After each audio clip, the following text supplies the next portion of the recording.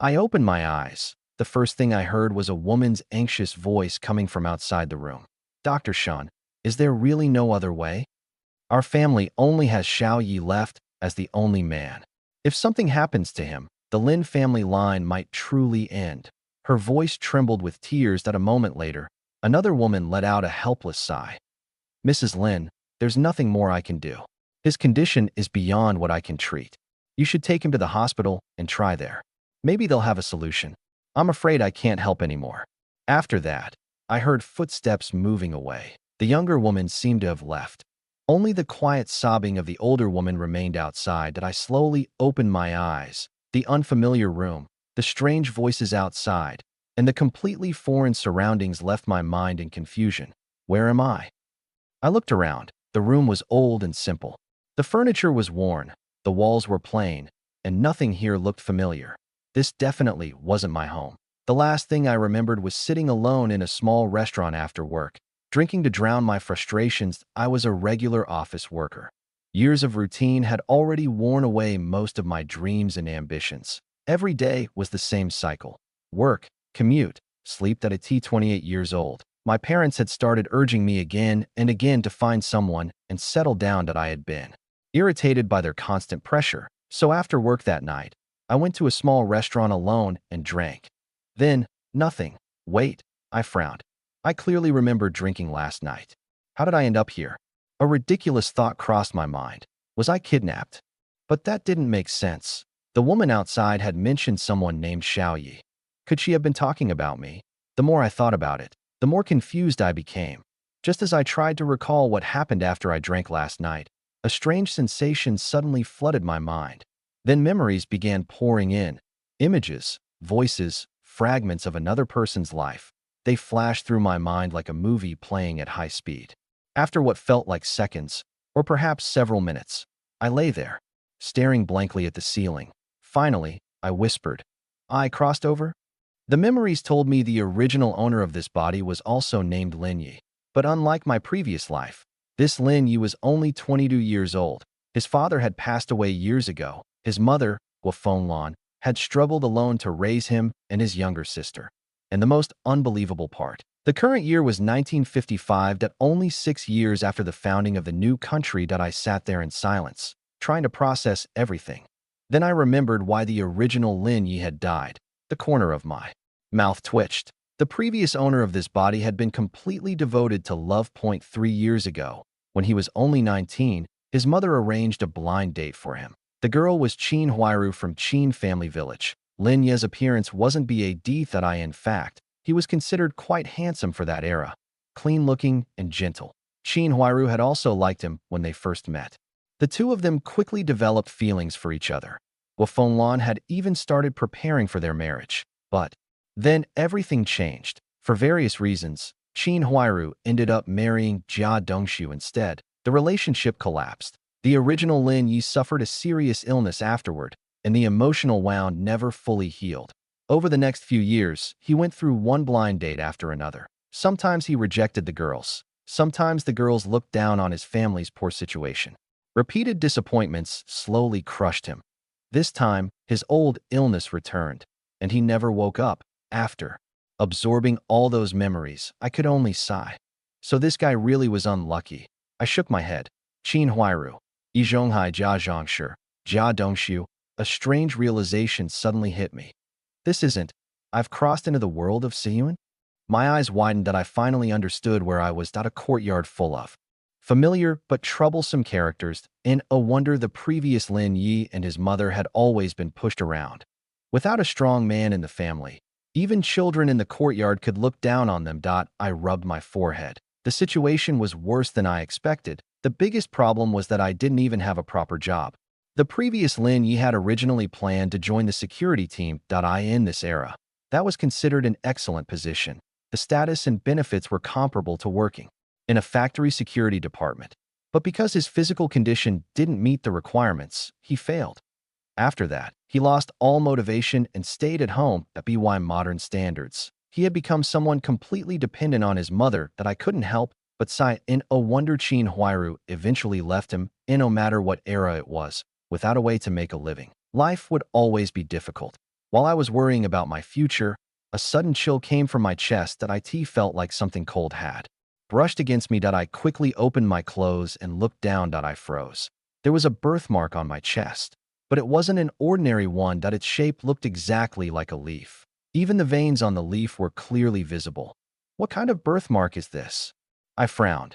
Before I could examine it further, the door suddenly opened. That a little girl around 7 or 8 years old walked inside. The moment she saw me sitting there looking down at my chest, she immediately covered her eyes and ran outside.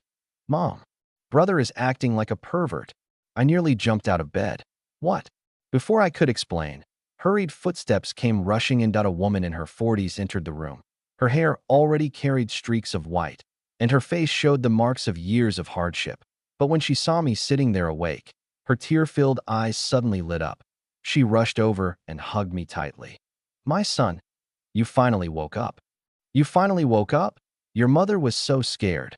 Her voice broke as she cried. That I looked at the woman in front of me. That I knew exactly who she was. To my mother in this world. Guofeng. But emotionally, it was complicated. This body belonged to her son, but I was not originally that person. The feelings weren't completely connected yet. That I awkwardly raised my hands, unsure where to put them. After a long silence, I finally said softly, Mom, I'm okay now. Guofeng quickly wiped away her tears. Xiaoyi, are you hungry? What do you want to eat? Mom will make it for you. Looking at her carefully, I felt a strange ache in my heart. She was only in her 40s, yet she looked much older. Her hair had already turned partially gray. Her hands were rough and wrapped with pieces of cloth. From the memories I inherited, I learned that she made a living washing clothes, repairing garments, and working at a tailor shop near Dlan. Her small income supported the entire family and the previous Lin Yi. At 22 years old, he should have been helping her. Instead, he had stayed at home. That I couldn't help feeling ashamed on his behalf. Mom, how long was I unconscious? Guofeng quickly answered. You were asleep for 3 days. Dr. Shun came several times. Even he thought there was little hope. But thank goodness, you woke up. She smiled through tears. I nodded. Then I made a decision. The previous Lin Yi had wasted this life, but from now on, this body was mine. Even without some legendary advantage or cheat ability, I still had memories and knowledge from the future. I would find a way to let my mother and sister live better. And there was still one opportunity. That education. It was only 1955. That the college entrance examination system had not yet ended. I still had a chance to study again. In this era, education carried enormous value. Even a high school graduate could find a respected job. A university student would have an even brighter future. The previous Lin Yi only had a middle school education. Fortunately, he had at least graduated. Otherwise, someone in his 20s going back to elementary school would have been impossible. You just woke up. Don't think about anything else. Guofeng looked at me seriously. Once you recover, Mom will find a matchmaker again. With my son's appearance, there will definitely be girls who like you. I stared at her. She still hadn't given up on marriage. Mom, I'm not looking for a wife right now. She froze. I'm already this old, but I don't even have a proper job. I've been relying on you to support me. No wonder people look down on our family. After being unconscious these days, I thought a lot. First build a career, then start a family. Without the ability to support someone, even marriage won't bring happiness. So, I want to find a way to stand on my own first. The room fell silent. Guofeng stared at me. Even my little sister Lin Yao looked shocked. It was as if they had heard something unbelievable. After a while, tears appeared in my mother's eyes again. But this time, they were tears of relief. Good, good, good. My Xiaoyi is finally grown up. Whatever you decide, Mom will support you. She wiped her eyes. Tell me what you want to eat. I thought for a moment. Mom, don't trouble yourself. How about a simple bowl of noodles? The moment I said that, Guofeng froze. After a few seconds, she gave an awkward smile. Xiaoyi, those noodles need white flour, right? We don't have that. How about cornmeal porridge instead? There's also a steamed corn bun. I saved one for you. Only then did I remember. This was 1955. The country was still rebuilding. For ordinary families, food was not something to waste. In my old life, a bowl of noodles was nothing special. Here, white flour was already a luxury. I quickly smiled. I was just saying it. Cornmeal porridge is fine. Seeing my response, Guofenglan smiled again. All right, rest here. Mom will make food. Then she looked at Lin Yao. Yao Yao, don't disturb your brother. Come help Mom. Okay. My little sister obediently followed her out. When the door closed, I leaned against the wall and began planning. First, I needed a job that I couldn't continue living like the previous Lin Yi. Then there was education. High school was probably unrealistic because the family couldn't afford it. Even my little sister hadn't been able to attend elementary school because of the cost. Could I take the college entrance exam independently? I wasn't sure if that path didn't exist. I would have to find another way. While I was thinking, the strange chill returned. This time, it came from the leaf-shaped birthmark that I quickly opened my clothes. The dark red mark had changed. Tea was now a faint green color. And as I watched, the color slowly deepened. Curious, I reached out and touched it. The moment my finger made contact, a cold sensation spread through my entire body that I shivered before I could pull my hand back. A flash of green light appeared before my eyes. My consciousness began fading. A few seconds later, the scent of fresh grass entered my nose. The air carried the faint fragrance of flowers. I opened my eyes again and froze that I was standing in a place that looked like a hidden paradise. Green fields, fresh air, a world completely different from the small room I had just left. I stared at everything in shock. What is this place? I stared at the scenery in front of me, completely stunned. Just moments ago, I had been lying in my room. Now, somehow, I had arrived in a completely different place. In front of me was a vast lake. The surface shimmered under the sunlight, golden ripples spreading across the water. Beneath my feet was a wide grassland stretching as far as I could see. Behind me stood a towering mountain. The entire mountain was covered in lush green trees, like it was wearing a huge cloak of leaves. Birds occasionally flew across the sky. From the lake came the sound of splashing water. Several fish jumped happily in and out of the surface. The gentle breeze carried the scent of grass and fresh soil. The warm sunlight fell on my body, making me feel completely relaxed. I stood there for a long time before a thought suddenly appeared in my mind. Could this place have something to do with that leaf-shaped birthmark? I quickly opened my clothes and looked down. Sure enough, the strange mark on my chest had changed. Before, it had turned a bright green, but now, it had returned to its original dark red color. I narrowed my eyes. The green color must have been some kind of stored energy. Once the mark reached a certain level, it allowed me to enter this place.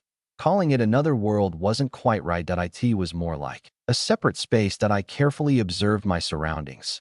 Then, from the corner of my eye, I noticed movement in the distance. A spotted deer was calmly eating grass. Farther away near the mountain, several white and pink rabbits hopped through the field. Then suddenly, a wild animal burst out of the forest. A small roe deer. It rushed forward as if something was chasing it. But the strange thing was, the moment it passed me, it suddenly jumped straight into the lake. The roe deer struggled for a few seconds. Then it stopped moving. It had drowned. I stared at the scene in disbelief. Then I couldn't help laughing. So this really is a foolish roe deer. The saying wasn't exaggerated. Before I could think more about this strange world, another huge creature rushed out from the forest. A wild boar. And not an ordinary one. It looked like it weighed over 200 kilograms. The force of its charge almost sent it straight into the lake as well. Fortunately, it stopped just in time. The boar and I looked at each other. Its eyes were red, and it watched me cautiously. It was almost as if it had never seen a human before. After staring at each other for more than 10 seconds, the wild boar suddenly snorted. Then it turned around and ran back into the mountain. Watching it disappear, I finally understood. This place was a natural hunting ground. Rabbits, deer, roe deer, wild boars, and the lake was filled with fish, shrimp, and crabs. Everything here was food. A smile slowly appeared on my face. If I can hunt here, then my family's problems can be solved. So this is my advantage after crossing over. I walked toward the lake. The roe deer that had drowned earlier was still floating on the surface. Without hesitation, I jumped into the water. The cold lake instantly woke me up. Fortunately, my swimming skills from my previous life had not disappeared. I quickly reached the roe deer and grabbed its body.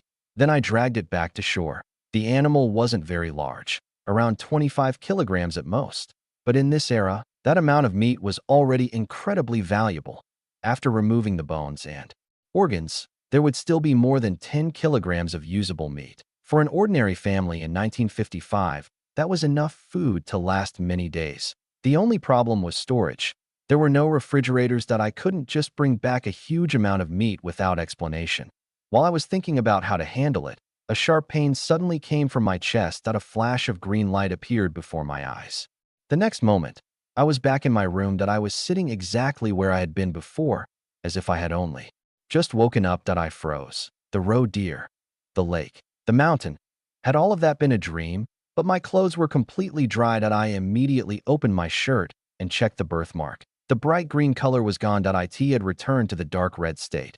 While I was trying to understand what had happened, the door opened and my little sister Lin Yao walked inside. She came to the bedside and gently shook my hand. "Brother, the food is ready. Mom told you to come eat." I looked at her in surprise. Then I noticed she was staring at me. A second later, she covered her eyes. "Brother, you're being inappropriate again." I panicked and quickly pulled my clothes back on. "No, I'm not. How am I being inappropriate?" Looking at my little sister, I felt a strange sadness. She was adorable, but her face was pale and slightly yellow. Her body was thin and weak. In this era, that was the reality for many ordinary families. People struggled just to fill their stomachs. Proper nutrition was almost impossible. I reached out and gently rubbed her hair. "Come on, let's go eat."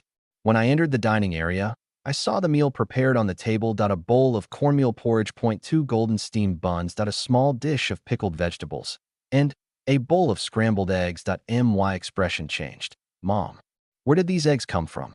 Guofenglan turned around from the kitchen and smiled. "I borrowed them from your Aunt Wang next door. I'll return them after I get paid. You need to recover, so eat them all." I frowned. Eggs were precious in this era. Most families saved them instead of eating them. Yet my mother had borrowed them just for me. I quietly shook my head. "Mom, protecting a child too much only harms them." Parents everywhere were probably the same. They saved the best things for their children. They always said things like, "Mom doesn't like it. Mom already ate." But the truth was obvious. They simply wanted their children to have more. I looked at my sister's thin figure, then at my mother's exhausted face. Without hesitation, I divided the eggs into 3 portions. Under their surprised expressions, I smiled. "Good things should be shared." "Yao Yao, didn't you say you were hungry? Come eat." My sister immediately looked toward Mom if asking permission. Guofenglan hesitated, but seeing the change in her son, her eyes quickly became wet. She nodded. "All right, let's eat together. Yao Yao, try the eggs." Only after receiving permission did my sister happily begin eating. The 3 of us shared 2 eggs. Each person only got a few bites. My sister finished hers quickly. Then she secretly licked her lips. She clearly wanted more. Seeing her expression, I almost gave her my portion, but she immediately stopped me. "Brother, I'm full. Eggs are delicious. You eat yours." Then she ran outside. Watching her leave, my heart became even heavier. "Mom, is there anywhere nearby where people can fish?" Guofenglan frowned. "I heard people go fishing at Shikahai, but it's winter now. There probably aren't many fish." Then she suddenly realized something. "You're not thinking of going fishing, are you?" "No, it's freezing outside. The roads are slippery. The rivers are frozen. If something happens to you," I interrupted gently. "Mom, you can't keep protecting me forever. I'm already over 20. I used to live like I had no purpose. All I thought about was marriage. But after this illness, I understand now. This family only has me. I should be the one carrying responsibility. From now on, I'll work hard and make sure you and Yao Yao can eat properly." My mother's eyes slowly filled with tears. She never expected that after suffering such a setback, her son would finally grow up. She forced herself to smile. "Xiaoyi, Mom doesn't need you to become rich. I only want you to stay healthy. That's enough. I can still work." I quickly shook my head. "Mom, I'm serious. Please let me do my part." After finishing my meal, I stood up.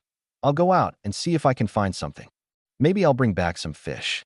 Of course, fishing was only an excuse. The real reason was the mysterious space. The roe deer was still there. The lake was full of fish. If I brought back a few things occasionally, I could improve our lives.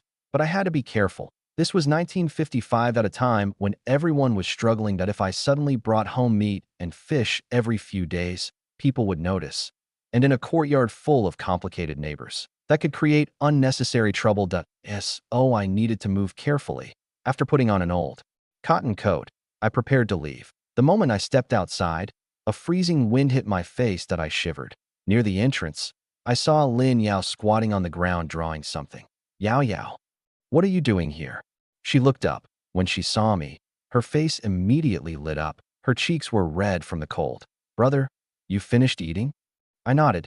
Yes. It's freezing outside. Go back inside and wait with Mom. Okay. She stood up, then suddenly remembered something. Brother, where are you going? I smiled mysteriously. I'm going to find something delicious for you. Go home and wait. The moment she heard something delicious, her eyes brightened. She was still just a child. She didn't think about complicated things. She nodded quickly. Brother, be careful. I'll wait for you at home. After watching her run inside, I walked toward the front courtyard. But just as I reached the entrance, I ran into Yin Bugue returning home. He was one of the 3 respected elders in the courtyard. He was also a Chinese teacher at Hongxing Elementary School. Everyone called him Third Uncle. He was also known by another nickname, Yin the Stingy. The moment he saw me, a trace of dislike flashed in his eyes that he clearly wanted to pretend he hadn't noticed me, but he couldn't completely ignore me. So he stopped and asked, Linyi, you recovered? What are you going out to do? Yin Bugue clearly didn't want to talk to me. To be honest, I didn't have much interest in talking to him either. Usually, whenever he saw the old Linyi, he would throw in a few sarcastic remarks. But today, he was the one who spoke first. That left me no choice but to respond politely. Teacher Yin, I'm almost recovered. I was just going outside for a walk. I deliberately called him Teacher Yin instead of Third Uncle. That small difference changed the distance between us. If I had called him the same way everyone else did, he might have felt even more important. But being called Teacher Yin reminded him of his actual profession. His eyebrows moved slightly, but he nodded. You just recovered. Don't catch a cold again. Your family is counting on you now. After saying that, he didn't stay any longer. He walked straight past me. I glanced at his back and smiled faintly before continuing outside. That I didn't care about his attitude. Right now, the most important thing was finding a place where I could enter that mysterious space. That I needed to retrieve the roe deer, and I also needed to make a fishing rod. There were no convenience stores selling fishing equipment in this era. Everything had to be made by hand. Later, when I had some spare money, I could buy nets. If that wasn't possible, I could make one myself. Throw it into the lake inside the space. There would definitely be a harvest. After leaving the courtyard, I walked through the surrounding alleys. After searching for quite a while, I finally found a deserted dead-end alley. There were no houses nearby. It was just a narrow passage between 2 courtyards that almost nobody came to. Perfect. I looked down at the leaf-shaped mark on my chest. The energy had already recovered. The birthmark had turned bright green again. I placed my hand over it. The next moment, green light flashed before my eyes. The familiar dizziness came over me. Before I even opened my eyes, the scent of grass and flowers filled my nose. I had returned to that mysterious space. Everything was still the same. The beautiful lake, the endless grassland, the mountain in the distance. Fish occasionally jumped from the sparkling water. Several deer were grazing peacefully. Rabbits hopped around without fear. Then suddenly, a sharp cry came from above. Caw. I immediately looked up. An eagle was diving toward the ground at incredible speed. My expression changed. It wasn't targeting the rabbits. It wasn't targeting the deer. It was coming straight for me. My heart sank. I quickly pulled out the kitchen knife I had brought from home. Originally, I had planned to use it to process the roe deer. I never expected it would become a weapon first. Before the eagle even reached me, the powerful wind from its wings already hit my face. I quickly scanned my surroundings. Then, the eagle spread its wings above me. The impact was so strong that my body staggered backward. Its sharp claws shot toward me. The last moment, I twisted sideways. The claws missed, but the huge wings swept toward me. I had no choice. I swung the knife. That moment, there was no other option. Either I killed this eagle, or it killed me. The eagle was enormous. With its wings fully spread, its size was terrifying. Its claws were as sharp as blades, but it was still a bird. Its body wasn't heavily protected. The moment my knife struck, a sharp tearing sound echoed. Blood sprayed. The force of the impact sent both me and the knife flying backward. Boom! The injured eagle crashed into the grass. It rolled several meters before finally stopping. That I wasn't doing much better. I landed heavily and felt like my bones were falling apart. That I quickly turned to look. The eagle was badly injured, but it still forced itself back onto its feet. Blood flowed from beneath its wing. My strike had hit the vulnerable area under its wing. The two of us stared at each other. The deer and rabbits nearby had already fled in panic. That I slowly stood up. Ignoring the pain, I walked toward it. That I had to deal with this eagle today. Otherwise, every time I entered this space, I would have to worry about it attacking me. How could I hunt? How could I fish? This one eagle alone would become a huge problem. After searching for a while, I found the knife. Holding it tightly, I walked toward the eagle. Even though its injured wing prevented it from flying, it still refused to show weakness. It let out a warning C or wide as if telling me not to come closer. I smiled. Up in the sky, you're stronger than me. But on the ground, you're not my opponent. I raised the knife, but the eagle wasn't helpless. Its claws gripped the ground tightly. When the knife came down, it suddenly shifted its body and avoided the attack. I froze. You actually know how to dodge? I laughed. Then I continued attacking. But the eagle was intelligent. That it knew it couldn't win on the ground, so it turned around and ran. Every few steps, it tried to flap its wings, but the injury was too severe. More blood flowed. That it couldn't take off. The scene became ridiculous. That a man holding a kitchen knife chasing an injured eagle. The eagle desperately running away. After a long pursuit, my already weakened body finally couldn't keep going. I stopped, breathing heavily. The eagle had already escaped. Far away. I turned around. The roe deer was still waiting. I needed food first. After eating and recovering my strength, I would deal with that eagle later. Near the lake. A campfire crackled. A large piece of roe deer meat roasted above the flames. Oil dripped from the surface. The smell filled the air. Even I couldn't stop swallowing. When the meat was cooked until the outside was slightly charred, I used the knife to cut off a piece. There was no salt, no spices, no seasoning. But the moment the meat entered my mouth, the rich natural flavor exploded. I closed my eyes. This was the first time I had cooked outdoors like this. Without any seasoning, the pure taste of fresh meat was surprisingly satisfying. I immediately cut another piece. But before I could eat it, I noticed something watching me. I turned my head. The injured eagle had returned. At some point, it had come back. Its sharp eyes were fixed on the roasted meat. If its wing wasn't injured, if it wasn't afraid of the knife in my hand, it probably would have already rushed over and stolen the food. I looked at it. After our fight, it clearly had a new respect for me. Thinking about it carefully, I guessed why it attacked. There had never been another human inside this space. The eagle. Humans were completely unknown. It didn't understand the danger, so it attacked first. Now, perhaps it had finally learned. Humans were not easy prey. The smell of roasted meat spread across the grassland.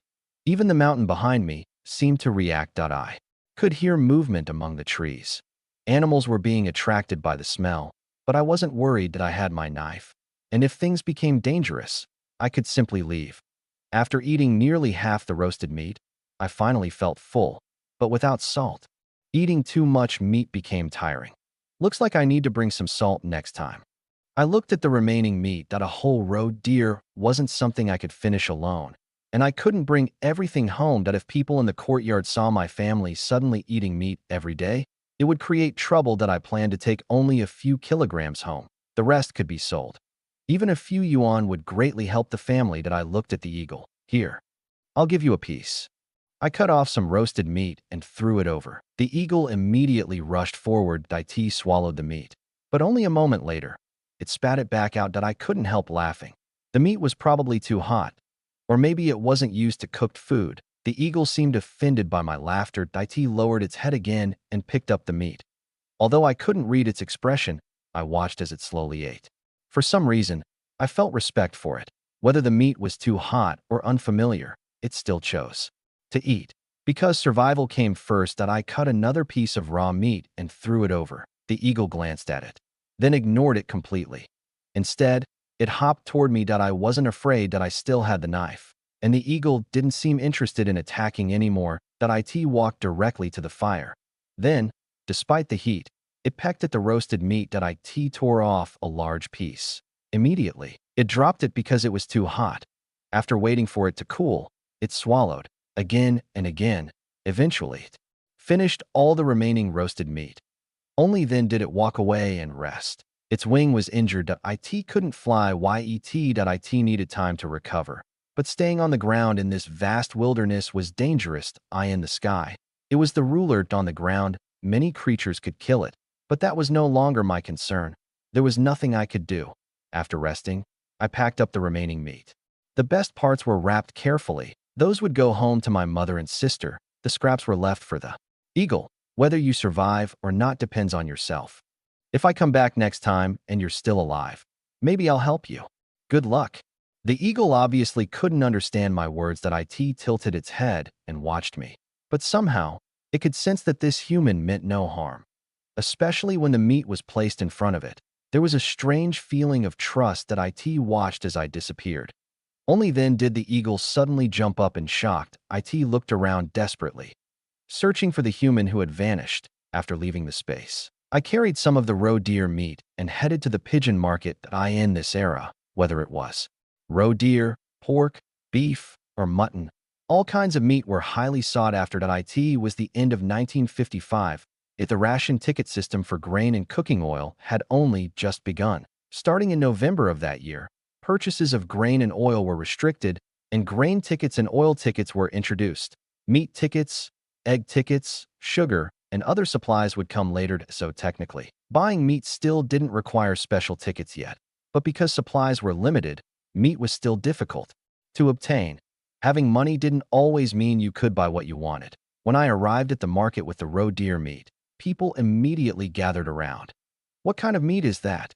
Little brother, that doesn't look like pork. Where did you get it from? Is it legitimate? How much are you selling it for? Voices came from every direction. I smiled and looked at them. This is genuine roe deer meat. Wild game. I only have this much. Whoever wants it can make an offer. Roe deer meat. Are you serious?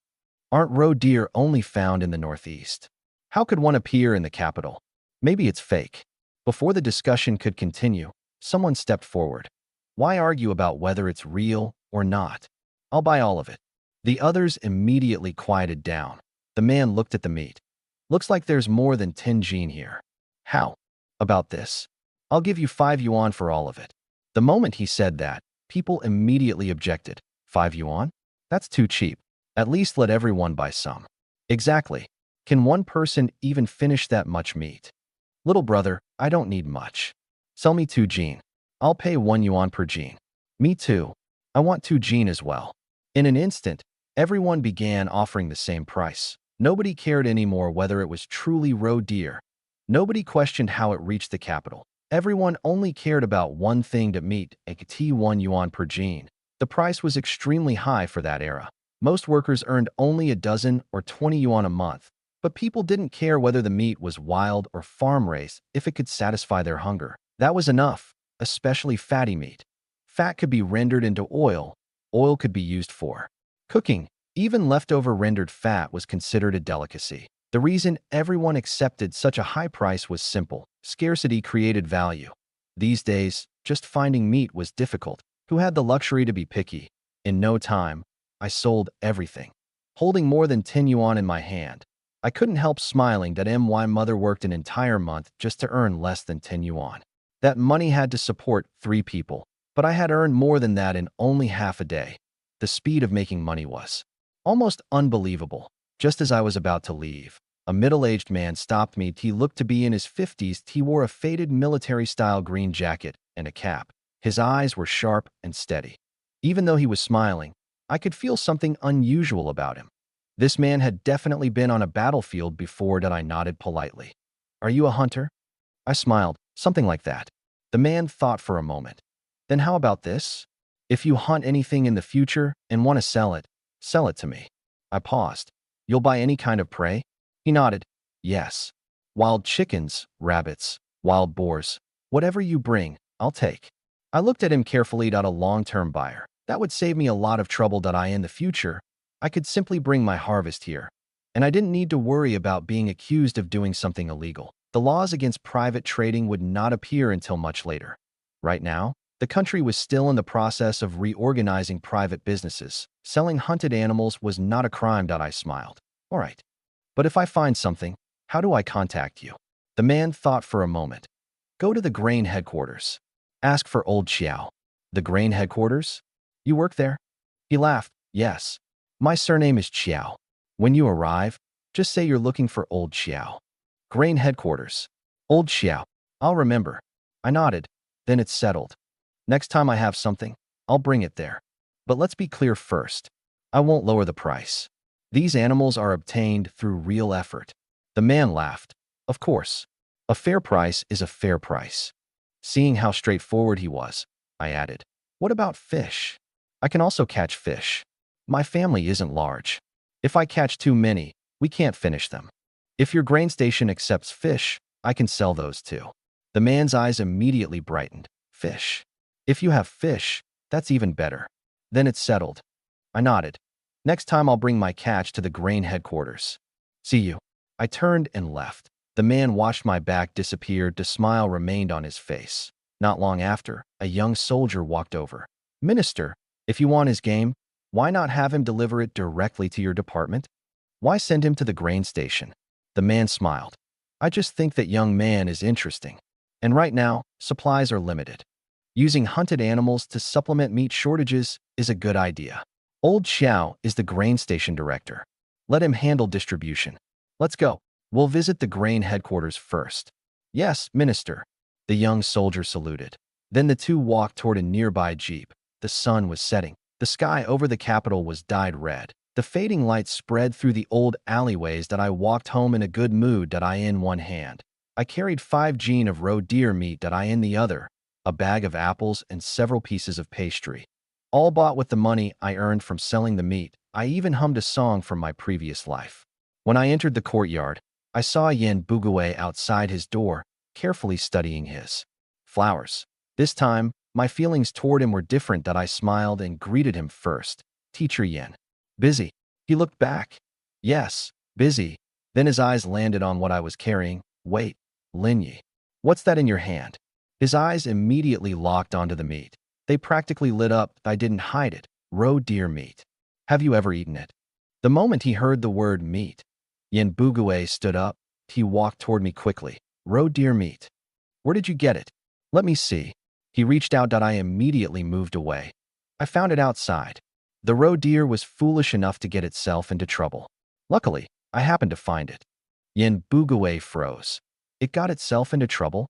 His mind seemed unable to process it. Could something like that really happen? He stared at the meat. Then his expression changed. Roe deer meat needs special preparation. If it isn't cooked properly, it can taste strange. I know someone from the Northeast who taught me several ways to cook it. How about this? You bring it to my house. I'll cook it for you. I almost laughed. So this was his real goal. That if 5 jean entered his house, getting even 1 jean back would be impressive. That I shook my head. Forget it, Teacher Yen. There are only a few ways to cook it. My mother knows how. You don't need to worry. I turned to leave. Seeing that I wasn't falling for it, Yen Bugue's expression darkened. He quickly followed. Where did you find this roe deer? Could it be poisonous? I answered casually. I went near the mountains today. I wanted to see if I could find something. Luckily, I got lucky. Lucky? Do you know how to hunt? Yen Bugue raised his voice, but his words were powerless. The meat was already leaving with me. There was no getting it back. An MY family lived in the back courtyard. Our room was between Lu Haizhong's home and the deaf old lady's room. That IT was small, but enough for me, my mother, and my sister. As evening approached, the cold wind became stronger. My mother kept looking toward the entrance while preparing dinner. Only when she saw me returning did she finally relax. That I opened the door. Cold air rushed. Inside, Mom, I'm back. She hurried over. Where did you go? You were gone all afternoon. But then she saw the meat, apples, and pastries. Her expression changed. Xiaoyi, where did you get these? You didn't do anything illegal, did you? She was worried. Given the previous Lin Ye's behavior, it was understandable that I didn't blame her. I smiled. Mom, you really don't trust me? I just got lucky. I found a roe deer. These 5 jean are for us. We can keep them for later. It's cold now. so they won't spoil quickly. The rest I sold. Then I took out the money. More than 10 yuan. My mother stared. These are really from roe deer? You didn't, I interrupted. Mom, what kind of person do you think I am? I won't do anything illegal. Then I explained. I found out there's a mountain more than 20 li outside the city. I don't know its name, but there should be animals there. In the future, I plan to hunt. We'll keep some meat. The rest can be sold. With the money, I'll send Yao Yao to school and repair our house. Whenever it rains, the roof leaks. When snow falls, I worry the whole thing might collapse. And Mom, you don't have to work anymore. Your son will support you. As I spoke, my mother's eyes slowly turned red. She had waited for this moment for a long time, but when it finally arrived, she felt a strange sadness. Her son had grown up, he could finally help the family. But that also meant, one day, he would leave. That I comforted her before walking into the room where my mother and sister slept. When I opened the door, I saw Lin Yao lying there. She held a tiny pencil stub, writing carefully on a piece of paper. The paper was already filled. There was almost nowhere left to write, but she was still completely focused. That I walked over and smiled. Yao Yao, what are you writing? She jumped, then quickly turned around. Ah, brother, you're back? Back in this era, compulsory education did not exist yet. If someone wanted to attend school, they had to pay tuition. And because my family simply couldn't spare the money, my little sister Lin Yao had never been able to go to school like other children her age. She was already 7 or 8 years old, but I could tell she wanted to study. Whenever she had nothing to do at home, she would take the tiny pencil stub she owned and a single sheet of paper that had already been used countless times. She would keep writing, keep drawing. Even though she was still young, she had already learned how to write several simple characters. That I looked at her. Yao Yao, you're already old enough to start school. How about this? Tomorrow, your brother will go ask the school if we can get you enrolled. The moment I said that, the little girl froze. She looked at me in surprise. Brother, our family doesn't have money for school. I can wait. Her eyes reddened. The excitement that had just appeared disappeared almost instantly. That I smiled. Who said our family doesn't have money? Your brother just earned some. Then I took out an apple and a few pieces of pastry. That I waved them in front of her. The moment she saw them, her eyes widened. She quickly took the apple. Brother, is this an apple? Where did you get it? Her words made my heart ache. Since she was born, she had never eaten an apple. She had only seen them once or twice at other people's homes. She knew what it was, but she had never tasted one. That the reason was simple.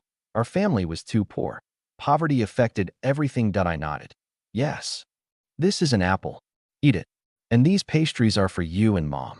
Hearing that, she immediately looked at the pastries. That a child who had never eaten an apple naturally had no idea what pastries tasted like. She held them carefully, like they were priceless treasures. She didn't even want to damage them. She just stared at them quietly. Only after I told her that food would spoil if she didn't eat it did she finally take a tiny bite. The soft texture, the sweet flavor. The moment she tasted it, it was like she had discovered an entirely new world. She looked surprised and happy, but she ate extremely slowly. She didn't even dare take a bigger bite. Whenever crumbs fell, she carefully picked them up and put them back into her mouth. Watching her like that, I felt a deep sadness. My father had passed away early. He was gone before my sister was even 1 year old. After that, my mother had raised both of us alone. In this era, people had to rely on physical strength or skills to earn money. For a woman like Wafeng Wan, there were very few choices. Factories didn't want her, and even if they did, she couldn't leave her children unattended. Fortunately, she knew sewing. At first, she helped people repair clothes and do small sewing jobs, earning a little money here and there. Later, she found work at a tailor shop near Chelan. Her monthly income was only around 10 yuan. That money was enough to keep the family alive, but supporting my sister's education on top of that, almost impossible. Is it good? Lin Yao looked up. It's delicious. Really delicious. Then she held the pastry toward me. Brother, you eat too. I took a small bite. Then I handed it back. You eat. Your brother bought several pieces. Everyone can have some. From now on, if you want something, just tell me. I'll buy it for you. The two of us sat there smiling. That moment, the smell of meat began spreading through the courtyard. The aroma quickly drifted from the back courtyard to the middle courtyard. The moment it reached the Jia family's home, Jia Zhangshi immediately became restless. Hmm? Who's cooking meat? Huiru, go see who's making meat. Qin Huiru also noticed the smell. This smell is different. It doesn't seem like ordinary pork. She quietly took another breath. Since marrying Jia Dongshu in 1952 and giving birth to Bongging in 1953, the Jia family had eaten meat only a handful of times. She could count them on one hand. And she had only given birth a few years ago. Her body still needed proper nourishment. But in their current situation, that was almost impossible. Many women in this era didn't even have enough time to recover after childbirth. They had to return to work quickly. For the Jia family, meat was something they couldn't resist. Huiru, go see who's cooking. Maybe you can bring back a bowl. Jia Zhangshi ordered. This wasn't the first time the Jia family had done something like this. Whenever someone cooked meat nearby, they would find a way to ask for some. And Qin Huiru had long become used to it. She picked a large bowl from the house, put on her cotton coat, then walked outside. The cold wind cut through the courtyard. For a while, it was difficult to tell exactly where the smell was coming from. The wind carried the aroma everywhere. She first checked the middle courtyard. Every chimney was smoking, but no meat smell came from there. Qin Huiru had developed a surprisingly sharp sense for food. After smelling carefully, she quickly identified the direction, the back courtyard. She walked there with the bowl in hand. But the moment she stepped inside, she froze. The smell was coming from the Lin family, the one place she least wanted to visit. Her thoughts immediately returned to the past. Originally, she had been engaged to Lin Yi. They were almost ready to arrange the marriage. But before everything was finalized, Yi Zhonghai and Jia Zhangshi had persuaded her to change her mind. Not long after, she married into the Jia family. Now she stood outside Lin Ye's door again. This time, with a bowl in her hand. Her expression became complicated. Memories flashed through her mind. But soon, Qin Huiru pushed them aside. A faint smile appeared. She had no regrets about leaving Lin Yi. In fact, she felt fortunate. Jia Dongshu had a proper job at the steel factory. He was a real worker. And with Yi Zhonghai, an experienced master technician, guiding him, his future would be stable. Once he learned enough skills, his salary would naturally increase. Compared with Lin Yi, what did he have? He stayed at home every day, did nothing, relied on his mother to work outside and support the family. Fortunately, she had not married him. Otherwise, she didn't even want to imagine it. With that thought, Qin Huiru stepped forward to knock. But before she could, the door opened. Guo Fenglan came out carrying water. The two women looked at each other. After a moment, Guo Fenglan spoke coldly. Qin Huiru, what are you doing here? Qin Huiru smiled. Aunt Guo, I just came to see you. I heard your family was cooking meat. She stretched her neck slightly, trying to look inside in Guo Fenglan's eyes. If Qin Huiru hadn't changed her mind back then, her son might never have fallen into despair. That event had broken him. After that, he became obsessed with marriage and blind dates. Seeing Qin Huiru again naturally brought back those feelings. And when Guo Fenglan saw the bowl in Qin Huiru's hand, she immediately understood. Humph. Your Jia family's life is much better than ours. Our family finally gets to eat meat once. And you still come here thinking about it? Qin Huiru remained calm. Aunt Guo, don't say that. We're not rich. We're just doing slightly better. At least Dongshu has a proper job. That sentence immediately angered Guo Fenglan. Yes, your family is doing so well. So why are you here asking us for meat? Go ask your mother-in-law. Go ask Jia Dongshu. Have them buy meat for you. You don't feel embarrassed coming here? But we do. Splash. Before Qin Huiru could react, a basin of dirty water was thrown out. It hit her directly. The winter wind was freezing. The cold water soaked through her clothes instantly.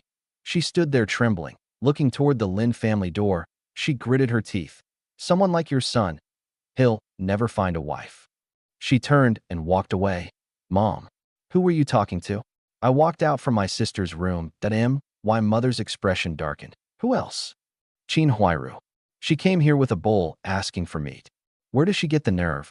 Normally, my mother had a good temper, but Qin Huiru was different.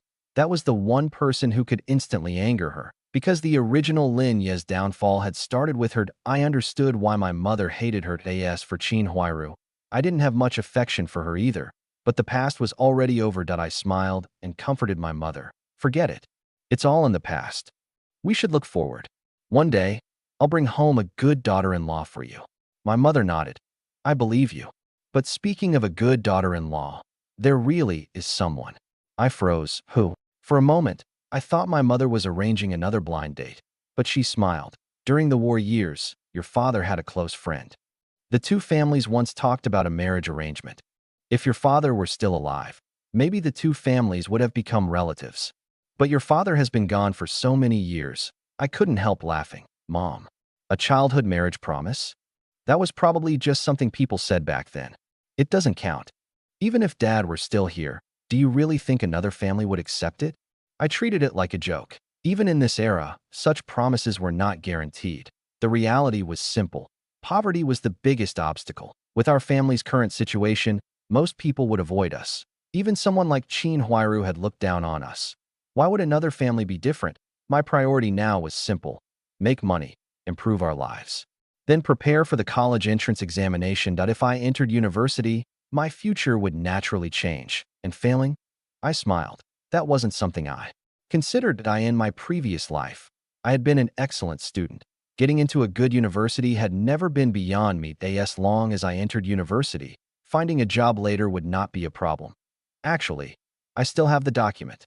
My father and your uncle even signed it. My mother looked serious. I waved my hand. No one will take that seriously. By the way, Mom, set aside 2 bowls of meat for me later. I have a use for them. My mother immediately became alert. 2 bowls. Xiaoyi, you're not giving them to Chin Huiru, are you? I laughed. Don't worry. Even if I give meat to everyone in this courtyard, I won't give it to them. I just want to improve our relationship with the neighbors. My mother didn't fully understand what I meant, but after the roe deer meat and potatoes finished cooking, she still served 2 bowls. I smiled. Then I carried 1 bowl outside. I stepped outside. The winter wind rushed toward me like a blade, cutting against my face with a sharp sting. I carried the bowl of meat next door. The person I was visiting was the deaf old lady. She was one of the courtyard's poorest residents. She had no children and had never married. She lived alone her entire life. She treated Silly Zhu almost like her own grandson. Because of her age and status, she also held a certain influence in the courtyard. And behind that influence was Yi Zhonghai's support. That was why the other residents respected her. Perhaps some people saw her as someone difficult to deal with. But I had my own plans. I wanted to turn this old lady into someone who would support my family. And this bowl of roe deer meat was the first step. Knock, knock, knock. I stood against the cold wind and knocked on her door. A short while later, I heard footsteps. Then an old voice came from inside. Who is it? Grandma, it's me. Lin Yi. The door opened. The moment she saw me, she looked surprised. Xiaoyi? You? Her eyes quickly moved to the bowl in my hands. I smiled. It's really cold today. The wind outside is strong. She immediately understood. Come in, come in. Let's talk inside. She stepped aside and let me enter. Inside, I saw that she had already been eating. On the table was a bowl of wild vegetable soup. A small dish of pickles, and 2.5 steamed corn buns. That was probably her entire dinner. I looked at her. Grandma, you're eating? Yes. I was just having dinner. Sit down. She smiled. I didn't stand on ceremony. I walked in and placed the bowl of meat on the table. Xiaoyi. She looked at the bowl. Her expression showed surprise. But even though she tried to hide it, I could see her swallow. The meat smelled too good. Even after being carried through the freezing wind, the aroma still remained. The moment it entered the room, it filled the air. She clearly wanted to taste it. I sat down and smiled. Grandma, my mother asked me to bring you this. Roe deer meat. Have a taste. Roe deer meat. She relaxed slightly. Did you get it from the Northeast? I didn't bother explaining. I smiled. Grandma, don't worry about where it came from. Just try it. All right. She finally gave in. Compared with her plain soup and pickles, this bowl of meat was simply too tempting. She picked up her chopsticks and took a bite. The moment she tasted it, her eyes brightened. Not bad. Very good. Fenglan really knows how to cook. Her cooking skills are excellent. Xiaoyi, did you eat already? Why don't you stay and eat with me? I quickly shook my head. No need, Grandma. There's still food at home. If you like it, next time I bring back more game, I'll have my mother cook some and send it over. Good, good. You're a thoughtful child. She smiled so much her eyes narrowed that my goal had been achieved, that a single bowl of meat was enough to create a connection. From now on, no matter what happened in the courtyard, having the deaf old lady speak for my family would make things much easier. After a few more polite words, I left. Before leaving, I emptied the bowl. She wanted to wash it clean for me, that I refused. When I returned home, I saw my mother and Lin Yao already sitting at the table waiting. My mother looked at me. Who did you send the meat to? Next door. The deaf old lady. My mother didn't say much. She only nodded. That old lady lives alone. No one really takes care of her. Giving her a bowl is fine. Then she saw me pick up the remaining bowl. Xiaoyi, where are you going again? I smiled. I still have one more bowl to deliver. You and Yao Yao eat first. Don't wait for me. Before my mother could say anything else, I had already opened the door. Seeing me leave again, Lin Yao stared at the bowl of meat. Guofenglan couldn't help laughing. Yao Yao, let's eat first. Don't wait for your brother. The little girl shook her head. No, I'll wait until brother comes back. Seeing her stubborn expression, my mother put down her chopsticks. She also looked toward the door. Outside, the snow reflected the darkness. The night had already fallen, but the white snow made the courtyard seem brighter. I stepped carefully through the snow. Crunch, crunch. Each step made a clear sound. That I protected the bowl of meat carefully, that I didn't want the freezing wind to cool it down soon. I stopped in front of another house. That I turned my head. Across the courtyard, I saw Jia Zhangshi sitting by the window. She was watching me. Almost deliberately, I lifted the bowl slightly, letting her see the roe deer meat. Then I turned around. Knock, knock, knock. Mastery? Mastery, are you home? It's me, Lin Yi from the back courtyard. The door opened. It was first aunt. When she saw me, she looked surprised. Lin Yi? You? I smiled. First aunt. Is Mastery home? Yes. He's inside. Come in and talk. She let me enter. The moment I stepped inside, I smelled alcohol. That Yi Zhonghai was sitting at the dining table. There was still some white liquor left in his cup. Master Yi. Having dinner? I smiled and greeted him, but the way I addressed him once again created distance. Not first uncle. Not a family-like title. Master Yi Zhonghai frowned slightly. What brings you here today? I didn't answer immediately. That I placed the bowl of roe deer meat on the table. Then I smiled. I was lucky today. I got a roe deer. My mother just finished cooking it. She asked me to bring you a bowl to try. Roe deer meat. Yi Zhonghai froze. That he looked at his wife. She looked back at him. Both of them were surprised. They knew exactly what kind of situation the Lin family was in. Yi Zhonghai was one of the courtyard elders. Everyone respected him as first uncle. Later, he would become an 8th-level technician at the steel factory. His monthly salary would reach nearly 100 yuan. For this era, that was extremely high.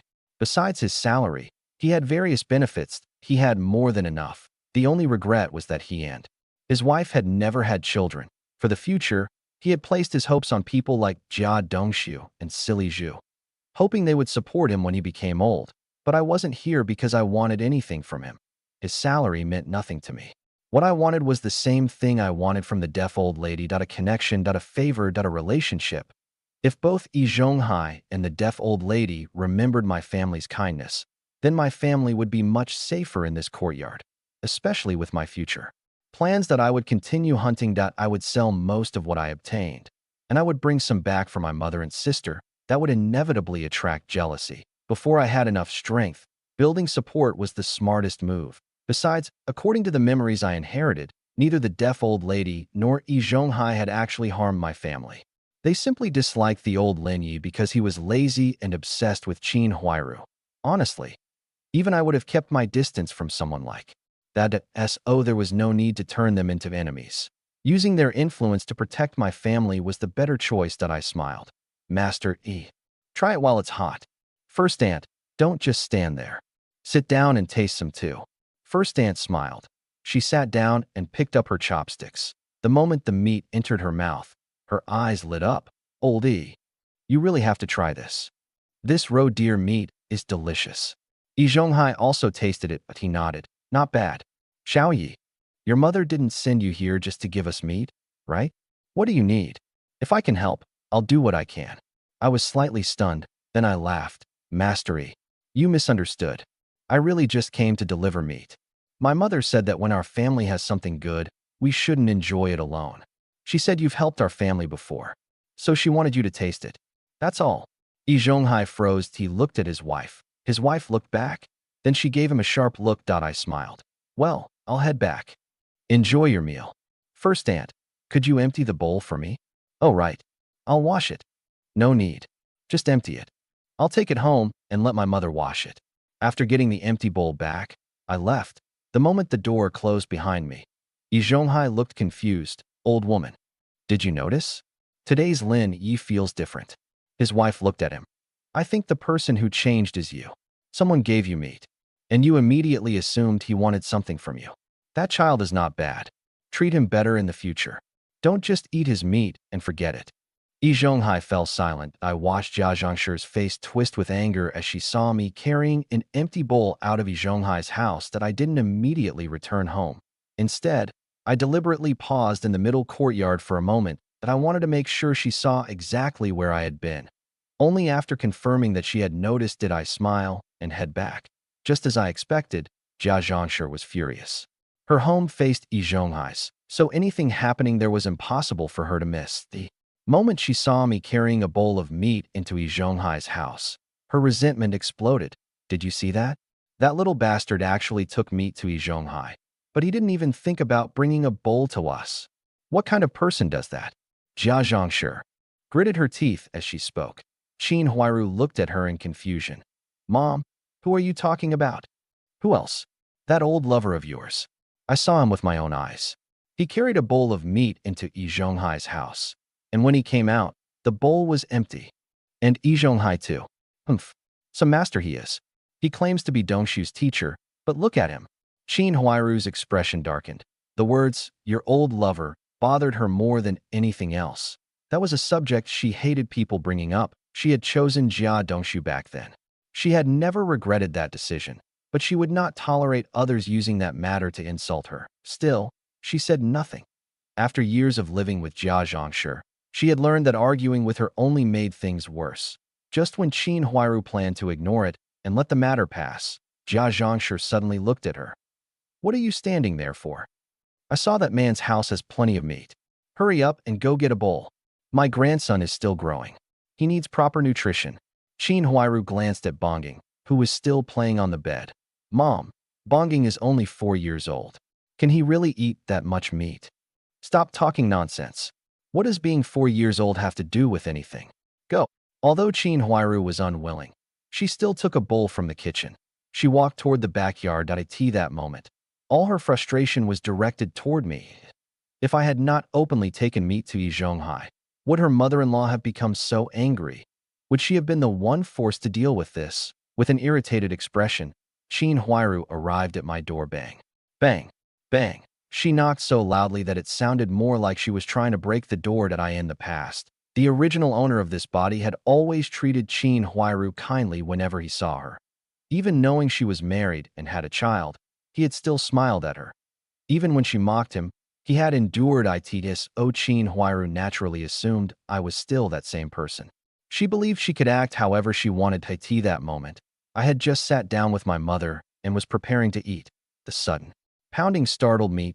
My mother, Wafeng Lan, immediately frowned. Who is that? Are they trying to wake the dead? Mom, keep eating. I'll take a look. I smiled at her. By then, I had already guessed who it was. I walked to the door and opened it. Qin Huairu, are you crazy? You came to my house at night and started banging on my door? Anyone who didn't know better might think you came here because you wanted to rekindle some old relationship with me. You're already someone else's wife. I'm still an unmarried man.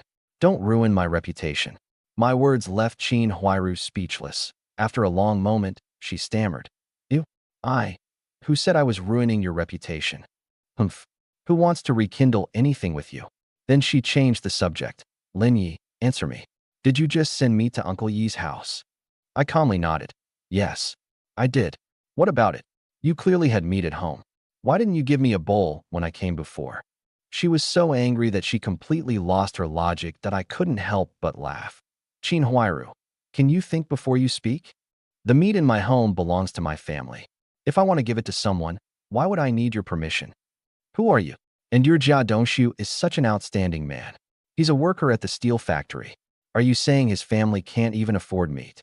If that's really the case, then your life isn't going very well either. My words made Chin Huiru furious. Several times she wanted to argue back, but she swallowed the words. After a while, she calmed herself down.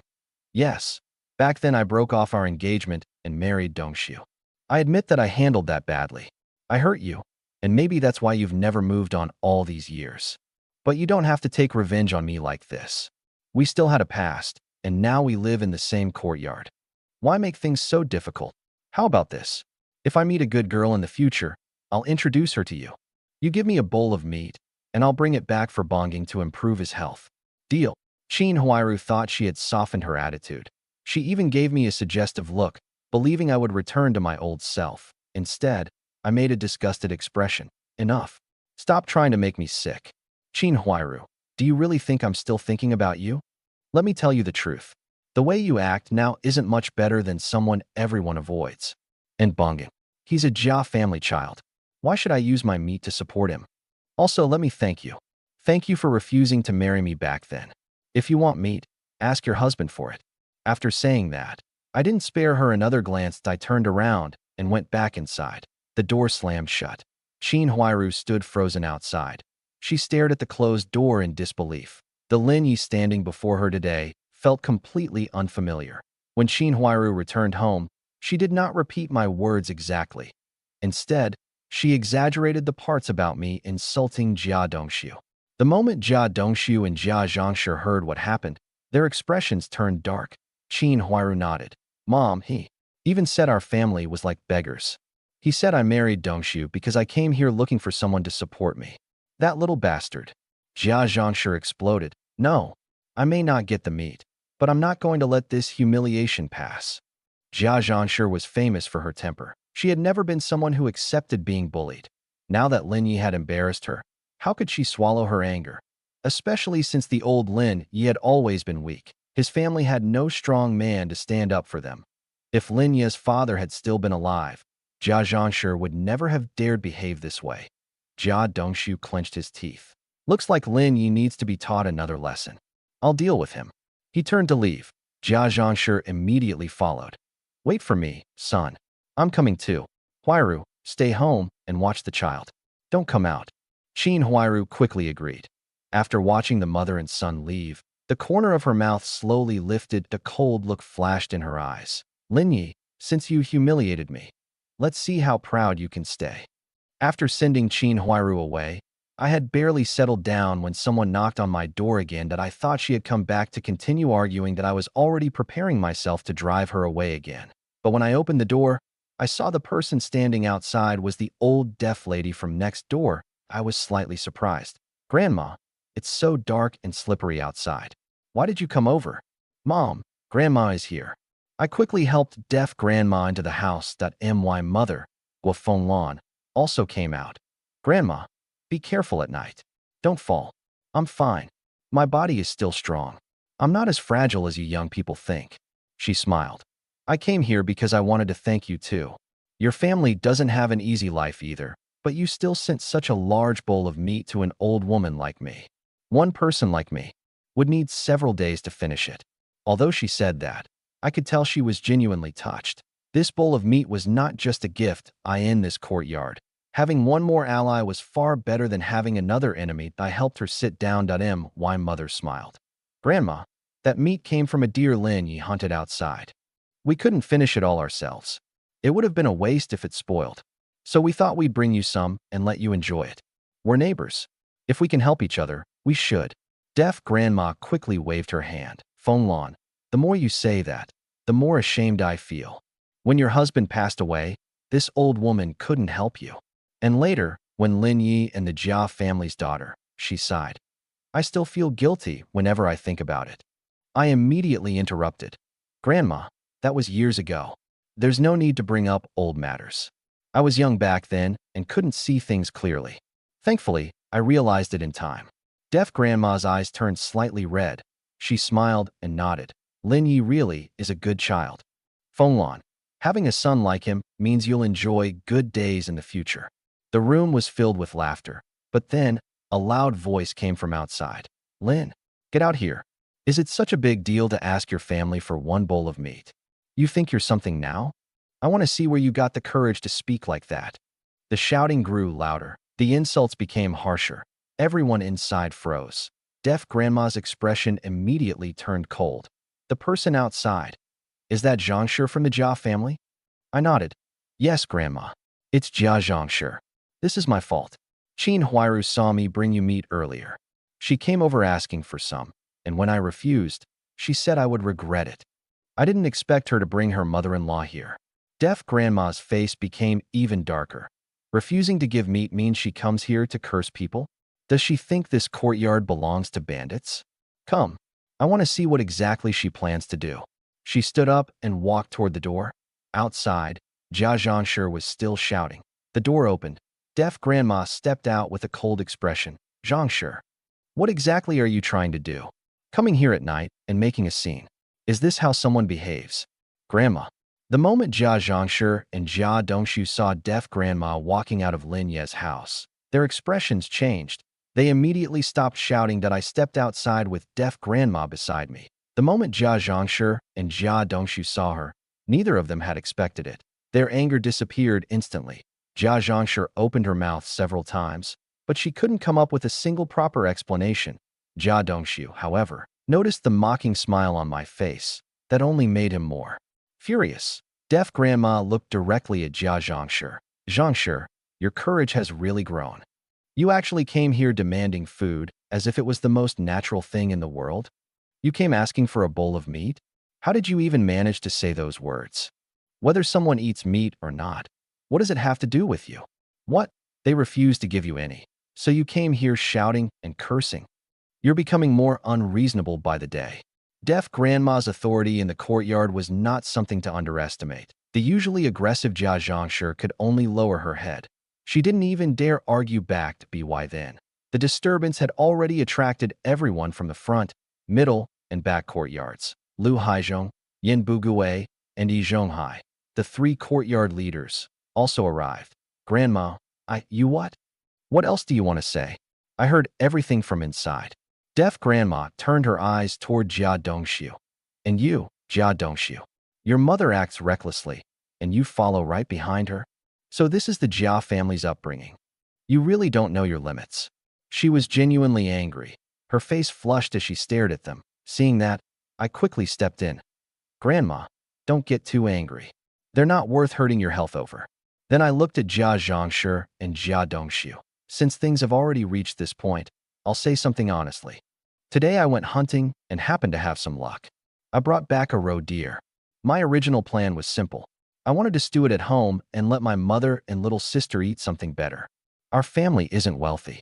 We struggle just to have enough food. For us, this meat is already like a feast.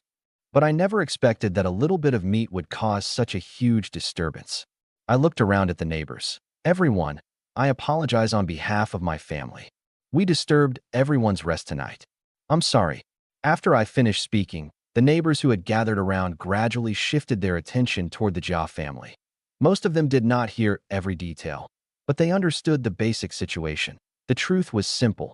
The Jia family came asking for meat that my family refused. Jia Zhangshi lost face and came over to curse. Jia Annie, this really isn't right. Exactly. Lin Ye's family already has a difficult life. Why bully them? That's right. Your family has a son and a daughter-in-law. You can't just push around others because you're stronger. You're usually outspoken, but this is too much. A few years ago, you already ruined someone's marriage opportunity. Now you're coming here demanding their food. Have some shame. In an instant, Jia Zhangshi and Jia Dongshu became the target of everyone's criticism. The endless accusations made Jia Zhangshi's face turn pale. She looked close to breaking down. At that moment, Yi Zhonghai stepped forward. The moment Jia Zhangshi and Jia Dongshu saw him, they looked like they had found a lifeline. All right. Everyone calm down. We all live in the same courtyard. Watch your words. Yi Zhonghai's appearance immediately silenced the crowd. His reputation still carried weight. Jia Dongshu hurried over. Master. He wanted to explain his grievances. Jia Zhangshi's eyes turned red. Old Yi, you have to judge this fairly. Isn't this bullying? Fine. If Grandma scolds me, I'll accept it. But now the entire courtyard is insulting us. Is only Lin Ye's family struggling? What about our family? Ever since old Jia passed away, I raised Dongshu all by myself. Enough. Yi Zhonghai interrupted her coldly. Jia Zhangshi froze. Even Jia Dongshu looked surprised. Something about Yi Zhonghai today was different. His expression, his eyes, they felt unfamiliar. Was this really the same Yi Zhonghai who always protected their family? Yi Zhonghai glanced at them. Sister-in-law Zhangshi, I already understand what happened. If we're talking about who is right and wrong, this matter is your family's fault. And don't keep bringing up the past. You raising Dongshu alone was not easy. But tell me, whose life is easy? Was Lin Ye's mother's life easy? Was the kid next door, Zhuzi's, life easy? These days, every family is struggling. If we compare hardships, your family at least has neighbors who help you. But the Lin family? After old Lin passed away, their life became even harder. Now Lin Yi finally has some ability. He risked going into the mountains in the snow and brought something back to improve his family's life. And you came to their home demanding meat? If old Jia were still alive, wouldn't even he be angry? Look at yourself, sister-in-law. Then look at Feng Lan, Lin Yi, and his younger sister. They're all thin. That little girl is almost suffering from poor nutrition. So what's wrong with them eating the meat themselves? Why did you have to cause such a scene at night? Lin Yi knows how to behave. He's polite and even apologized to everyone. But you too. Besides shouting and making trouble, what else did you do? Sister-in-law, your family is clearly in the wrong today. Apologize to Lin Yi and his mother. Whether they forgive you afterward is their choice. What? Master, you want me to apologize to him? Jia Dongshu's eyes widened. Yi Zhonghai's expression darkened. Without hesitation, he slapped him. Smack. The sound echoed through the courtyard. Jia Dongshu stood there stunned. Apologize. Yi Zhonghai, are you crazy? Why did you hit my son? When Jia Zhangshi saw Jia Dongshu being struck, she immediately rushed forward and protected him. Yi Zhonghai looked serious. By this point, the matter was no longer just about the bowl of meat I had sent him. Jia Zhangshi had always been arrogant in the courtyard. Almost every neighbor avoided provoking her, and with Yi Zhonghai supporting her family from behind, nobody wanted trouble. But today was different. Deaf Grandma was standing in front of my family. She had openly chosen to protect us. Even Yi Zhonghai could no longer simply take Jia Zhangshi's side. And with all the neighbors watching, if he openly favored the Jia family, his position as the respected first uncle would be damaged. Sister-in-law. Before old Jia passed away, he entrusted Dongshu to me. Now that he's gone, I am Dongshu's master. It's my responsibility to discipline him. This matter is clearly your family's mistake. Everyone here has seen it. Apologizing won't hurt you. Yi Zhonghai explained. Then deaf grandma laughed, but it was a cold laugh. Yi Zhonghai, since you say you're Jia Dongshu's master, shouldn't you also apologize to Lin Yi and Feng Lan? Yi Zhonghai froze. Grandma, why would I apologize? Deaf grandma smiled. You're his master. If your student makes a mistake, shouldn't the teacher take responsibility as well? Her words left Yi Zhonghai speechless. Soon, the other neighbors also stood behind deaf grandma. For years, they had tolerated the Jia family's arrogance. Now that even Yi Zhonghai and deaf grandma were no longer completely united, they saw a chance to finally release their frustrations, and I simply stood aside, watching. Originally, I gave deaf grandma meat because I wanted someone in the courtyard who could speak fairly when trouble came. That I never expected things would develop this way. She had completely chosen my family's side. Even Yi Zhonghai, whom she usually respected, could no longer avoid criticism. Fortunately, Yi Zhonghai still understood the situation. Although he was unwilling, he needed to protect his reputation. That he nodded. The old lady is right. As Dongshu's master, I should apologize. Lin Yi Feng Lan. Today, in front of grandma and everyone here, I apologize. I failed to teach my disciple properly. Please forgive me. After saying that, Yi Zhonghai bowed deeply toward my family. The courtyard fell silent, and no one expected that a man of his stature would actually lower himself. Their respect for Yi Zhonghai increased. After all, he had apologized. That showed he was willing to take responsibility, but I saw through it. This bow was not truly for my family. He was forced by the situation. He was protecting his own reputation and authority in the courtyard. Deaf grandma turned her eyes back toward Jia Zhangshi and Jia Dongshu Zhangshi. Dongshu, what are you two waiting for? Do you need everyone here to force you? As soon as she finished speaking, several young men from the courtyard stepped forward. Their expressions made it clear if Jia Zhangshi and Jia Dongshu refused to apologize, they were prepared to help. Jia Zhangshi finally became nervous. She quickly nodded. Sorry, deaf grandma frowned. Where is your sincerity? Jia Zhangshi's face darkened. She gritted her teeth and stared at my family. Then she bent forward. Sorry. Only then did deaf grandma turn to my mother, Fenglan. Will you accept their apology? My mother sighed. Grandma, look what this has turned into. It was never a big matter. It's fine, as long as they don't act like this again. My mother was still kind-hearted. She only wanted peace. I had no objection. Since my mother chose not to pursue it, I wouldn't continue. Deaf grandma nodded. You heard her. Fenglan is generous enough to forgive you. Zhangshi, your mistake was the biggest.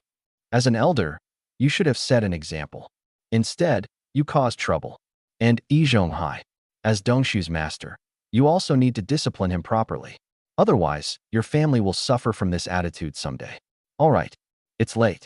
Everyone go home. The courtyard slowly dispersed. The neighbors returned while discussing what had happened. Once everyone left, deaf grandma smiled at my mother. Fenglan, don't worry.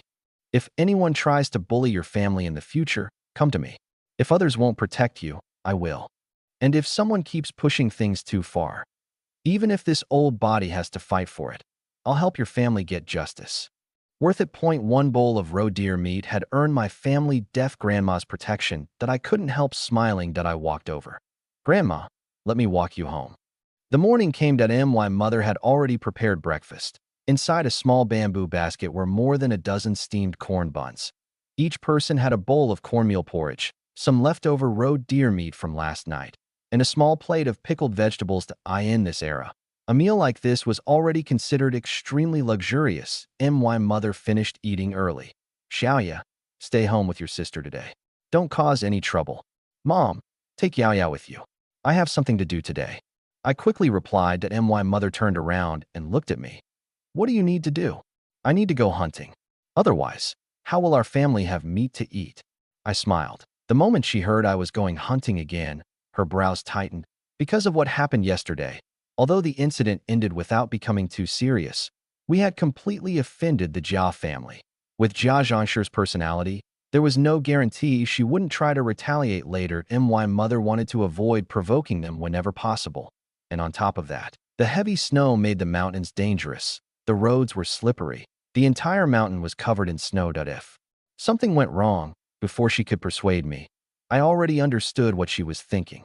Mom, our family can't keep living like this.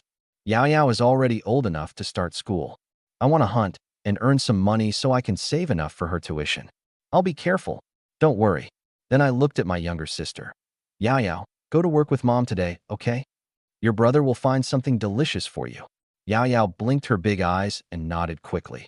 Brother, will we have roe deer meat again tonight? Roe deer meat might be difficult, but maybe we'll have wild chicken, rabbit, or even fish. I smiled. The moment she heard the word fish, her face lit up. Really? Brother, I want fish. All right. Then today I'll catch fish for you. Yay. My sister happily cheered that my mother could only sigh and nod. Fine. Yao Yao, come with Mom. Xiaoya, be careful when you go fishing. The ice isn't stable. You never know where you might fall through. She continued reminding me for a while before finally leaving with Yao Yao. Once they were gone, I immediately started preparing. Whether I wanted to fish or hunt, I needed proper equipment. For fishing, I decided to use bamboo poles that I also planned to make a simple fishing net. If I put some bait inside and left it underwater, fish would naturally swim in. These things were not difficult for me. Back when I was in college, I often watched survival programs featuring people like survival experts that I had learned quite a few practical skills from them. Of course, I still needed to buy materials. After breakfast, I went alone to the store this time. The department store system had already become publicly private operated, and buying these supplies did not require special ration tickets. That I left the courtyard and headed straight there. Since it was early morning, there were not many people inside. After walking around for a while, I found everything I needed. The total cost was just over 2 yuan.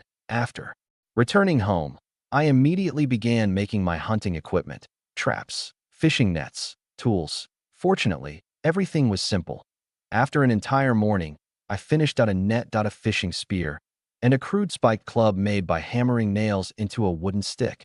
The club was mainly for protection. In my previous world, I had personally seen a wild boar weighing nearly 500 g. A wild boar was completely different from a domestic pig. It was stronger, more aggressive, and far more dangerous. Besides that, who knew what other animals might exist in those mountains? Having something for protection was necessary.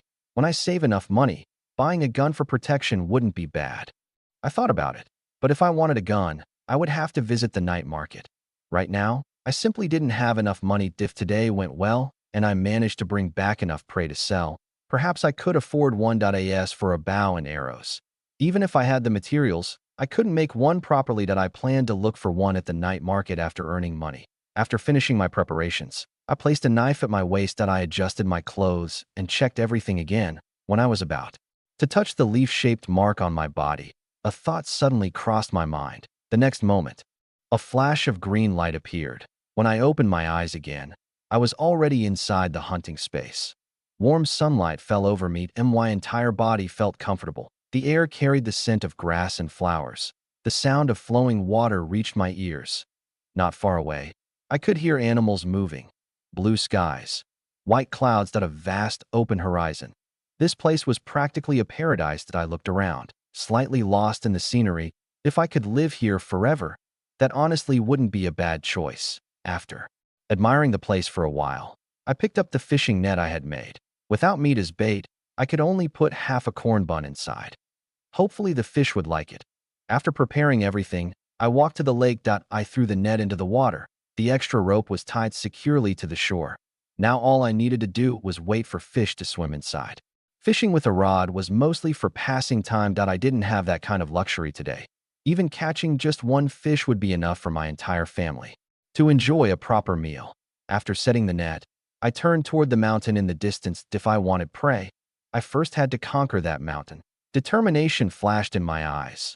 Holding the spiked club in one hand, I touched the knife at my waist with the other. Just as I was preparing to move forward, a loud eagle cry suddenly rang out. The sharp sound startled nearby rabbits and deer, sending them fleeing in all directions. I quickly turned around. Not far away, I saw a clumsy eagle running after a rabbit. A flightless eagle wasn't even as useful as a chicken. I couldn't help laughing. Looking at the awkward eagle, I almost felt sorry for it. Unable to soar through the sky, it could barely even catch insects. Catching a rabbit was impossible. The wild rabbit ahead made a few jumps and disappeared from sight. The eagle flapped its injured wings and let out a frustrated cry. Then it turned around. When it saw me, the culprit responsible for its current condition, its anger exploded. It rushed toward me. If I hadn't injured its wing yesterday, it wouldn't have ended up in such a miserable state today. When it charged close and tried to stab me with its beak, I simply stepped backward and avoided it. I looked down at the eagle. It had only been here for a day, but it seemed almost crazy now. Anything it saw, it wanted to attack, especially me. The one responsible for its injury. It looked completely desperate. Clearly, the eagle was starving. While dodging its attacks, I laughed. "You're hungry, aren't you? Don't worry. If I catch something later, I'll share some with you." Of course, I had no idea whether it understood me. I picked up my spiked club and walked toward the mountain. After hesitating for a moment, the eagle followed behind me. The mountain had never been explored by humans before. There was no proper path. If I wanted to enter deeper, I had to create my own route step by step. Walking through grass that reached halfway up my body, I used the knife and club to clear the way. Slash. Just as I cut through a patch of grass, a white blur suddenly flashed past today. Rabbit. I wasn't going to let such an opportunity escape. I immediately swung the club. A sharp cry sounded. The rabbit was struck. Because I used too much force, the blow ended the fight instantly. The rabbit's body hung on the spikes of the club. I removed it and tied it around my waist. Looking back at the eagle, I saw it still hadn't given up trying to attack me. "You really shouldn't follow me. If I'm not paying attention, I might accidentally step on you. Go back down the mountain. When I return, I'll roast some meat for you." The eagle obviously couldn't understand. Its eyes were still full of hatred. It seemed determined to get revenge. I knew an eagle's beak was extremely hard. Even bones could be crushed. Although it couldn't fly right now, that didn't mean it was harmless. And the fact that this revenge-driven eagle kept following me was dangerous. I remember watching videos before.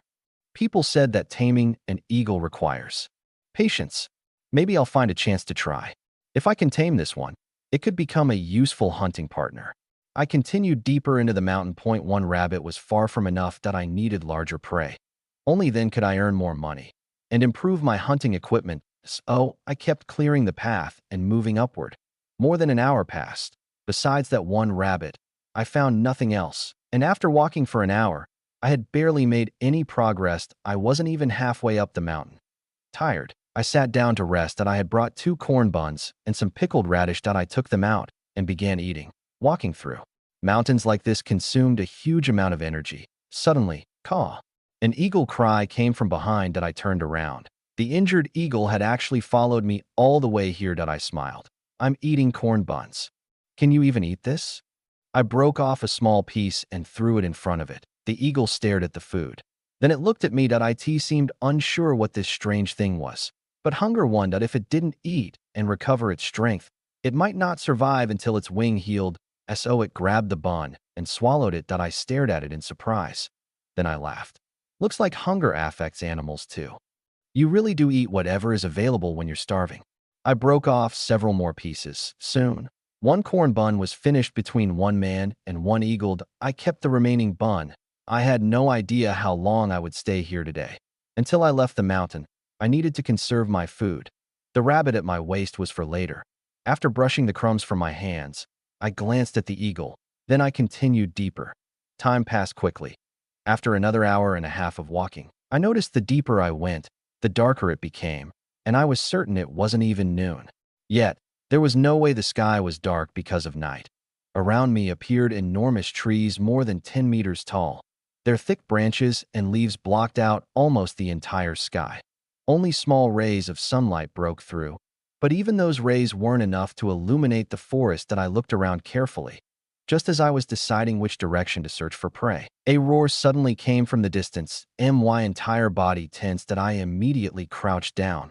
Using the grass as cover, I carefully looked toward the sound. A moment later, a wounded wild boar charged in my direction.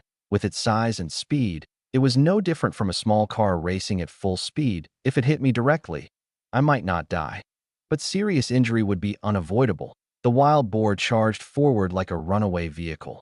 Boom! A deafening impact echoed through the forest. The boar slammed directly into a tree only a short distance away from me. The massive tree shook violently from the collision. Leaves rained down from above. That I stared at the scene in complete disbelief. That my luck was almost ridiculous. Yesterday, I found a roe deer. Today, I ran into a wild boar, and both of them had practically delivered themselves to me. But I didn't move. The boar had sprinted out in panic and even died from the impact. That could only mean one thing. Something far more terrifying was chasing it. That a wild boar was not a weak animal in the forest.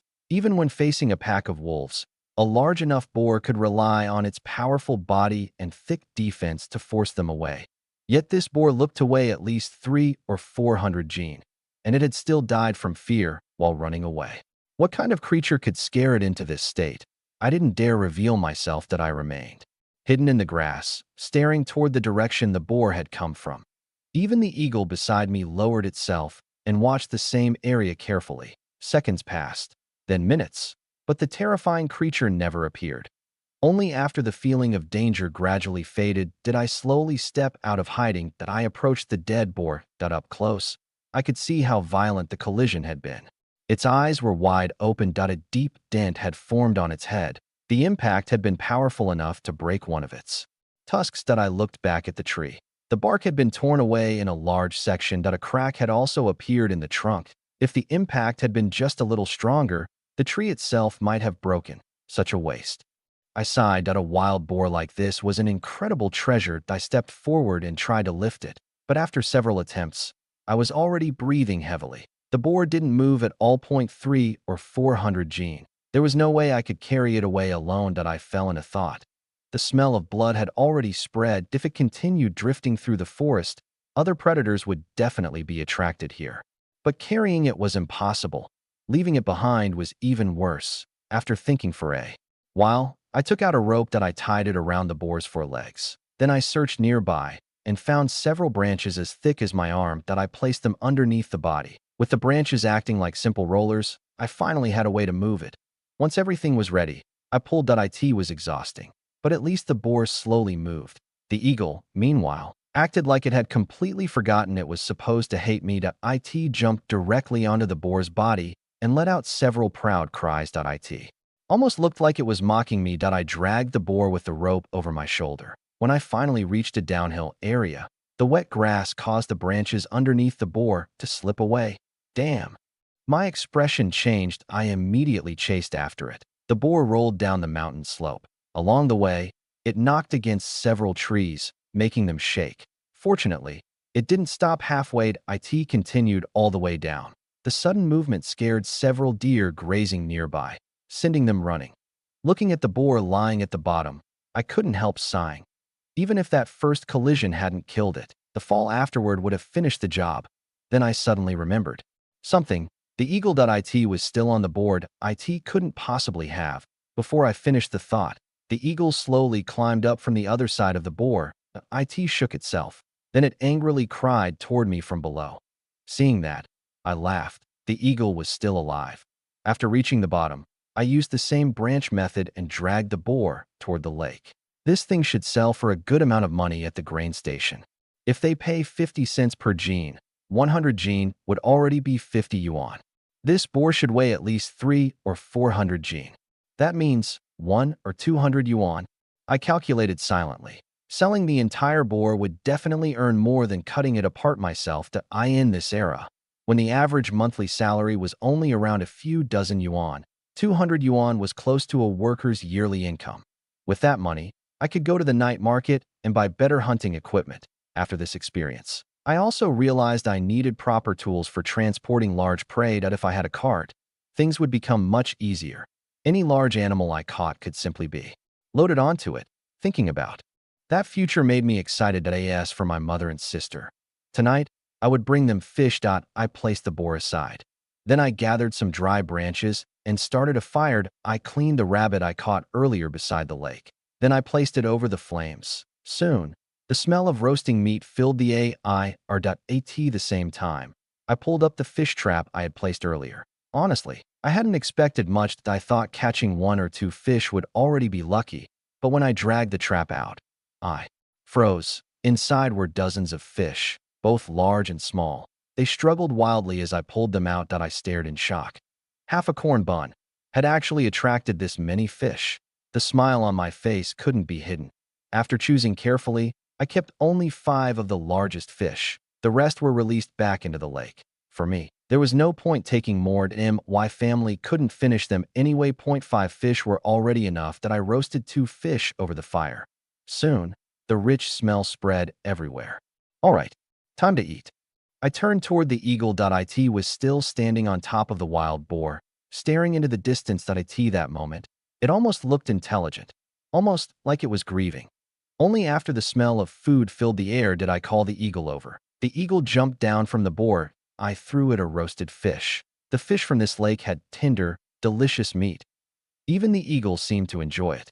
Although there were no seasonings, it ate happily. I also tore off some roasted rabbit meat and gave it to the eagle. It accepted everything. But strangely, it didn't seem excited. It looked distracted. I frowned and tore off another piece of meat. Do you have something bothering you? The eagle looked up at me. For a moment, I saw worry in its eyes. It seemed anxious about something.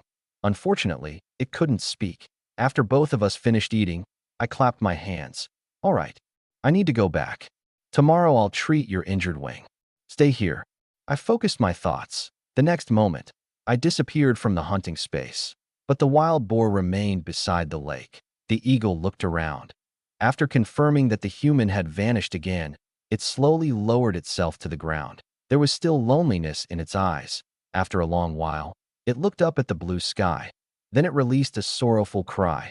When I returned home, my mother and Yao Yao still hadn't come back. It was already afternoon. I didn't bring the boar back. A 3 to 400 gene wild boar appearing in the courtyard would definitely attract attention. Instead, I brought back several fish. I placed them into a basin and added water.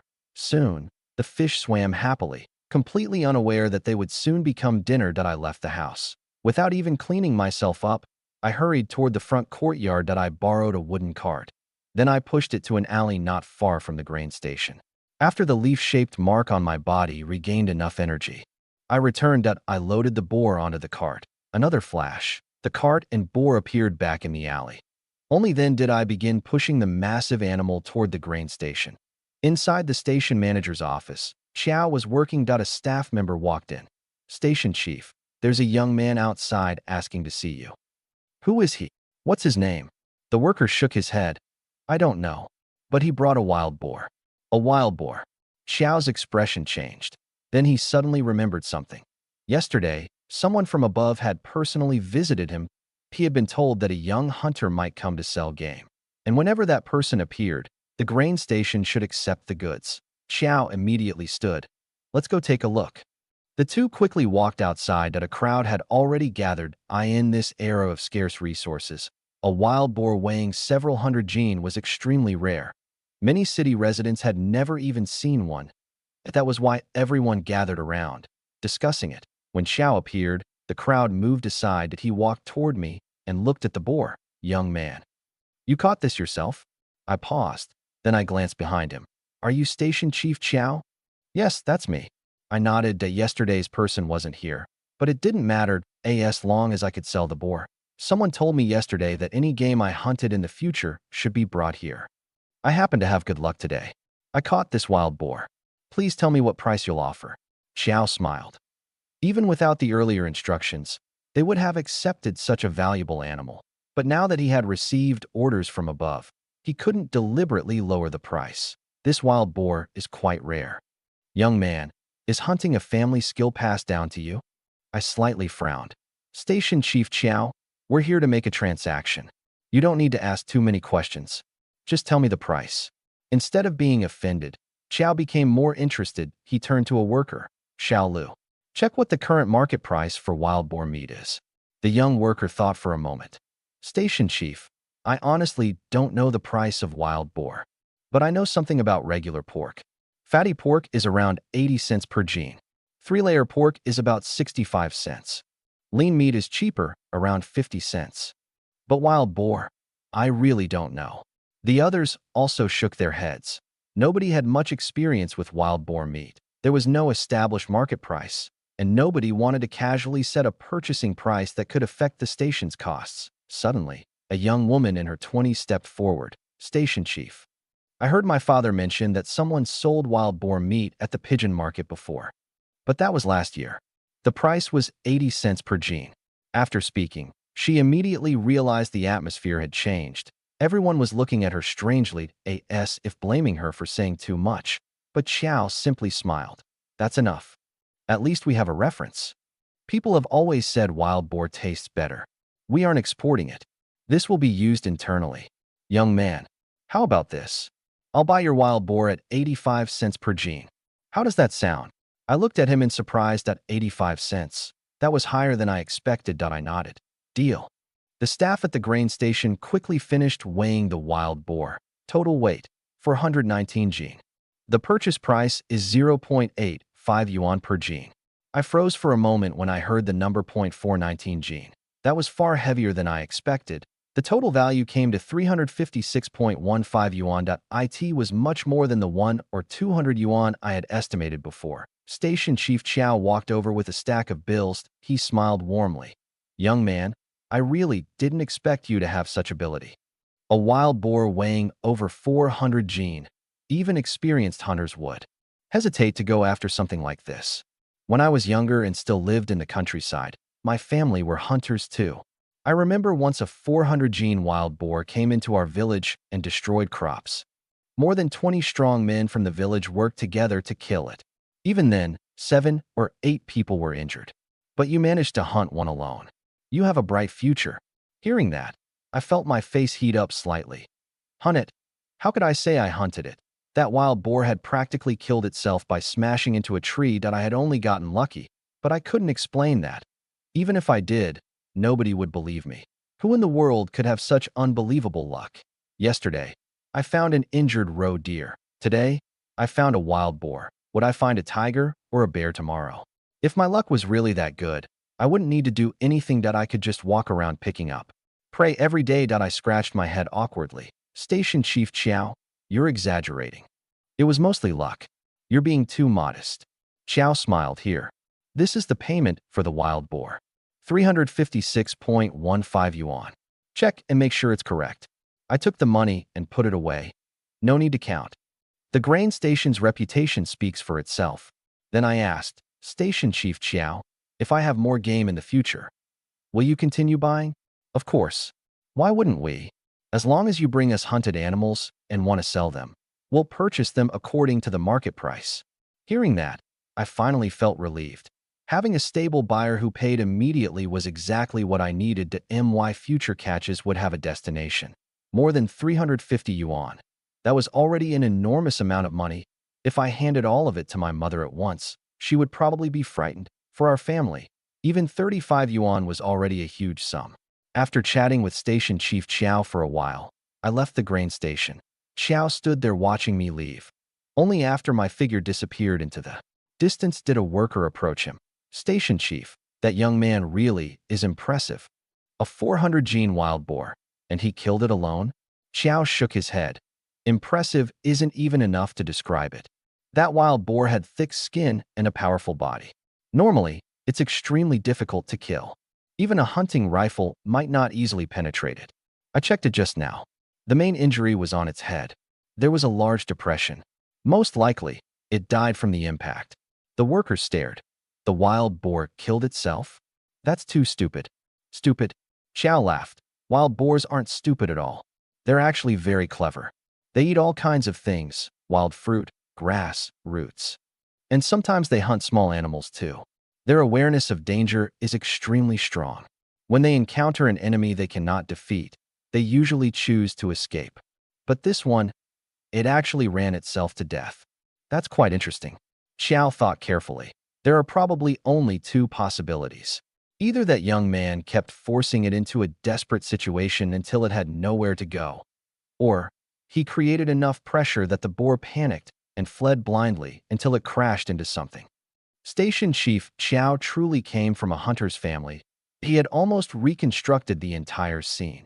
Unfortunately, he had guessed in the wrong direction that it wasn't me that made the boar feel threatened, that it was something else in the forest, something that forced it into a desperate escape. But Chow would never know the truth. All right, let's take the boar back. Find 2 experienced butchers to process it. Then send the meat to the public security department. Minister Yang is waiting. The worker nodded. The 2 returned inside. Not long after I arrived home, my mother and Yao Yao returned. The moment they entered the house, they saw several large fish swimming in a basin. Both of them froze. Then Yao Yao's face lit up. Brother caught fish today. My mother smiled. You were craving fish, weren't you? Tell Mom how you want to eat it tonight. I'll make it for you. I want braised fish. All right. Mom will cook one. We'll keep the others alive in the basin. There was no way we could eat all of them at once.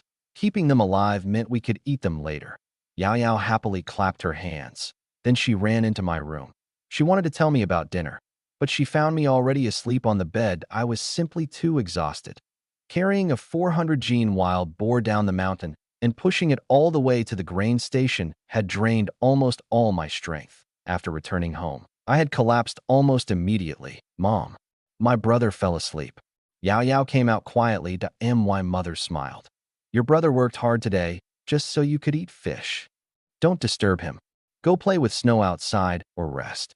When dinner is ready, I'll wake you both. Yao Yao nodded happily and ran away. Meanwhile, at the public security department, a female police officer knocked on the minister's office door. She was tall and elegant, with a confident presence. Soon, a voice came from inside. Come in. Yes. She opened the door and entered. The man sitting behind the desk smiled when he saw her. Xiaobai? Weren't you supposed to rest for 2 more days before reporting? He put down his pen. She walked closer and smiled. Minister Yang, I really can't sit still. I thought I would start working first. Minister Yang nodded. Your work in the Northeast was excellent. By the way, how is your father? I haven't seen him for many years. He's the same as always. He's used to living alone. Then she hesitated. This time, When I came back from Russia, he gave me another task. He wants me to find my fiancée. Minister Yang frowned. You still haven't found him? She shook her head. No, I searched everywhere in the Northeast. But they had already left before the founding of the country. Perhaps, she stopped. But Minister Yang understood. Those years had been chaotic. The Northeast had suffered first. Countless innocent lives had been lost. The person she was looking for had been from that region. Now there was no trace, and no confirmation of life, and no confirmation of death. The hope was extremely small. Minister Yang sighed. Don't worry too much. Maybe he is still alive. During those difficult years, perhaps they simply moved somewhere else. She nodded. Everything depends on fate. My father cares deeply about this. Before I came back, he reminded me every day. But I never told him the truth. I'll hide it as long as I can. I'm worried his health won't handle it. Minister Yang understood. All right. Keep it hidden for now. By the way, have you eaten dinner? She shook her head. Not yet. Perfect timing. Today, the grain station sent 20 gene of wild boar meat to our department. They wanted us to try it. The cafeteria should already have finished cooking. Come with me. Let's see what wild boar tastes like. Wild boar. She looked curious. Minister Yang smiled. Older generations always said wild boar meat tastes better, but it has a stronger flavor. If you don't know how to cook it properly, it's difficult.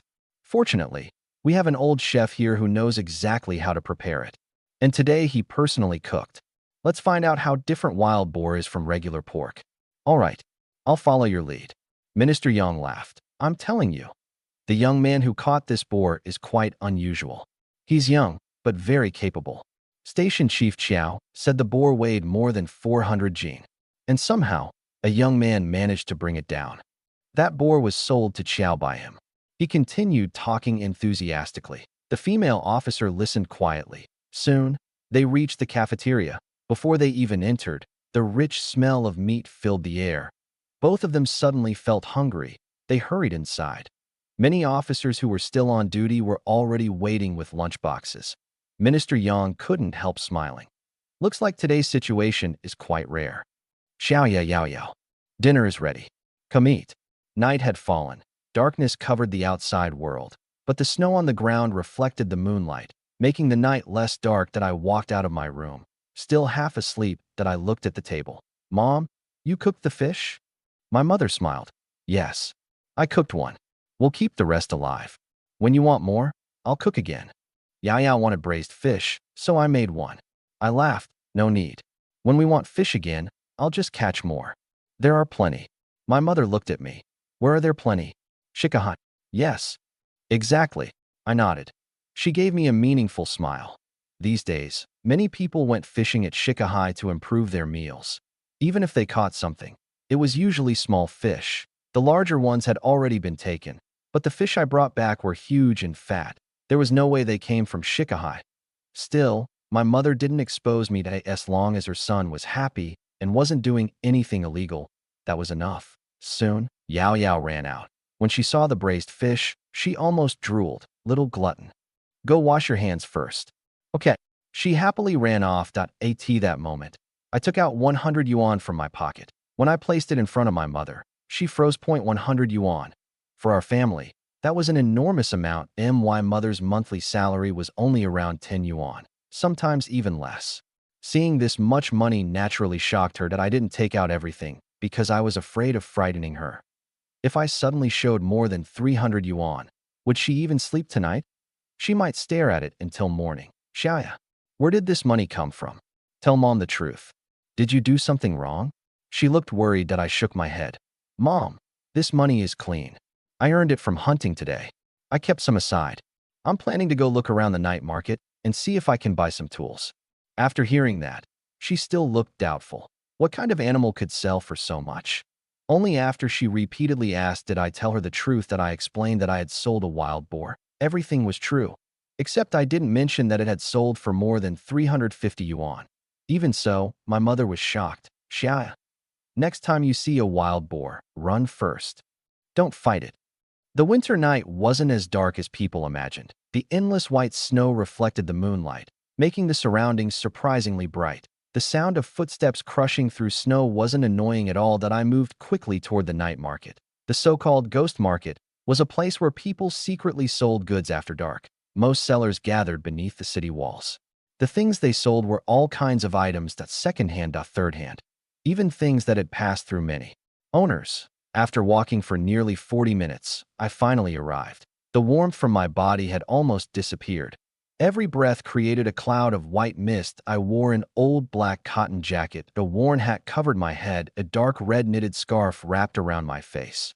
Both hands were tucked inside my sleeves, leaving only my eyes visible. When I arrived at the ghost market, the only sound was the crunch of snow. Nobody spoke loudly. Under the city wall sat a row of people. Most were dressed like me. Thick cotton coats, bodies completely covered, hands hidden inside sleeves. They sat against the wall on the snow, looking almost like they were asleep. There were no goods displayed in front of them. Nothing visible at all, but occasionally someone would walk up and quietly speak with them. The wind was strong. The conversations were low. Most communication happened through gestures that I couldn't hear what they were buying or selling. But I knew exactly what I wanted, and the things I was looking for were not items that could be openly purchased. That I walked along the wall, carefully observing everyone. After going about 50 meters, I noticed some people had begun placing items in front of them.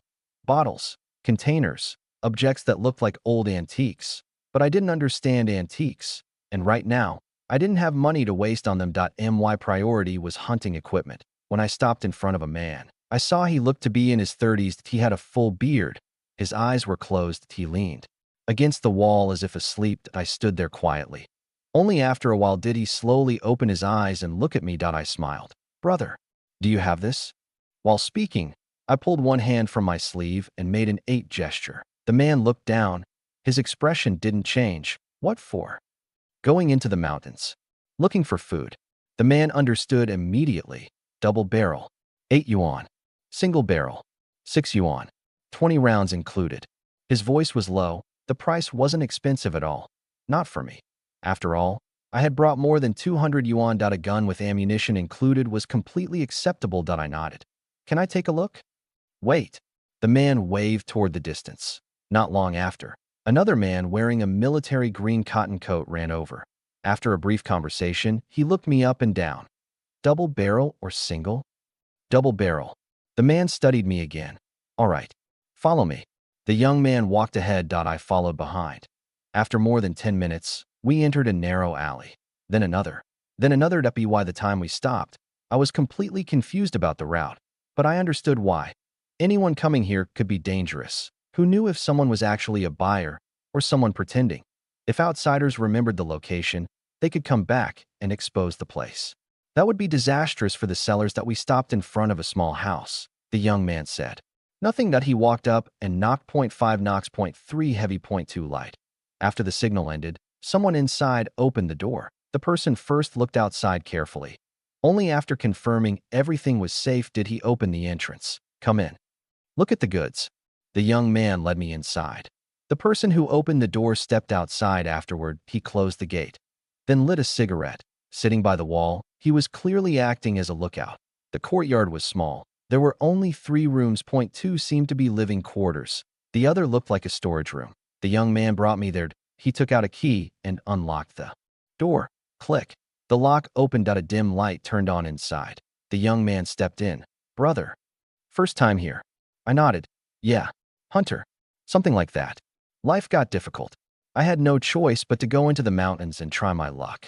That wasn't exactly in this era.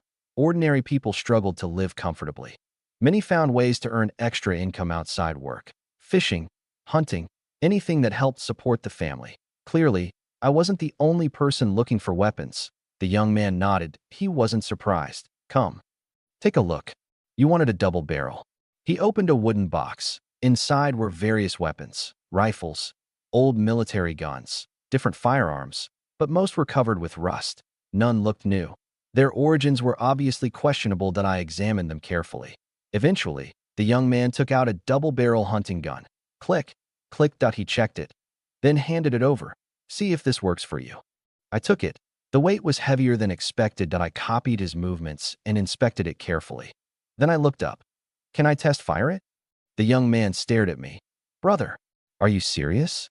You want to fire it here at night?" Do you know how loud a gunshot is? You want to attract the police? And didn't I tell you? You get 20 rounds. That's for testing. Go somewhere else later and try it.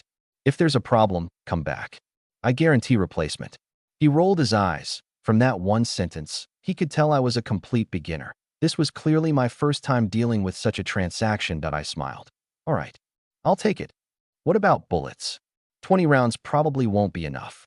2 cents per round. You can buy more.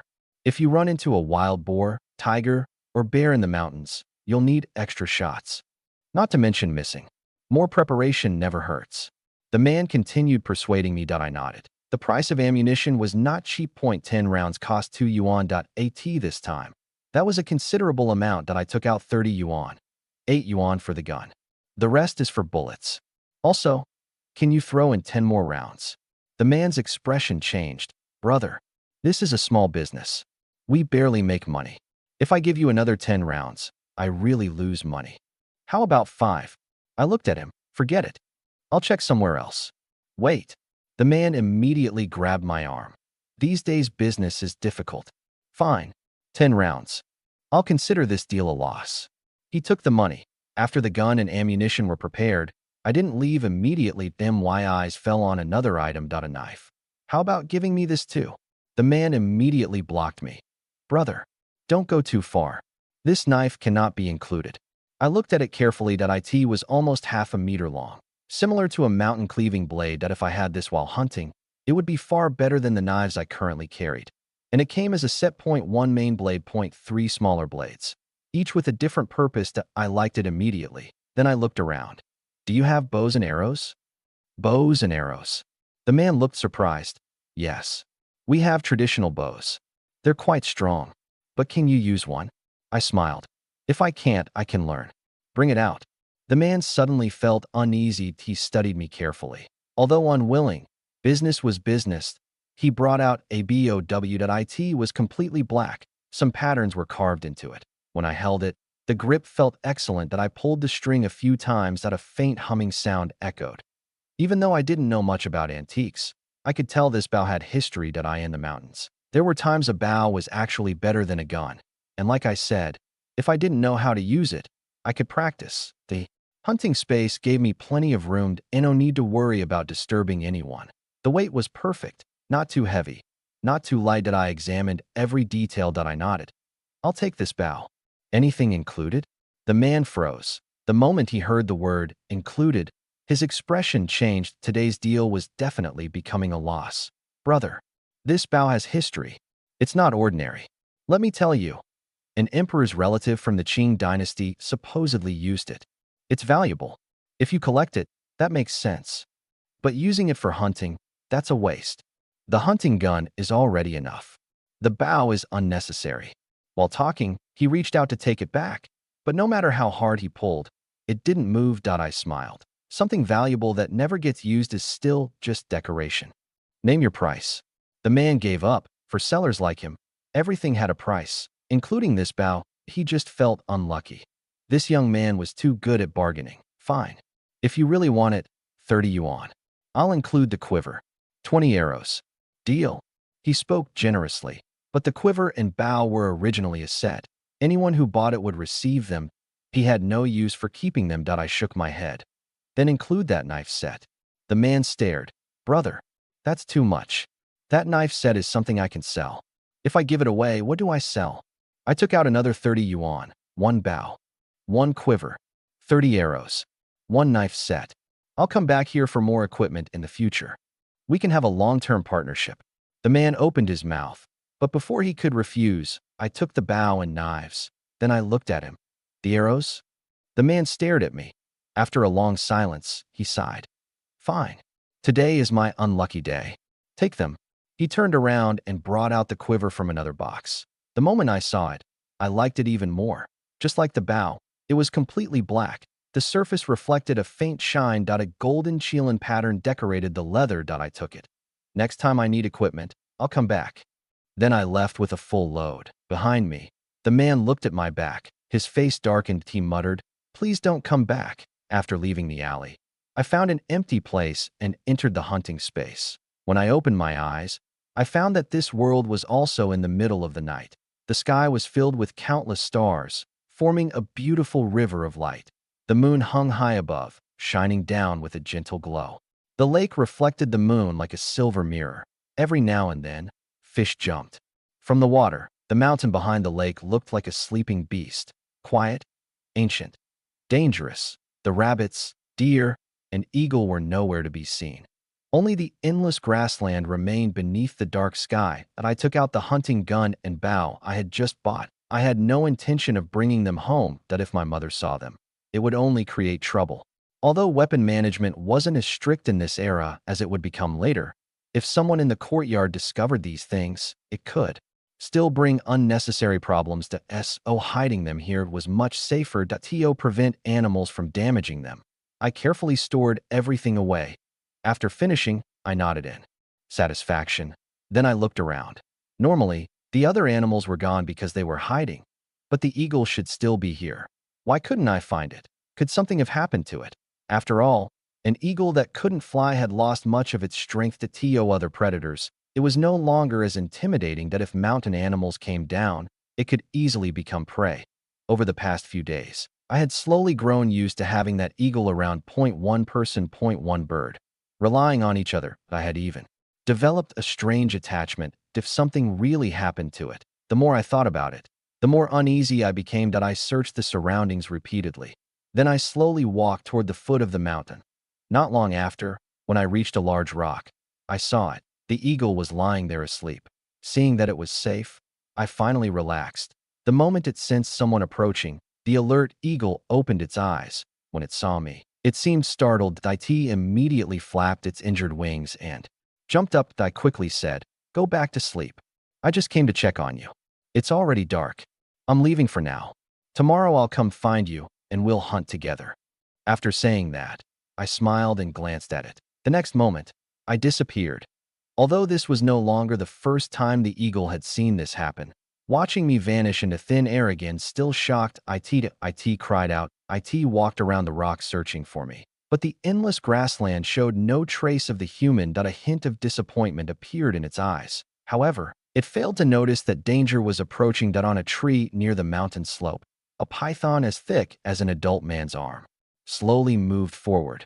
Its vertical pupils locked onto the eagle. Its red tongue flicked out occasionally. Silent, patient, the python approached step by step. But after confirming that I was truly gone, the eagle lowered itself again. It closed its eyes, preparing to sleep. The danger continued getting closer. The next morning, the sunlight returned. The courtyard was the same as always. Those who worked went to work. Those who studied went to school. My mother prepared breakfast and asked, "Xiaoya, is Yao Yao staying with you today or coming with me?" I paused. Then I looked at my sister. "Mom, let her stay with you another day. I'm planning to go into the mountains again." Regarding my hunting and fishing, my mother seemed to have gradually accepted it. She nodded. "All right. Then Yao Yao will come with me. But be careful. If something like yesterday happens again, your safety comes first." I smiled. "Don't worry." She sighed. "Parents can never stop worrying about their children." "Yao Yao, finished eating? We're leaving." "Finished." Yao Yao quickly ran over. Ever since I started hunting, I brought meat and fish home almost every day. In just a few days, Yao Yao's condition had visibly improved. Her face was no longer pale. Her cheeks had gained some color. She no longer looked as thin as before, and my mother had also become healthier. Seeing this only strengthened my determination that I needed to earn more money, that I needed to improve our family's life.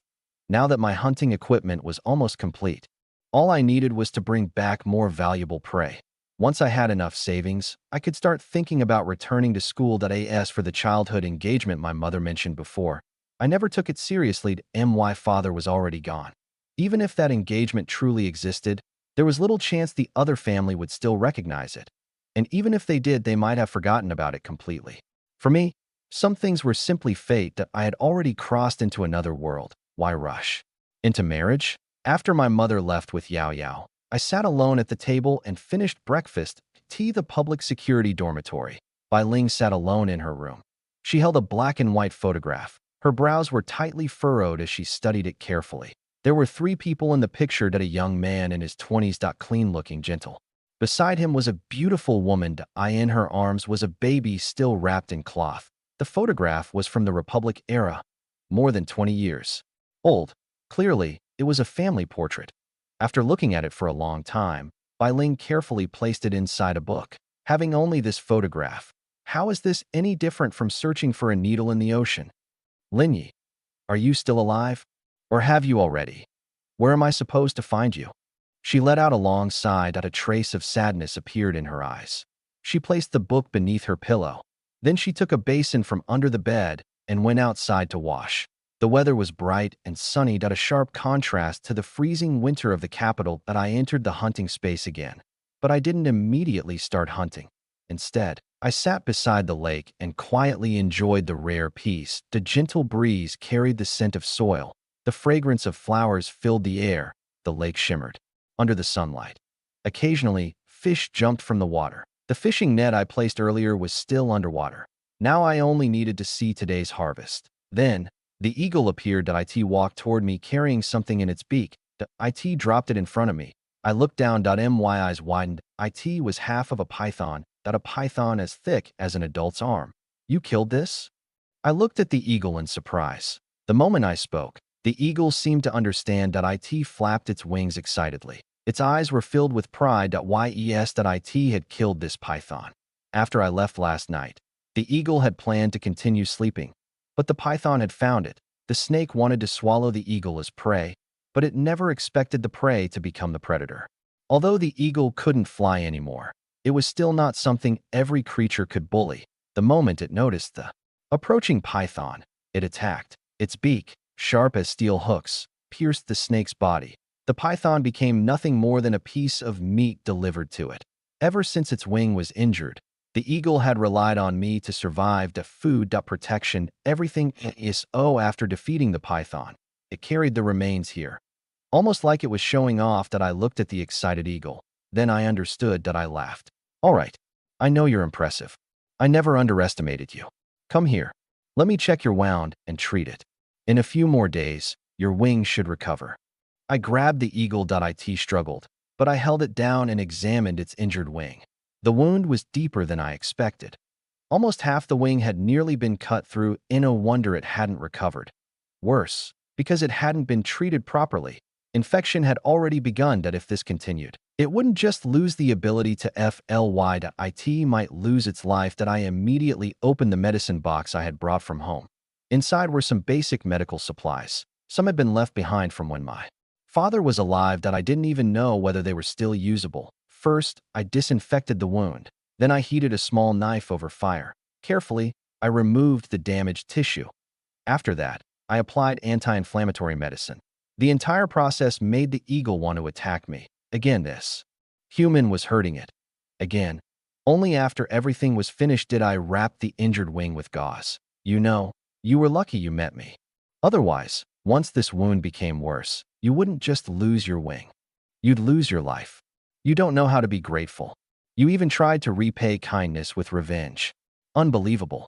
I released the eagle. Then I continued lecturing it. If the eagle could speak, it would definitely curse me. I was the one who injured it, and now I was acting like its savior. Meeting me wasn't lucky. It was unfortunate. The eagle's revenge continued.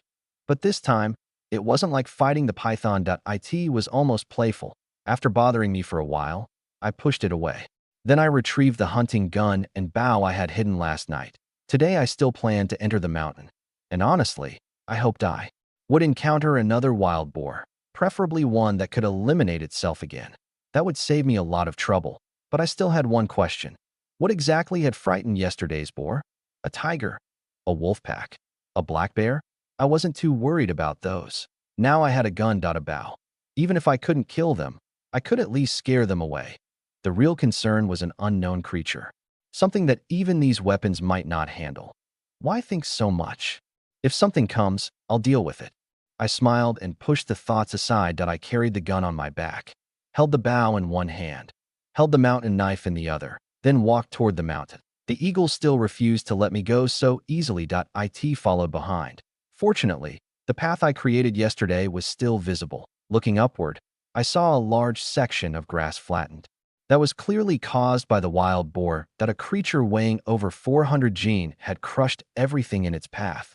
Thanks to that, my journey was much easier. With yesterday's experience, I reached halfway up the mountain in only 20 minutes that I looked back. Below was a vast green grassland and a peaceful lake, sunlight sparkling on the water. It actually wouldn't be bad if I built a wooden house beside the lake, a place to rest temporarily.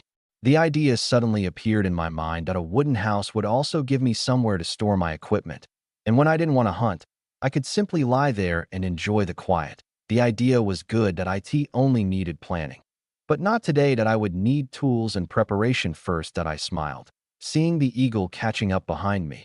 I continued deeper into the mountain that a gunshot exploded through the mountains. The sound echoed across the entire forest that a flock of birds scattered into the sky and panicked. I in the grass, a deer collapsed after being struck by my bullet. I quickly walked over and looked at the dying animal, and a helpless smile appeared on my face. This was already my 10th shot of the day. To kill this deer. I had chased it for a long time. Fortunately, the 10th bullet finally hit. My shooting skills still need a lot of work. I shook my head with a laugh. Today, my purpose wasn't just hunting. It was training. 10 shots to take down one deer. That wasn't a terrible result. At least it proved I had some talent. Shooting wasn't something a person was simply born knowing. Even someone gifted needed to spend countless bullets practicing. And even someone without much talent could eventually reach a satisfactory level if they practiced enough. That was why I had bought so many bullets at the ghost market. If I wanted to master a firearm, I had to keep feeding it ammunition. Only then could my shooting ability improve. The eagle followed behind me. It hopped over and looked at the deer, seeing the animal killed by a single shot, blood still slowly flowing from the wound. It became even more cautious of the weapon in my hands. Thinking back, it was lucky that I had used a knife when I injured it. If I had used this thing instead, it probably wouldn't have survived. For once, the eagle didn't rush toward the prey. Instead, it kept a distance and watched cautiously. I didn't notice its unusual behavior. My attention was focused on the deer in front of me. It was a male sika deer. However, it didn't seem fully grown. Its weight was probably around 150 to 180 gene, smaller than an adult male deer. But for me, this was still valuable. The single deer could easily bring nearly 200 yuan. Today's harvest isn't bad. Time to go home. I patted the 2 pheasants hanging from my waist. I had found them while climbing the mountain. They weren't large, but they would be enough for tonight's meal. I had also placed fishing traps in the lake. There should be some fish waiting there. These supplies would already improve my family's meals for several days. I asked for this deer. I planned to do the same thing as yesterday. Sell it directly to the grain station. It took nearly an hour before I finally carried the deer down the mountain. Following the usual routine, I roasted a pheasant and 2 fish. The eagle and I ate until we were full. After that, I checked its injury again. Once I hid the firearm away, I left with the deer. Good heavens. You brought back another sika deer today? And it was killed with 1 shot. When I arrived at the grain station carrying the deer, Xiao station chief was once again shocked. After all, this was winter. The mountains were covered in snow. Most animals were hiding from the cold. Finding prey was already extremely difficult. Even experienced hunters would struggle. Wild animals themselves became thinner during winter because food was scarce, but none of that seemed to apply to me. Yesterday, I somehow brought back a wild boar. Today, I returned with a deer. I scratched my head. Awkwardly, just lucky. Lucky. Xiao station chief looked at me with a strange expression. I'm afraid this isn't just luck. All right, same price as yesterday. 85 cents per gene. Let's weigh it first. Soon, 2 workers came over. They worked together and finished weighing the deer. Station chief. 161 gene. Xiao station chief nodded. The price was the same as the wild boar, but the weight was much lower. In the end, I received 135 yuan. Compared with yesterday, it was much less. But for ordinary people, 135 yuan was already an unimaginable amount. If someone earned 100 yuan every day, that would be 3,000 yuan a month. 3,000 yuan in this era. That was something ordinary people wouldn't even dare dream about. After receiving the money, I left immediately. Only after I was gone did several workers gather around. Station chief. What exactly is this young man? Snow has sealed the mountains. Yet he can still bring back prey every day? Exactly. This guy is strange. And today's shot, he hit the deer's neck directly. Listening to their discussion, Xiao's station chief only smiled. But he also had doubts in his heart. What kind of person had such unbelievable luck? Could someone really hunt successfully 2 days in a row? Even experienced old hunters might not achieve such results. After a long silence, Xiao's station chief smiled. This young man, he's interesting. Just as he was about to leave, a jeep approached from a distance. The vehicle stopped outside the grain station. Young minister stepped out. Oh, who did I think it was? It's Minister Yang.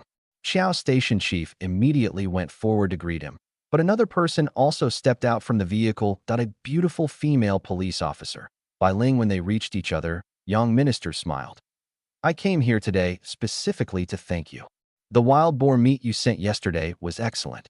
Xiao's station chief quickly waved his hand. Minister Yang, you're too polite. That wild boar was thanks to you. If you hadn't introduced that excellent hunter, we wouldn't have been able to enjoy wild boar meat in this winter. Actually, that young man just left. He brought another sick deer today. Another deer? Young minister froze. He immediately looked toward the deer that hadn't been moved inside yet. His expression changed. Because this season, the mountains were already closed by snow. Even experienced hunters avoided entering. Only desperate people would risk going in. Yet this young man was bringing back prey every day.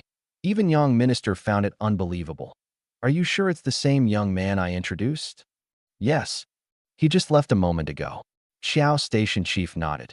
Young minister turned around. Then he exchanged a glance with Bai Ling. Both of them showed obvious surprise. The 135 yuan earned from selling the deer put me in an excellent mood at this rate. Financial freedom didn't seem far away. However, after my conversation with Xiao station chief, I became more cautious. Winter had sealed the mountains. Even experienced hunters avoided entering. Yet I was bringing back prey every single day. To others, this was extremely suspicious. If someone became curious, it could bring unnecessary trouble. Looks like I should slow down for a few days. This is also a good opportunity to build a small wooden house in the hunting space. A place to rest. A place to store supplies. And I can set up traps. That might even be easier than hunting directly. I silently made plans. I also thought of another problem, that I couldn't sell every piece of prey through the grain station. Sometimes, I could take things to the pigeon market instead. The price there might even be higher. Regular livestock had established prices. Pork, chicken, duck, goat meat. But wild boar and deer meat were different. There was no fixed standard. Everything depended on demand. If many people wanted it, the price would naturally rise. If few people needed it, the price could fall quickly. So, the best approach was to spread out my sales and avoid doing it too frequently. When I returned to the courtyard, the sky was already painted with the colors of sunset. As I passed through the gate, I saw Yin Bugue sweeping snow outside his home. Originally, I planned to ignore him and continue walking, but Yin Bugue's eyes were sharp. His peripheral vision immediately noticed the fish and pheasant I was carrying. His eyes lit up. Hey, Xiaoya. Wait a moment. Teacher Yin. I stopped and smiled. Yin Bugue quickly walked over. Xiaoya. Where did you get these fish and chicken? They're quite large. I immediately understood. This old man had his eyes on them. I smiled. I caught the fish myself. Caught them? Where? Shikahan. I pointed casually in that direction. Yes. Yin Bugue frowned. That can't be right. It's winter. Shikahai is frozen. How could you catch fish there? I glanced at him. Teacher Yin, you don't understand. There's a method called ice fishing. Have you heard of it? Forget it. Explaining it to you won't help. I'm freezing after being outside all day. I'm going home first. Before Yin Bugue could react, I carried the fish and left. By the time he came back to his senses, I was already gone. Wait. Then what about the pheasant? No answer came. Yin Bugue stood there thinking for a moment. Then he returned home. After entering, he sat down with a serious expression. Third aunt came over curiously. What happened? Who annoyed you this time? No one. Tell me, do you know about ice fishing? Third aunt was stunned. Then she nodded. I've heard of it. Why? I saw Linyi just now. He brought back several big fish. I asked where they came from. He said he caught them ice fishing at Shikahai. Third aunt thought for a moment. Old people used to talk about this. In winter, rivers freeze. If people want fish, they cut holes in the ice and fish underneath. The fish still need oxygen. And when the water becomes cold, there are fewer things for them to eat. If you put bait down, why wouldn't they bite? After hearing this, Yin Bugue looked at his wife in surprise. Before today, he had always looked down on her. The reason was simple. Their education levels were different. He was an elementary school teacher. She only had elementary education. In his eyes, the difference was enormous. Yet today, he had actually learned something from her. After carefully thinking about it, he nodded. That makes sense. If I can catch even 2 fish a day, that would save a lot of grain. If I caught fish every day, think about how much food we could save. No wonder Lin Ye's family has been getting better. Especially that little girl Yao Yao. Her face used to be yellow and pale. Now she looks much healthier. Starting tomorrow, after school, I'll go directly to Shikahai. If I don't make it back for dinner, save my portion. Our family can eat fish every day too. Third aunt smiled and nodded. Living together for decades had naturally influenced her. She had also learned Yin Bugue's careful calculations. If this really worked, it was indeed a good idea. Not only could they save grain, they could eat fish. Fish was a rare food in this era. Many families couldn't afford it. Eating it every day? That sounded wonderful. Unfortunately, beautiful plans often collided with reality. The calculations Yin Bugue thought of, others had already thought of them too. At this moment, Shikahai had more people than fish. The next morning, my mother took Yao Yao to work. After breakfast, I stayed home. Today, I had no plans to hunt.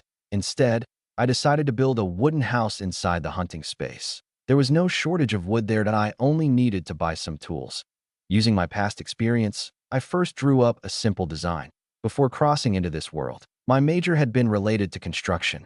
Although I never pursued that career after graduation, building a small wooden house for myself was still within my ability. After finishing the blueprint, I left the courtyard and went to buy the necessary tools. Based on my calculations, building an entire wooden house alone would not be something I could finish in a day or two. Every task would depend on me. The construction process would take quite some time, but I had already prepared myself.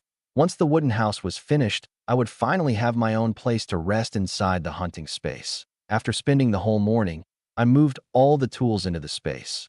Although it was just a wooden house, the foundation was still important. Under the curious eyes of the eagle, rabbits, and deer, I started working. First, I went into the mountain and selected trees of suitable size.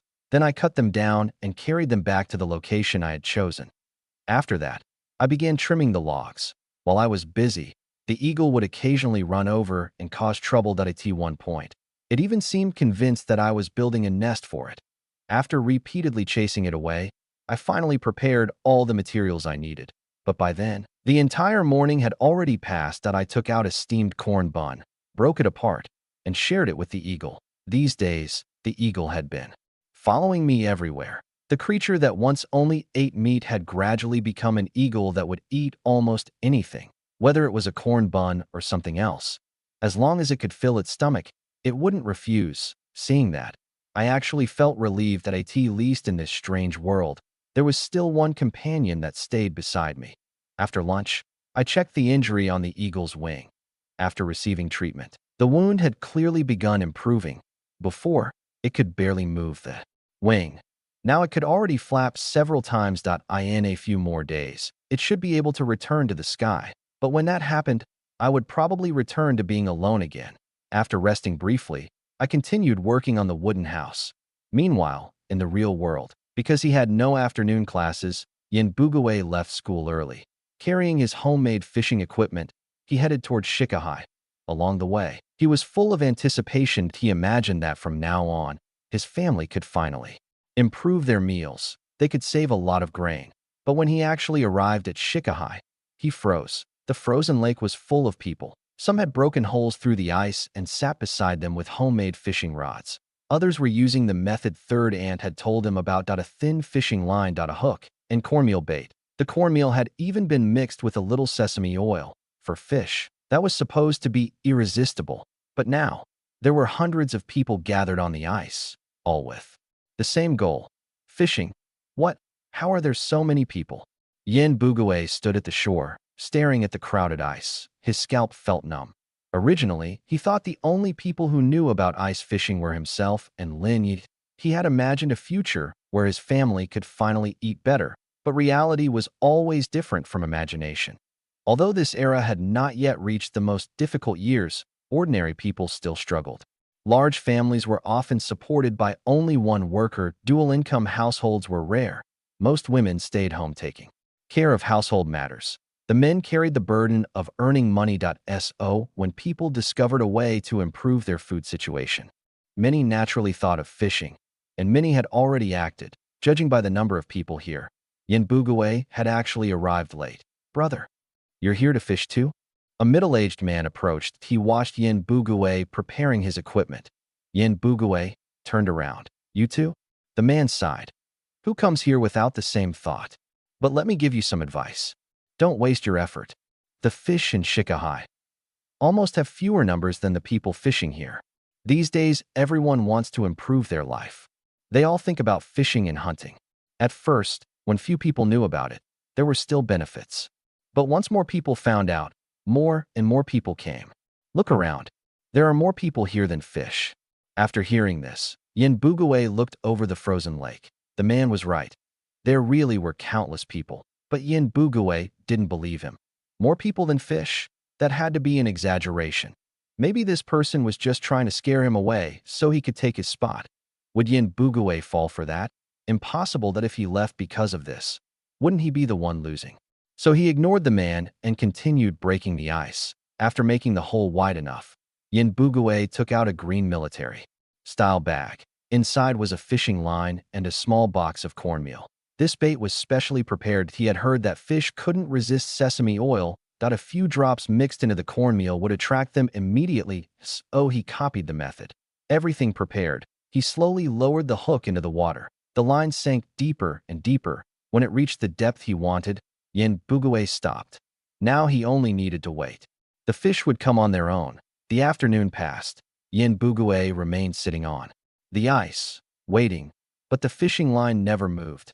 Not even once. The surface of the water had even started freezing again, almost sealing the hole completely. That moment, the middle-aged man returned. "Brother, still not leaving? I told you.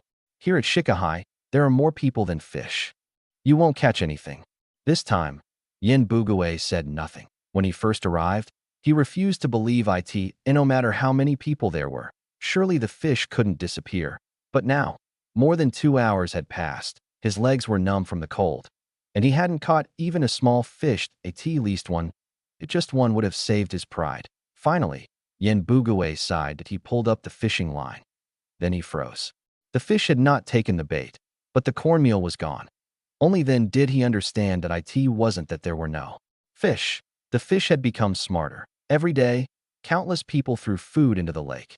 Even in winter, when the surface froze, they no longer lacked food. They had even learned how to eat the bait quietly without disturbing the fishermen.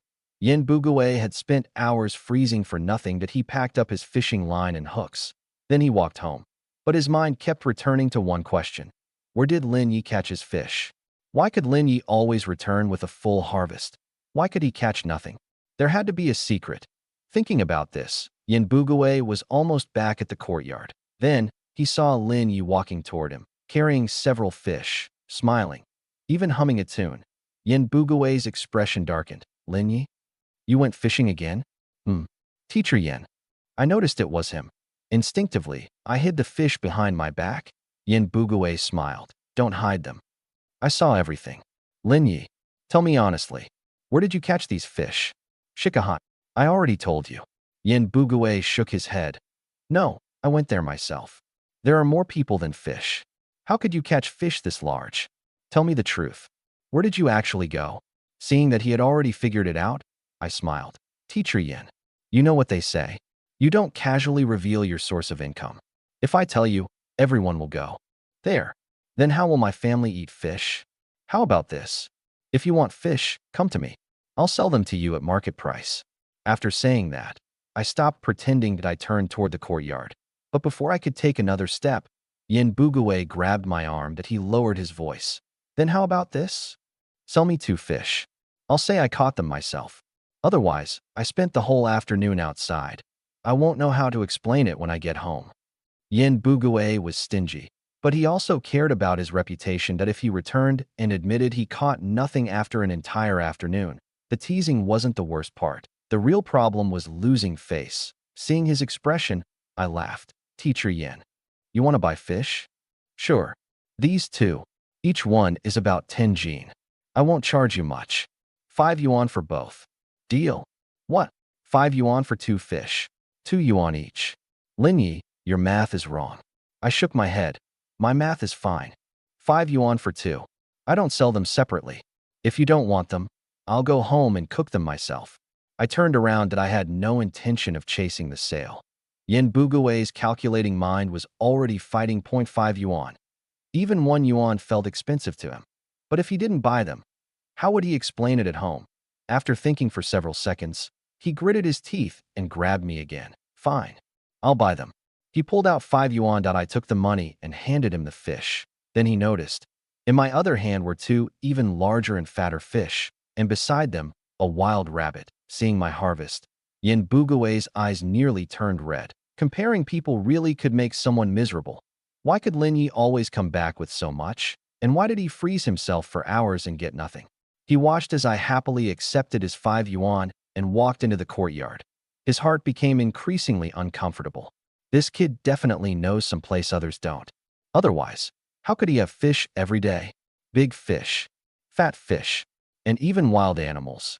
Could it be somewhere near the mountain? No, tomorrow, I need to follow him. I want to see where he really goes. Only then did Yin Bugue return home. When he entered, Third Aunt saw the 2 fish in his hands. Her face immediately lit up. Old Yin, you really did it? I didn't expect you had this skill. These 2 fish are excellent. They'll feed our family for days. Soon, the children also came out. Seeing the 2 live fish, they cheered excitedly. Only Yin Bugue himself felt his heart bleeding. These 2 fish had cost his family half a month's grain. After returning to the back courtyard, I was about to enter my house. Then the door of the deaf old lady's home opened. I turned my head. The old lady walked out with her cane. A smile appeared on her face. Xiaoya, you're back. Perfect timing. There's something I want to discuss with you. The old lady walked over with a smile. Lin Yi, I wanted to ask you something. Lin Yi turned around. What is it, Grandma? Ever since the old lady had tasted the venison Lin Yi brought back, she had become noticeably warmer toward his family. She smiled and said, Your mother has been helping you look for a match, hasn't she? A few days ago, I happened to run into the famous matchmaker Lu from around the capital.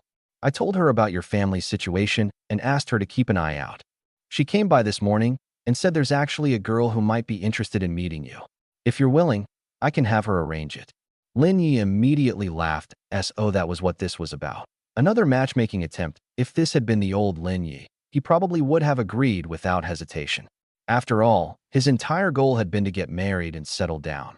But the current Lin Yi had completely different priorities. Right now, all he wanted was to make money and give his family a better life.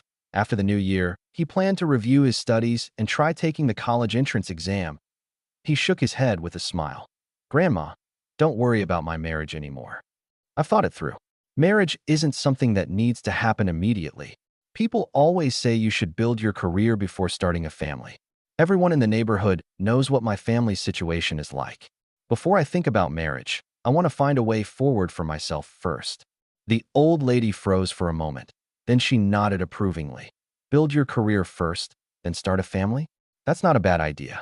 You really have grown up. After these few times talking with you, I can tell you've become much more responsible. All right, focus on establishing yourself first and help your mother improve things at home. Marriage can wait until later. Then I'll tell matchmaker Lu to introduce that girl to someone else. Thank you, Grandma. No need to thank me. It's nothing. The old lady waved her hand before returning to her own home. Lin Yi watched her leave, then went back inside. Meanwhile, at the Ministry of Public Security cafeteria, after work, Bai Ling decided to eat dinner there before returning to her dormitory. As soon as she entered, she noticed Minister Yang was already sitting inside. Minister, working overtime again today? She walked over with a smile. Minister Yang looked up and nodded. Yeah.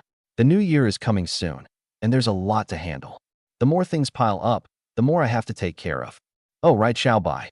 I already had someone investigate. I also contacted some old comrades in the Northeast. They said the family your father arranged the marriage with left there many years ago. Some people said they moved toward Hebei. Others said they came to the capital. Don't worry. I'll keep asking around. Do you have any more specific information about them? Their names, their occupations, anything like that? Bai Ling frowned slightly. The family name is Lin. You already know that. My father's old friend was named Lin Dashin. His wife's surname was Gua Right, Gua Feng Lan. And my fiance's name is Lin Yi. Lin Yi. The moment Minister Yang heard the name, his expression changed slightly. The name sounded strangely familiar, but no matter how hard he thought, he couldn't remember where he had heard it before. After a while, he shook his head. All right, I'll have someone check with the neighborhood offices. If they really came to the capital, they would have registered their household information. As long as they settled here, finding them won't be difficult. Don't worry too much. Bai Ling nodded quietly. Truthfully, she wasn't very anxious about this marriage arrangement. The person who cared most was her father. Fortunately, communication was still inconvenient in this era. There were no phones in her dormitory. Otherwise, with her father's personality, he probably would have called repeatedly, urging her to find the Lin family. They asked for Bai Ling herself. She had met Lin Yi once when she was a baby, but that was when she was still in her parents' arms. She had no memory of it at all. A fiancé who had suddenly appeared out of nowhere. She didn't know what he looked like. She didn't know what he did. She didn't even know whether he was alive or not. This marriage meant almost nothing to her if her father hadn't kept reminding her about it. She would have forgotten the whole matter long ago. After listening to Minister Yang, she only nodded absent-mindedly. Actually, finding the Lin family was just a way to settle things if their circumstances were completely unsuitable. She could end the engagement early. That would at least give both herself and her father an answer point. 3 days passed in the blink of an eye. Those 3 days were extremely difficult for Yin Bugue. The reason was simple. Lin Yi never went fishing. Instead, he spent his time traveling between home and the store, buying tools for repairing the house. That didn't raise any suspicion from Yin Bugue. The Lin family's house was old. Many parts had already started showing signs of damage. Buying repair tools to fix his own home was completely reasonable. There was nothing strange about it, and Lin Yi truly had no intention of returning to hunting. He planned to use the excuse of building a wooden house inside his personal space to quietly repair his own home as well. Hiring workers to repair a house required money. It also required applications through the neighborhood office. There were too many procedures involved. Besides, many repairs were things he could do himself. There was no reason to spend extra money. More importantly, Lin Yi didn't want everyone in the neighborhood to discover that his family had suddenly become wealthy. Once people noticed, trouble would inevitably follow. So if he could do something himself, he would. That morning, his younger sister stayed home instead of going out with their mother. Lin Yi looked at her. Come on, go buy some things with your brother. Okay. Yao Yao nodded. The two siblings put on their padded coats. Lin Yi wrapped a knitted scarf tightly around his sister, making sure she was protected from the cold. Then they left the house and headed toward the store. The department store mainly sold everyday household goods. That morning, Lin Yi brought Yao Yao inside. There were already quite a few customers. He quickly found the section selling construction tools. This time, buying such items didn't require special tickets. Money was enough. Lin Yi selected several tools and parts. Everything was meant to be taken into his personal space. After paying, he left the store with his sister. Yao Yao, are you hungry? It was almost noon. Since their mother wasn't home today, Lin Yi decided to take his sister out for a meal. Yao Yao nodded. I'm hungry. Mom said there are steamed buns at home and some fish left from yesterday. Brother, we can just heat it up when we go back. Seeing how sensible his little sister was, Lin Yi smiled. Today we're not eating at home. Brother is taking you to a restaurant. Yao Yao's eyes widened. A restaurant? Brother, that costs a lot of money. Their family had struggled for years. Every coin had to be carefully calculated, even as a child. Yao Yao understood that spending several yuan on a meal was a luxury. A few yuan used to be enough to cover half a month of food. Lin Yi looked at her with affection. Don't worry. Your brother has money. Today, we're going to enjoy ourselves. But Mom said. Yao Yao still hesitated. Lin Yi didn't let her finish. He simply took her hand and brought her into the nearest restaurant. The business inside was quiet. Even though noon was approaching, only 2 tables were occupied. One table had a middle-aged man drinking alone. A small bottle of alcohol, peanuts, and pickles were the only things in front of him. The other table had a foreign man and woman. The woman had blonde hair and blue eyes. She was strikingly beautiful, but when Lin Yi entered, he immediately froze. The person welcoming them with a smile was someone he recognized. The owner of this small tavern was Su Huijin, and the foreign couple sitting there were Vladimir and Elena. For a moment, Lin Yi wondered if he had somehow walked into the wrong story. Su Huijin approached warmly. "Little brother, come sit. First time here. What would you like to eat?" Then she looked at Yao Yao and smiled. "This little girl is adorable. Such bright eyes. How old are you?" Yao Yao looked shy. Lin Yi smiled. "She's asking you." "Oh, I'm 7 years old." "7? Then you should be starting school soon, right?" Lin Yi shook his head. "Not yet. After the new year. We'll wait until September next year." Su Huijin nodded. "That's a little later than some children, but as long as she gets the chance to study, that's what matters. Come sit. Take a look at what you want."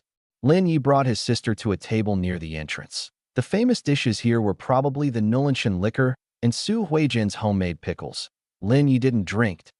He ordered a few simple dishes and several steamed buns. Su Huijin smiled and went toward the kitchen. Not long after she left, the door opened again. A man walked in. Lin Yi glanced over and sighed quietly. Fan Jinyu. The man who caused endless trouble in the little woman. At this point, he should already be the official manager, appointed over the tavern. And according to the original story, he would later try to ruin Su Huijin's business out of resentment. That explained why the place was so empty. "Where's Su Huijin?" Fan Jinyu shouted as soon as he entered. Several government-appointed workers hurried out. The accountant Zhao Yali, the cashier Kong Yuqin, and the server He Yumei. When they saw Fan Jinyu return, they quickly greeted him. "What are you all doing? There are customers waiting outside, and nobody is here? What if something gets stolen? Who takes responsibility?" While speaking, Fan Jinyu deliberately glanced at Lin Yi. It was obvious he was treating Lin Yi and Yao Yao as suspicious. Before Lin Yi could respond, Yao Yao quietly whispered, "Brother, is he saying we're thieves?" Lin Yi laughed. "This is called a thief accusing others of stealing. Don't worry about him. He's just a fool." Yao Yao couldn't help laughing, but Lin Yi's voice wasn't quiet. Fan Jinyu heard every word. His expression immediately darkened. He walked straight over. "Kid, who were you talking about? Who exactly is the thief accusing others?" Lin Yi raised his head and looked at him calmly. "I was talking to my sister." "What does that have to do with you?" "I'm asking you. No, who I talk to and what I say has nothing to do with you. I've heard of people finding money, but I've never heard of someone picking up insults. Instead, I should ask you, who are you exactly? Why are you coming in here and making a scene?" Lin Yi stood up. He had no intention of tolerating this man. Standing face to face, his height and presence immediately pressured Fan Jinyu. After months of hunting inside his space and repairing buildings, Lin Yi's body had become noticeably stronger. Fan Jinyu swallowed nervously that he was about to speak. Then Su Huijin walked out from the kitchen. "Oh, what happened here? I was only gone for a moment. Why does it look like you two are about to fight?" "Fan Jinyu, don't forget your position. You're the government-appointed manager here." "Ah, no wonder you're acting so arrogant." Lin Yi looked at Fan Jinyu calmly. "So you're a manager appointed by the public side? But whether you're a public manager or a private manager, your attitude toward customers is unacceptable. You see someone walk in and immediately accuse them of being a thief? If you like accusing people that much, why don't you go work at the police station instead?" Lin Yi's words left Fan Jinyu's face flushed red. He wanted to argue back, but Su Huijin gave him a cold look. "Manager Fan, did you just accuse my customer of being a thief?" Fan Jinyu immediately changed his tone. "No, that's not what I meant. I was just reminding everyone that things outside have been unstable recently." He was simply being too sensitive. Su Huijin shook her head. "Enough, Fan Jinyu. You don't need to explain yourself to me. The director asked you to become the public manager because she wanted you to work with me and help run this tavern properly, not because she wanted you to come here and ruin my business. I'll report this matter to the director. Now please leave. I don't want to see you here anymore."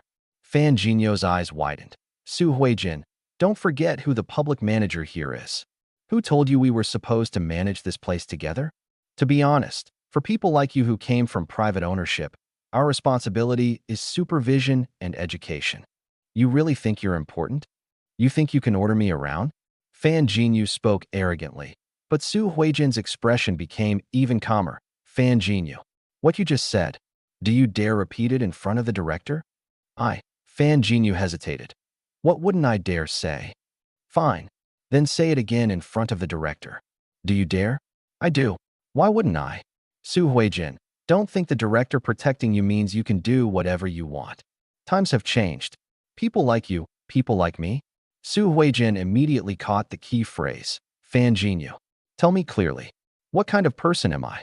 The moment she pressed him, Fan Jinyu realized he had said too much. He had always wanted to crush Su Huijin completely. But every time, she managed to turn the situation around. This time, he finally understood he was walking into a trap. He forced himself to calm down. Su Huijin, you just wait. After saying that, he turned and walked toward the kitchen. Zhao Yali and Kong Yuqin followed behind him. Only Hiyume remained beside Su Huijin. Lin Yi returned to his seat. Su Huijin smiled apologetically. Little brother, sorry you had to see that. How about this? I'll give you a plate of our homemade pickles. Try them for free. If you like them, come visit us again in the future. Lin Yi nodded. Thank you, boss lady. It wasn't a big deal. Flies fly around everywhere. It's normal for a few annoying ones to buzz around your ears. When you hear enough of it, you get used to it. Su Huijin and Hiyume both burst out laughing. Soon, the food Lin Yi ordered was served. The small conflict didn't bother him much. As for Fan Jinyu, Su Huijin was more than capable of dealing with him. Besides, based on the timeline he remembered, Fan Jinyu's position probably wouldn't last much longer. There was no need for Lin Yi to waste energy on him. After finishing the meal with Yao Yao, Lin Yi paid the bill and prepared to leave. Although he had encountered the tavern and several familiar characters from another story, he didn't dwell on it. He had already crossed into the world of the courtyard compound. Why would he be surprised by another storyline appearing? In some ways, it was even better. At least things were becoming more interesting. As he walked outside with his sister, 3 people suddenly entered. 2 men and 1 woman. They looked hurried and serious. Lin Yi didn't pay attention at first. He simply moved aside to let them pass. But then, a familiar face appeared. Lin Yi suddenly turned around. Bai Ling? There was no mistake. The woman who had just brushed past him was Bai Ling. For a moment, his thoughts froze. What was going on? Even Bai Ling had appeared here. The overlap between worlds was becoming much bigger than he expected. Brother? Yao Yao noticed something strange. She gently pulled his hand. Lin Yi came back to his senses and smiled. It's nothing. Let's go home. The siblings left the tavern and headed back toward the courtyard. Lin Yi. These encounters were just small interruptions. Su Huijin and Bai Ling had nothing to do with his plans. Right now, he had only one goal: repair the house he lived in. Finish building the wooden cabin inside his space. Send Yao Yao to school next year. Then prepare for the college entrance exam himself. One's appearance would change his plans. But as the siblings entered a small alley, a sudden burst of hurried footsteps came from behind. Before Lin Yi could turn around, a figure rushed past them. The man slammed directly into Yao Yao. Her small body was knocked to the ground. Fortunately, the ground was covered with snow, and she was wearing thick winter clothes. She wasn't seriously hurt, but Lin Yi's heart tightened instantly. He rushed over and helped her up. Then he looked coldly at the person who had knocked her down. It was the middle-aged man from the tavern, the man who had been drinking alone. You hit someone and don't even apologize, Lin Yi shouted. The man turned back. He glanced at Lin Yi. Then he smiled coldly. That expression immediately angered Lin Yi. He grabbed a handful of snow, packed it into a snowball, and threw it. He only wanted to vent his anger. He never expected the result. The snowball shot forward with shocking speed and accuracy. It struck the man directly in the back. Bang! The force knocked the man forward. He fell face first into the snow. Lin Yi stared in surprise. He hadn't expected that. He had underestimated his own strength. A simple snowball had enough force to knock someone down. For several seconds, Lin Yi just stared. Then Yao Yao's voice brought him back. Brother, did you kill him? Don't talk nonsense. A snowball can't kill someone. You stay here. I'll go check. Lin Yi walked toward the man. But now he was nervous. If he had actually killed someone, wouldn't that be a serious crime? In this era, even stealing could lead to severe punishment. Killing someone would be unimaginable. That he reached the man. The man lay motionless. Lin Yi nudged him with his foot. Hey, are you alive? No response. The man looked completely lifeless. Lin Yi crouched down and turned him over. He wanted to check if the man was breathing. But the moment he moved the body, the man suddenly punched toward him. Lin Yi instinctively stepped back. The punch passed through empty air. The man's expression changed. He had put everything into that strike. Yet Lin Yi avoided it effortlessly. What he didn't know was that, in Lin Yi's eyes, the punch had almost slowed down completely. That a simple movement was enough. What the hell? You're alive. Lin Yi's anger returned. He threw a punch of his own. Bang! He hadn't used his full strength. He only wanted to release some frustration. But the result shocked him. The man was sent rolling backward nearly 2 meters. He struggled up from the snow. You little bastard. Then his hand moved behind his waist. That a pistol appeared. The barrel pointed directly at Lin Yi. At that moment, all of Lin Yi's anger disappeared. Before he could react, bang! The gun fired. The bullet flew toward him. But once again, the world seemed to slow down. At a distance of less than 2 meters, Lin Yi slightly turned his head. The bullet passed beside his face. That it struck the yellow clay wall behind him. The man froze. Dodging a punch was one thing, but avoiding a bullet at this distance, that was impossible. Lin Yi didn't wait for him to fire again. That he rushed forward. His foot struck the man's body. The impact sent him flying backward. That he crashed into the wall behind him. The man coughed violently. His vision darkened. His strength faded. He could barely breathe. Then hurried footsteps approached. Bai Ling arrived with 2 other men. When they saw the middle-aged man collapsed against the wall, barely conscious, they were stunned. After a moment, Bai Ling looked at Lin Yi. You did this? Lin Yi nodded. He hit my sister. He tried to shoot me. I was defending myself. Bai Ling's expression became serious. Lin Yi didn't know the man's true identity, but she did. The man was Wang Shan, a hidden enemy agent who had been operating undercover for years. He was skilled in combat, firearms, disguise, and escape techniques. People like him were extremely cautious. Whenever they moved, they prepared multiple escape routes. This time, he had discovered Bai Ling's group was unusual. He used the tavern as a chance to escape. He had chosen this alley. Unfortunately for him, he encountered Lin Yi, someone with strength far beyond anything he expected. One careless moment had caused his entire plan to collapse. If not for that mocking smile earlier, perhaps Lin Yi would never have lost his temper. But fate had already decided the outcome. Bai Ling looked deeply at Lin Yi. Fortunately, Wang Shan had been captured. If he escaped, finding him again would have been extremely difficult. Thank you. You helped us capture him. Lin Yi waved it off. No need. It was nothing. If there's nothing else, I'll leave. Yao, let's go home. His sister nodded and walked over. Bai Ling watched the siblings leave. She didn't look away until their figures disappeared. Team leader. One of the officers spoke urgently. He still has some breath left. Should we send him to the hospital? Bai Ling nodded. He cannot die. We need Wang Shan alive. Send him for emergency treatment immediately.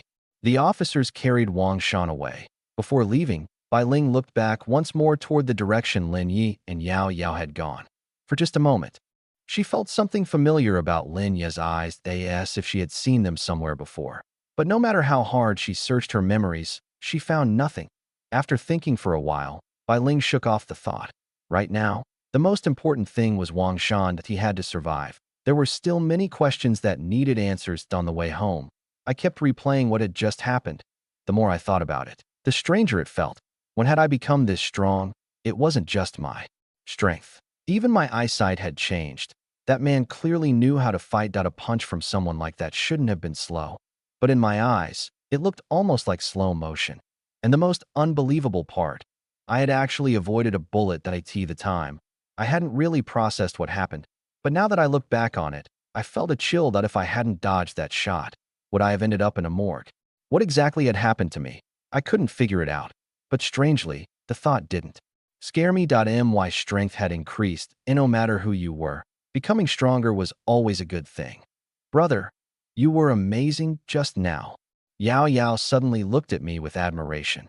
Her praise caught me off guard. My face immediately turned red. Haha. Your brother has always been this amazing. Yao Yao shook her head seriously. No, before, even children younger than you dared to bully you. I froze. After arriving in this world and absorbing the memories of the previous Lin Yi, I had already realized something. The old Lin Yi really had been weak. Maybe saying even a 3-year-old could bully him was an exaggeration, but there had definitely been many people who pushed him around. Anyone could come over and humiliate him. He had truly been someone who avoided conflict at every turn. No wonder Yao Yao was so shocked by what she had seen today. I smiled. That was because your brother didn't want to bother fighting with them. I was just letting them have their way. But from now on, if anyone dares to bully you, tell me. I'll deal with them. A flicker of light appeared in Yao Yao's eyes. My words seemed to give her something she had never felt before, a sense of security. Especially after seeing what I had done earlier. She had been completely stunned. After a while, she nodded firmly. Okay. The two of us held hands and continued walking home to the hospital. Wang Shan had been rushed into emergency treatment. Not long after, Minister Yang and several others from the department arrived after receiving the news. When they saw Bai Ling, Minister Yang immediately walked over. How is it? Did you capture Wang Shan? Bai Ling nodded. Yes. But he was seriously injured. He's currently being treated. Injured? Minister Yang frowned. What happened? Did your team do it? Bai Ling shook her head. Then she explained everything that happened. It was done by a young man. When we were rushing over, we clearly heard a gunshot. But when we arrived, neither the young man nor Wang Shan had any gunshot wounds. Everyone fell silent. Minister Yang took a deep breath. This Wang Shan. He was a specially trained enemy agent. His combat ability and marksmanship are both exceptional. Right after the founding of the country, we already attempted to capture him. One entire squad surrounded him. Yet he still managed to break through. More than 10 soldiers were seriously injured by him. He has always been extremely difficult to deal with. You're telling me he was defeated by a young man? Minister Yang clearly found it hard to believe. Based on his understanding of Wang Shan, even a trained squad had struggled to capture him. How could someone like that be easily defeated by an ordinary young man? And without gunshot wounds, that meant the injuries were caused by physical force. Just how strong was this person? Could he really be even more capable than Wang Shan? Bai Ling nodded seriously. Minister Yang, I'm telling the truth. I didn't witness the entire fight.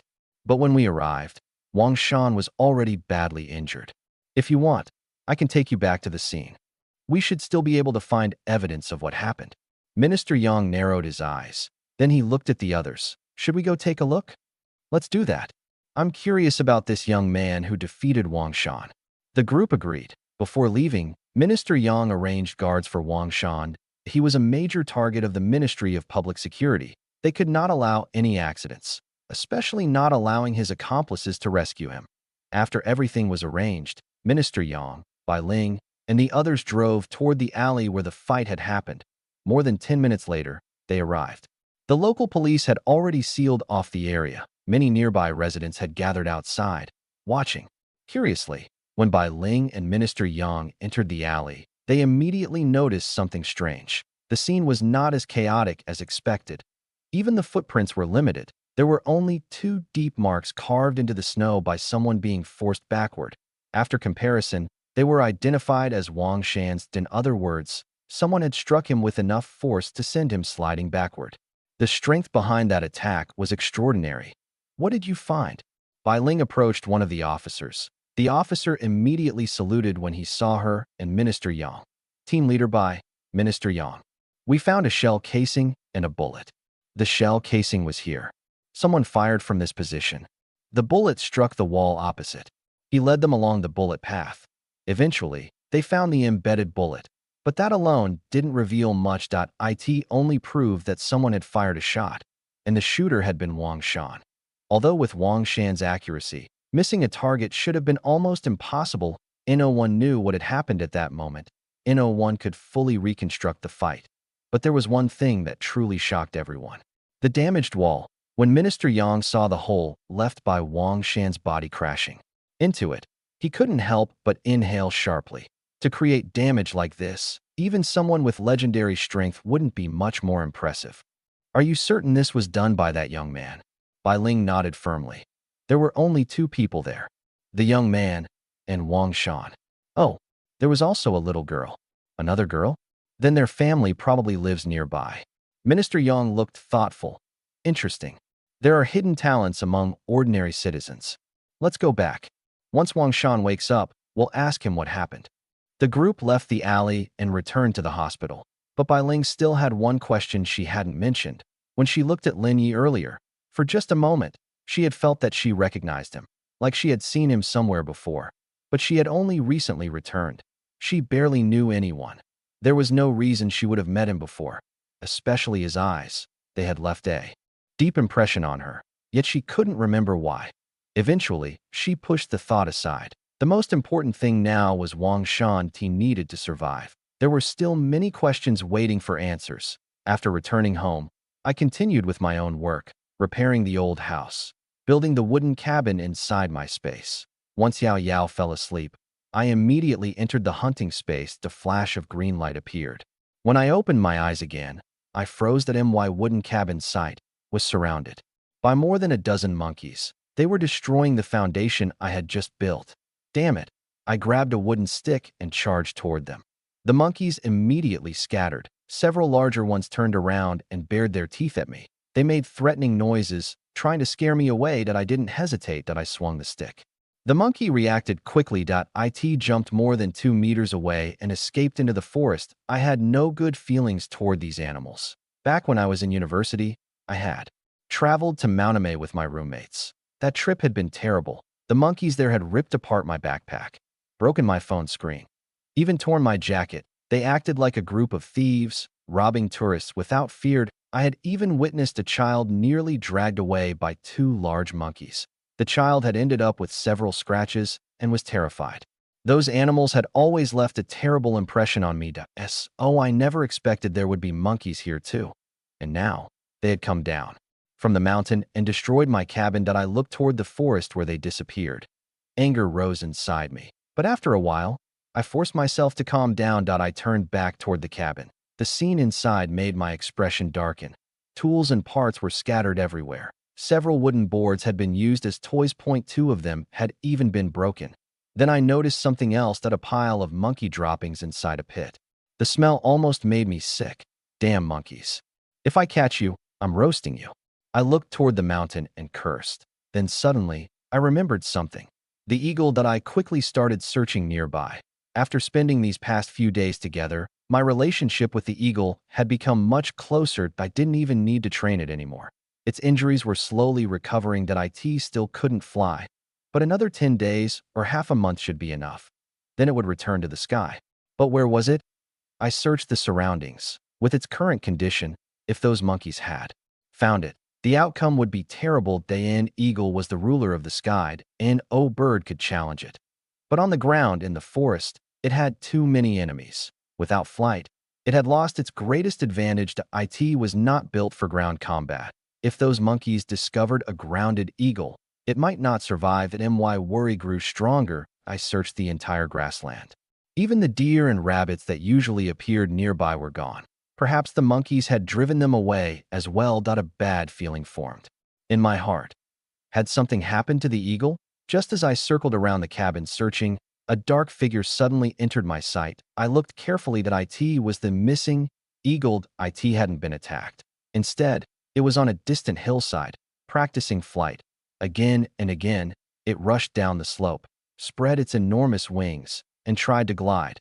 But after only 1 or 2 meters, it fell heavily into the grass. Yet it never gave up. It stood again, returned to the hill, and tried once more, over and over, without stopping. Even though its wings were still not fully healed, watching its determination, even I was moved. Maybe it simply wanted to return to the sky. Or maybe. A thought suddenly crossed my mind. Before this, the eagle had always seemed troubled. It often stared into the distance, almost as if it was waiting for something. Could it have children?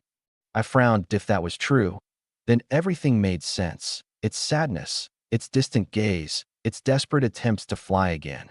Returning to the sky should have been effortless for an eagle. But now, even that simple thing was beyond it. It kept falling and kept trying. Watching it struggle made my heart ache. Does it want to return? To raise its chicks? I walked over to the eagle. Looking at its battered condition, I couldn't help but frown. But the eagle completely ignored me. After falling, it would simply get back up. Then it would return to the hillside and continue practicing its takeoff and gliding. This time, it crashed heavily right at my feet that I looked down. The injured part of its wing had started bleeding again. The bandage was stained red. Seeing that, I quickly grabbed it. Stop flying. Your injury hasn't healed yet. Do you really want to break yourself? I didn't know whether the eagle understood me. The moment it realized I was holding it back, it suddenly pecked at my hand that it clearly didn't use its full strength that it hurt. But it didn't break the skin. That alone proved the eagle had held back, and eagle's beak was incredibly powerful that a strike from it could easily crush the bones of prey. Yet my hand wasn't even bleeding. The eagle had intentionally controlled its strength. The pain made me release it. Without hesitation, it ran back toward the hillside. Watching its determination, I became certain that it had something extremely important it needed to do. Otherwise, it would never risk its own life like this. But there was nothing I could do. All I could do was watch as it repeatedly threw itself into the air and crashed back down to S.O. In the end, I sat there beside it, watching it push itself beyond its limits that I felt sorry for it. But I couldn't stop it. The eagle had entered a state of almost obsession. Then suddenly, a series of chirping sounds came from nearby. I turned around. The monkeys I had driven away earlier had returned. 6 or 7 large monkeys surrounded my wooden cabin. They jumped around, searching for something. The my expression darkened. You really don't know when to stop, do you? The moment I stood up, the monkeys noticed me. Instead of running away, they started throwing stones at me. My anger immediately rose. Were they actually provoking me? I walked toward them. Suddenly, a stone flew through the it curved downward directly toward my head. The speed was too fast for an ordinary person to avoid. But in my eyes, the stone seemed to move in slow motion. I calmly raised my hand and caught it. Then I threw it back. The stone flew straight toward one of the monkeys. The monkey let out a cry. Fell into the grass. The other monkeys froze. Then they rushed over to check on their companion. Only when I got within several meters did they panic and flee. Even while running away, they kept looking back. I asked if they wanted to see what I would do. I returned to the cabin. Then I took out my mountain knife. With one strike, the monkey's life came to an end. I tied the head with a rope. Then I carried it to the foot of the mountain and hung it on a tree. I wanted the other monkeys to understand. This place was not somewhere they could cause trouble. After returning to the cabin, I looked at the body. Only then did my anger slowly fade. The body shouldn't be wasted. I'll just eat it. I quickly cleaned the monkey, collected firewood, started a fire, and began roasting it. Soon, the smell of cooked meat spread across the grassland. Even the eagle, still practicing nearby, noticed the scent. It stopped, turned its head, then suddenly abandoned its training and rushed toward me. It looked like a warrior bird charging toward an enemy. But when it arrived, its eyes locked onto the roasted monkey. Giving up practice already? Hungry. I smiled at it. The eagle ignored me. It stared only at the meat. The roasted monkey was already dripping with oil. Even I couldn't help salivating. The next moment, while I wasn't paying attention, the eagle jumped. It tore off a large piece of meat with one bite, then swallowed it quickly. I shook my head and laughed. You really can't change that appetite of yours. Come here. I'll treat your wound first. It's time to change the medicine. I entered the wooden cabin. I brought out a small medical kit. But when I returned, the eagle was gone. I looked around. Then I saw it. The eagle was running toward the mountain. I wondered what it was doing. A moment later, it returned carrying several pieces of wild grass. It dropped them in front of me. I picked them up. I didn't understand what it meant. I smelled them. A faint medicinal fragrance entered my nose. Is this some kind of medicinal herb? The eagle cried out. Caw. It sounded almost like a response. I looked at it. Can this heal your injury? Another cry. This time, I understood. I put the herbs into my mouth and chewed them. Sure enough, a medicinal taste immediately spread. After crushing the herbs, I opened the eagle's bandage. I cleaned the wound, then applied the crushed herbs. Finally, I wrapped the wing again. I didn't use all the herbs. I secretly kept 2 pieces. I wanted to study what kind of plant this was. After eating and resting, I finished building the basic frame of the wooden cabin. The remaining work was completing the structure. But that required a lot of wood. So the next step would be cutting trees. It was already late that I decided to continue tomorrow. Before leaving, I checked the eagle's injury once more. After making sure the bandage was secure, I reminded it to be careful of the monkeys in the mountains. Only then did I leave the space. When I returned home, Yao Yao had already woken up. She was in the kitchen washing her pants. I walked over. What happened? Yao Yao. The little girl looked up at me with embarrassment. Brother. I wet my pants. I immediately laughed. You're already this old and still doing that. All right, stop washing. Your brother will do it.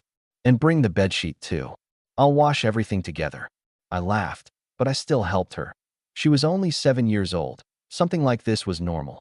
Although she pouted and looked embarrassed, she soon went back to her room. A short while later, she returned carrying the bedsheet. Here. Put it there. I'll wash your pants first, then the sheet. If you have nothing else to do, go rest inside. Mom should be home soon. After this, I'll cook. Yao Yao nodded obediently, but she didn't leave. Instead, she pulled over a chair and sat beside me. Her little hands supported her chin. She simply watched me. I smiled. What are you looking at? Did something grow on my face? No, brother. I just think you've changed a lot. Changed? How? She blinked. After thinking for a long time, she still couldn't explain. Anyway, you're different from before. I smiled. Then tell me, do you like your brother now more? Or the old brother? She answered without hesitation. Of course I like the current brother. That wasn't surprising. The old Lin Yi had only cared about marriage and matchmaking that he had. Spent every day thinking about those things. He didn't want to do anything else. Forget washing his sister's clothes or cooking. Even getting out of bed had been difficult. Although Yao Yao was only 7, she could still feel the difference. But now, I was different than him. My personality was warmer, that I wasn't lazy anymore. And I treated her well. How could she not like this version of me? Then she added softly, Brother, don't change back, okay? I like you like this. Mom likes you like this too. Those words struck me deeply. I looked at her for a long time. Then I smiled. Okay, your brother won't become that person again. From now on, I'll always be like this. All right, okay. She happily stood up, wrapped her arms around my neck, and kissed my cheek. Then she ran back to her room. I watched her happy expression and smiled at that moment. Someone knocked on the door. I turned around and walked over. I thought it was Mom coming home. But when I opened the door, it was First Aunt. She was holding a metal basin covered with a large bowl. First Aunt? What brings you here? Xiaoyi, your mother isn't home yet, right? I made some dumplings at home. Your uncle and I couldn't finish them. So I brought you some to try. Oh, how can I accept this? I said that, but my hands honestly accepted the bowl. I carried the dumplings into the kitchen. Then I washed the container before returning it. You child. You didn't need to wash it. I could have cleaned it myself. Don't say that. You came all the way here to bring us food. If I didn't wash it, that would be disrespectful. First Aunt nodded. Only now did she realize something. The current Lin Yu was not only polite, he was also much more likable than before. She didn't leave immediately. Instead, she sat down. Xiaoyi, there's something I've kept in my heart for a long time. I wanted to tell you before, but never did. Since I'm here today, I'll say a few words. Don't think I'm nagging. I smiled. Of course not. Just say what you want. She had brought dumplings. And in this era, dumplings were not something ordinary families could casually eat. Especially meat-filled dumplings made with white flour.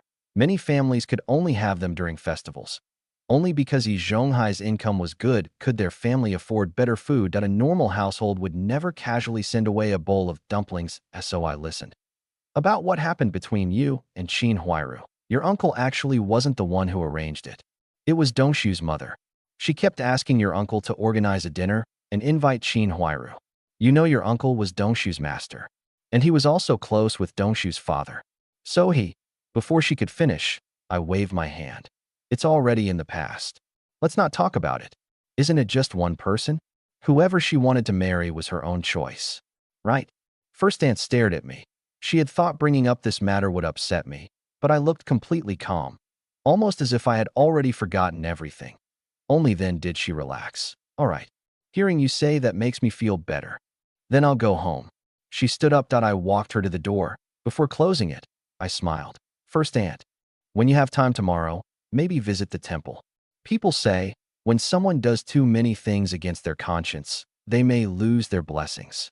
Nothing serious. Just go for peace of mind.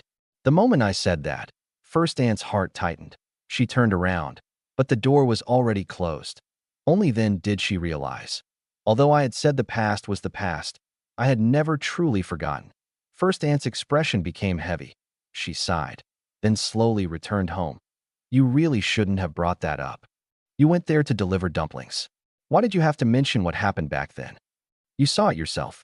After Qin Huairu broke off the engagement and married Jia Dongxiu, Lin Yi completely lost himself. He spent years obsessed with matchmaking before finally recovering. And now you went and reopened that wound.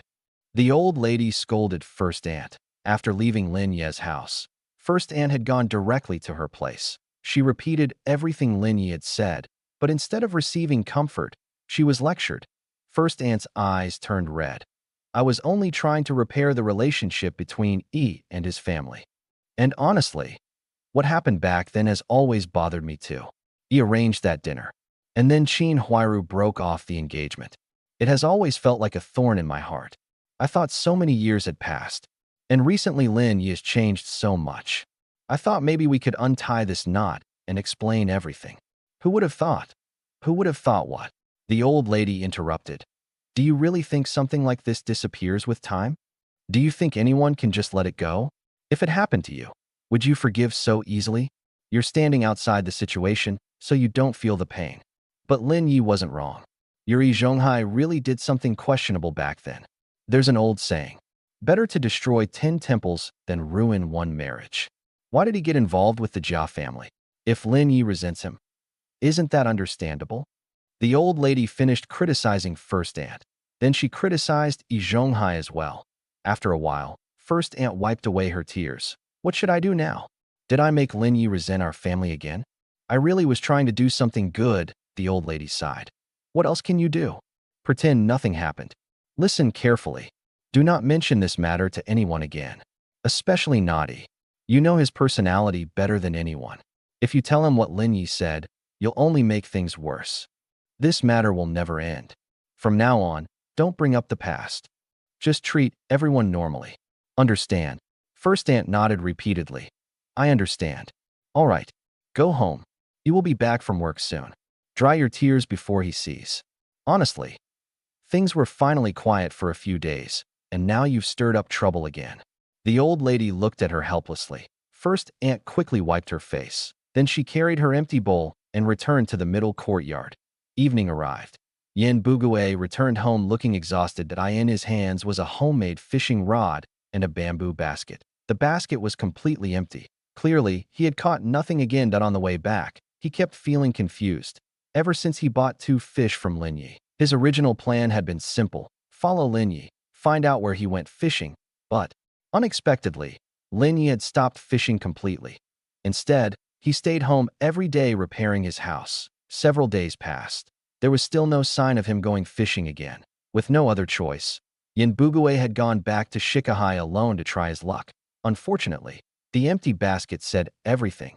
His luck had been terrible. Just as he reached the entrance of the courtyard, he saw Sha Zhu returning with 2 lunch boxes to AT. This point, Sha Zhu was still young, but he had only recently started working at the steel factory. Ever since his father Hidaching left with the widow Bai, life had gradually become a little better for him and his younger sister. At least now he had an income. They no longer had to worry about starving. Hey, third uncle, what did you go do? Sha Zhu called out from a distance. Yin Bugue immediately turned around.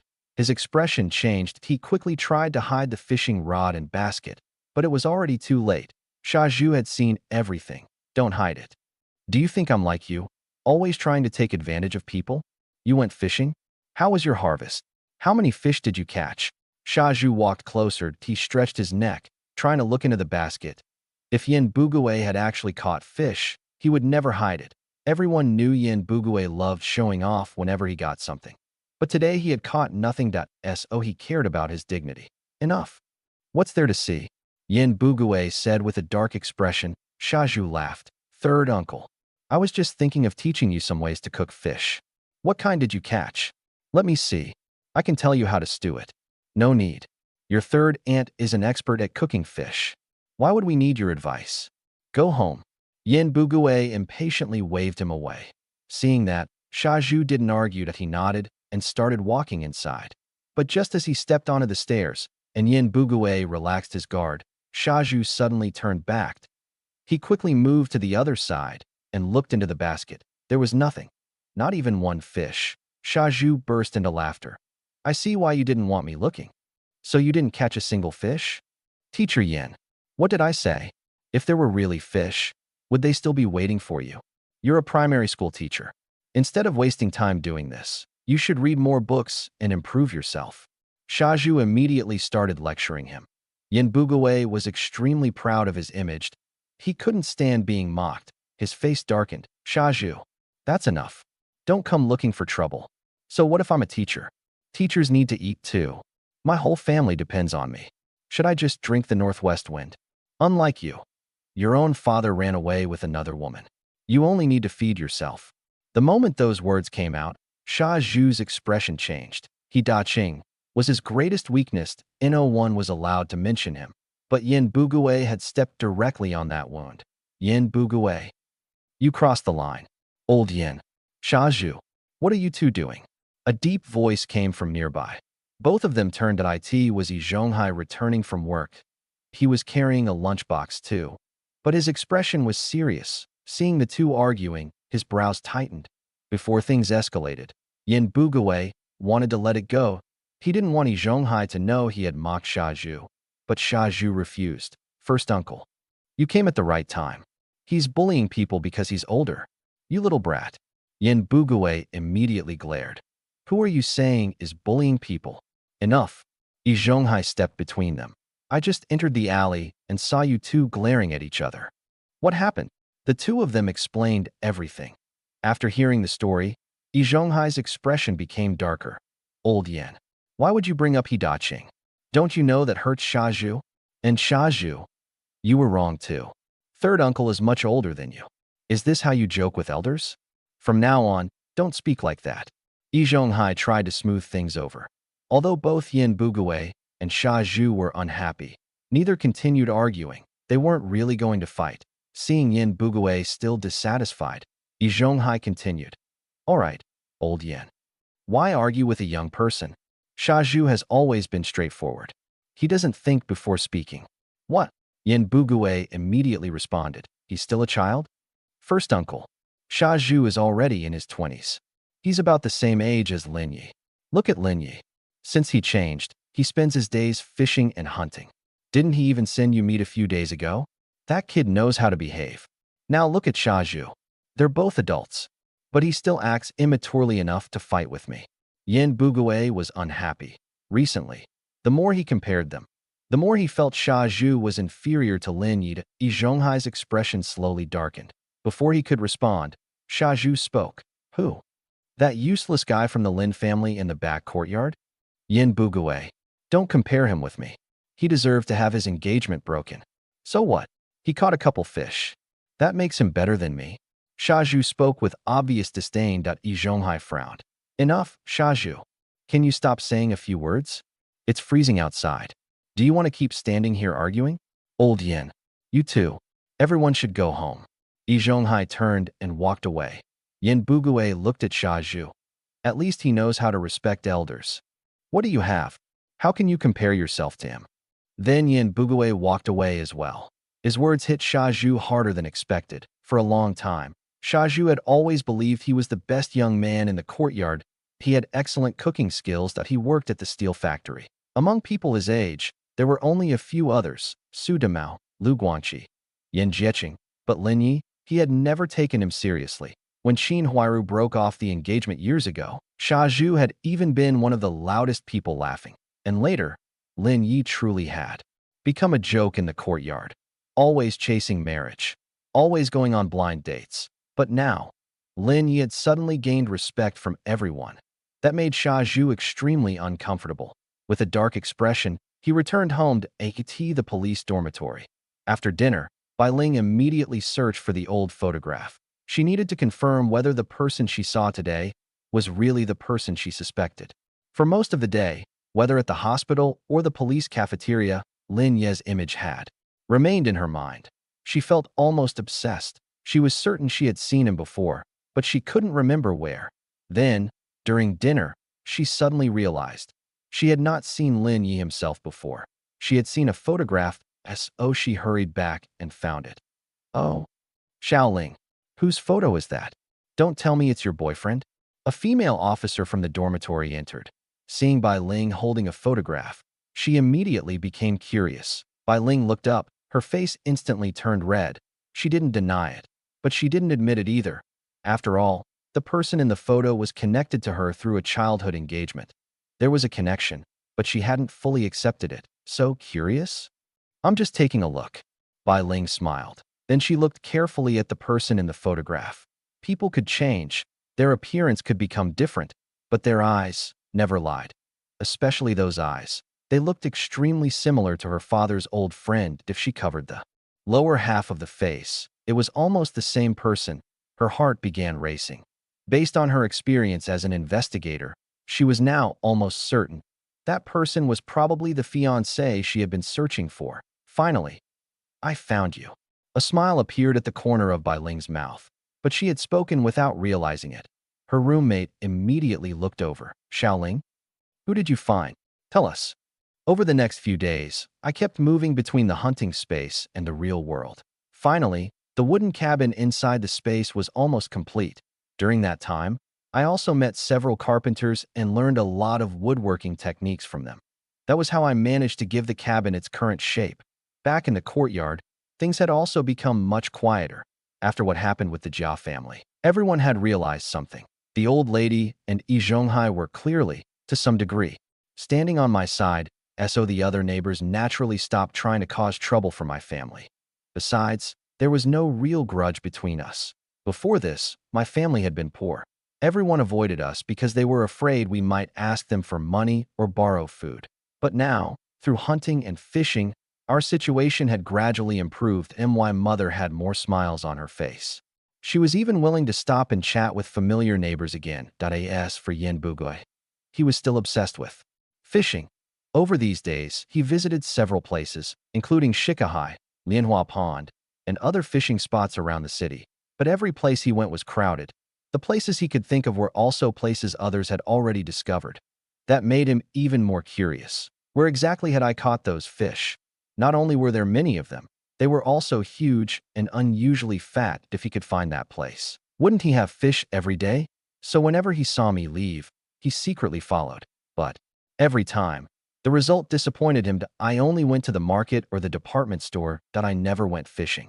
More than a week passed that I didn't bring back any fish or game. One evening, Yin Bugui and his wife were discussing this. His wife laughed. I think you should stop thinking about it.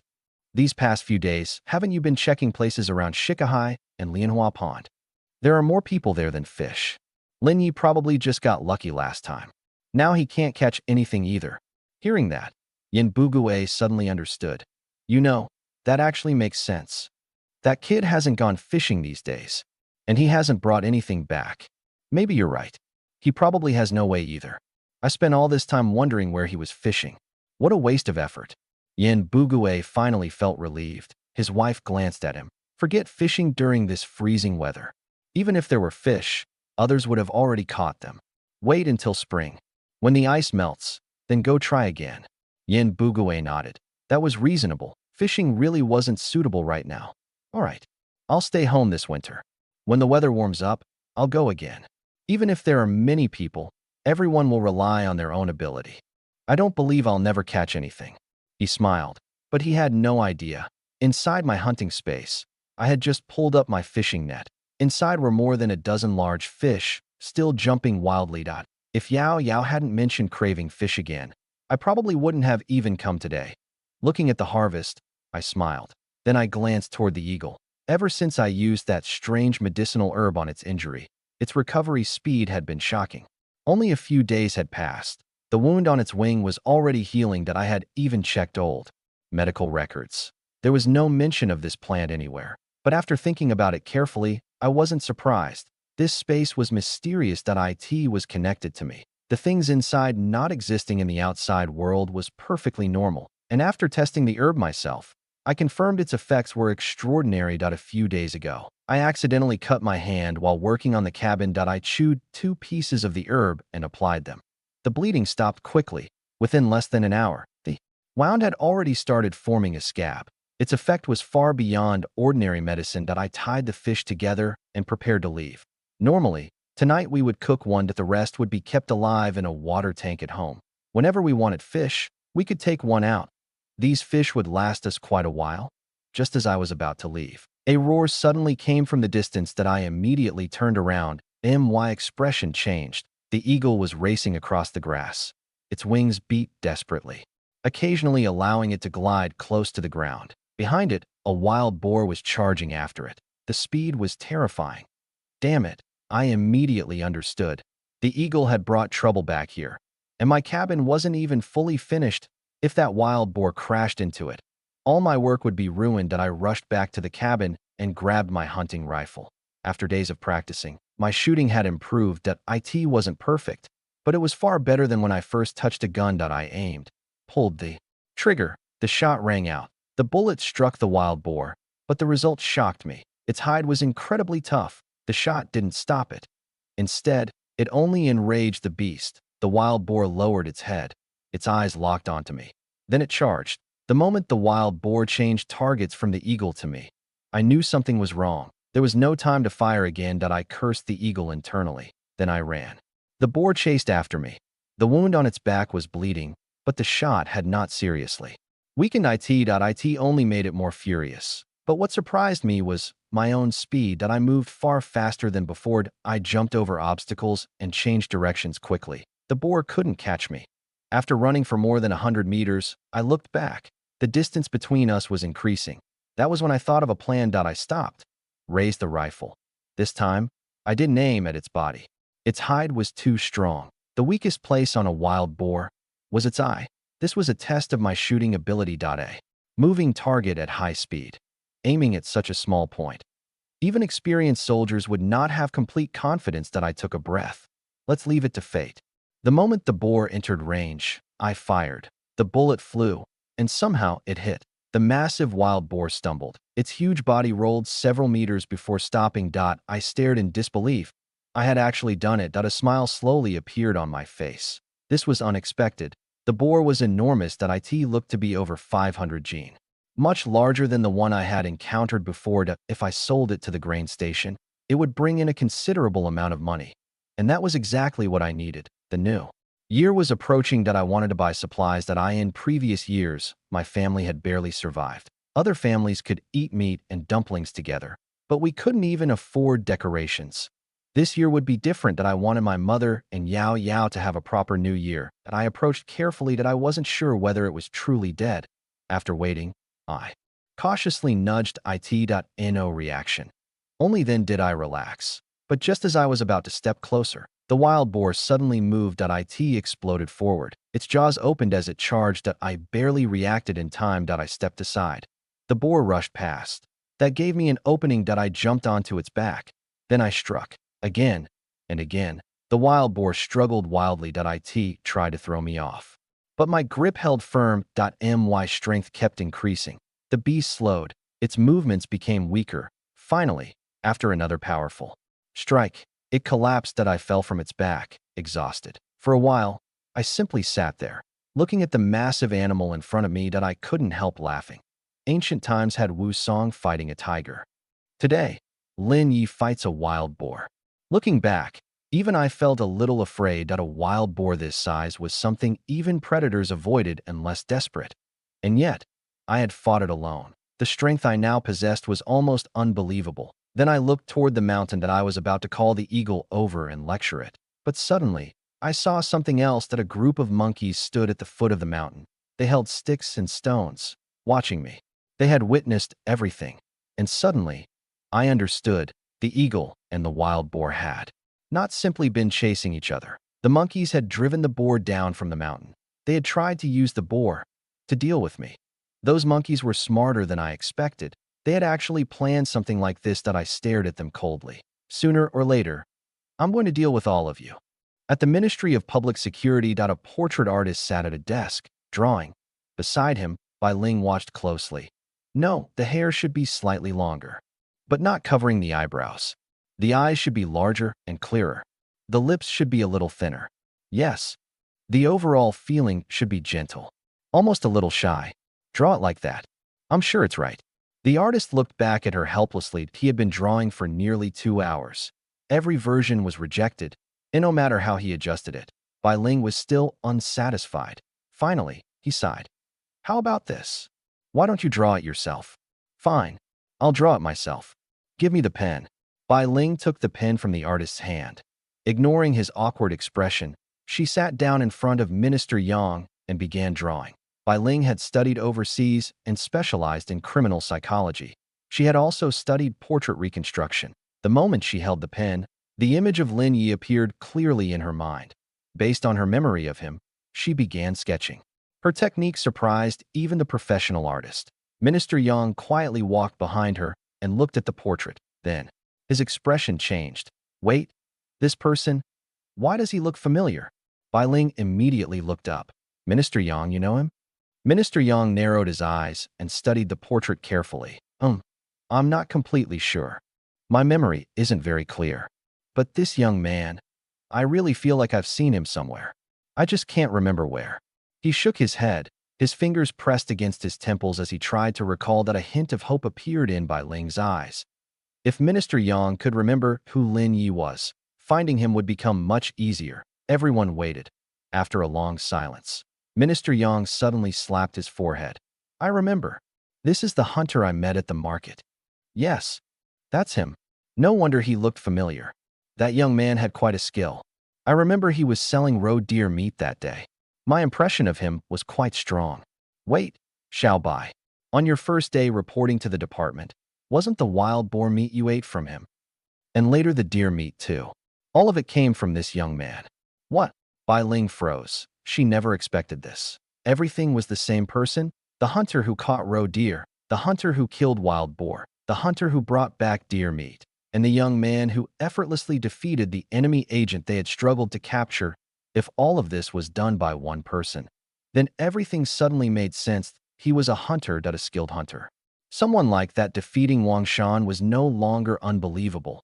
Old hunters who lived near mountains had always relied on their own abilities. Some had incredible marksmanship. Some understood wild animals better than anyone.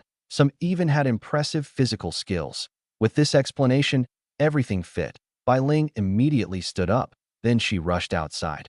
Minister Yang quickly called after her. Xiao Bai, where are you going? Minister, I'm going to the grain station. Her voice faded into the distance. Minister Yang shook his head with a smile. After a moment, the artist looked curious. Minister, what relationship does that person have with Xiao Bai? Could he be a wanted criminal? Minister Yang laughed. Wanted criminal? That young man is the fiancé Bai Ling has been searching for. Their families arranged a marriage when they were both still infants. This time, when Bai Ling returned from overseas, one reason was work. The other was finding him. Originally, their family lived in the Northeast. But because of the chaos over the years, everyone was separated. Sometimes fate really is strange. She searched everywhere, and he was here in the capital all along. The artist finally understood. Bai Ling's search for her childhood fiancé had already spread throughout the department, and no one expected they would actually meet in the capital. The artist smiled. Minister, the person you mentioned before, the talented young man who defeated Wang Shan, was that him too? Minister Yang nodded. Exactly. That's him. I remember clearly. That young man is extraordinary. Wang Shan.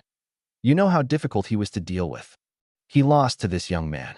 Exactly what happened, we'll know after Wang Shan wakes up. A sharp look flashed in Minister Yang's eyes. His interest in Lin Yi grew even stronger if Bai Ling could find him. And if he could be recruited into the public security system, that would be a remarkable story.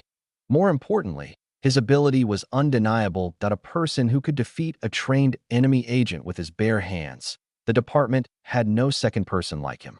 The country had only been established for a few years. The remaining enemy agents were still numerous. Many were hiding among ordinary people. They watched. They gathered information. They tried to sabotage the country. Fighting these hidden threats remained one of the most important missions. And people like this young hunter were exactly what they needed.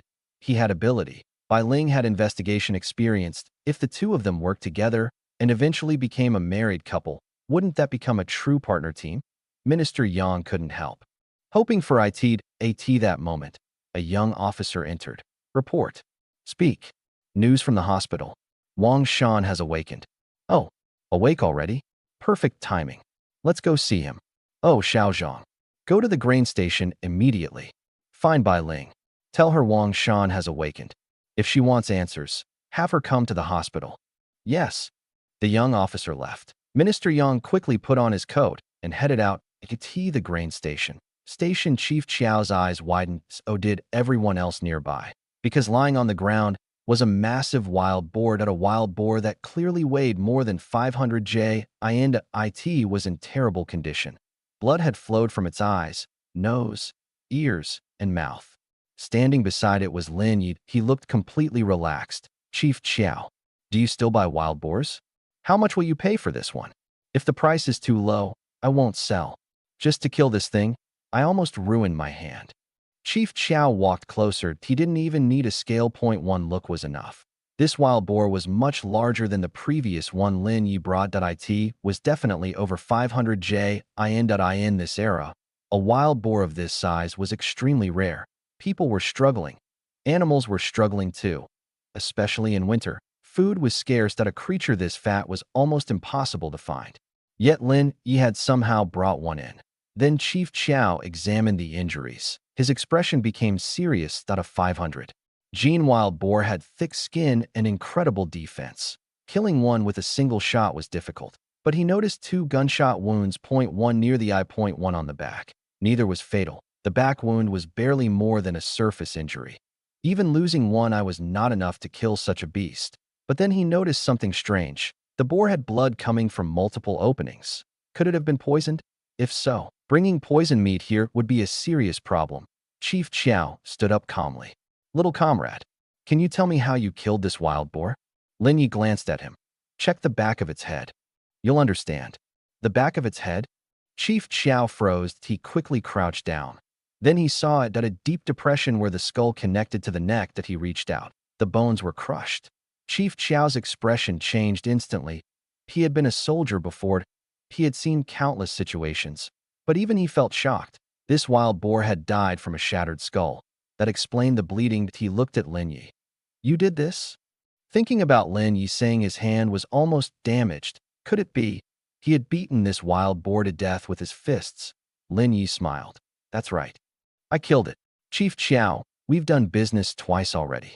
I brought this one directly to you. If you want it, give me a fair price. I'll sell the whole thing. If not, I'll take it elsewhere. There are plenty of people who want it. Chief Chiao immediately waved his hands. No. We'll buy it. But I'm curious. You really killed this with your fists? Even now, he struggled to believe it. A human fist against a wild boar and breaking its skull? That sounded impossible. Lin Yi didn't answer. He simply walked closer. Then he held out his hand. The back of his hand was swollen, clearly injured from the fight. Do you believe it now? Chief Chiao stared, then slowly nodded that he understood. Xiao. Shaoli, come weigh the wild boar. Little comrade, how about this? I'll buy it at 87 cents per gene. Lin Yi laughed. Chief Chiao, last time you paid 85 cents. Now the new year is approaching. And this one is over 500 gene. You're only adding 2 cents? I might as well sell it somewhere else. 1 yuan per gene. If you don't want it, I'll take it away. Chief Chiao fell silent. He understood the value. Near the new year, organizations needed gifts. Wild boar meat was exactly the kind of thing many units wanted. The previous boar Lin Yi sold had already received excellent feedback.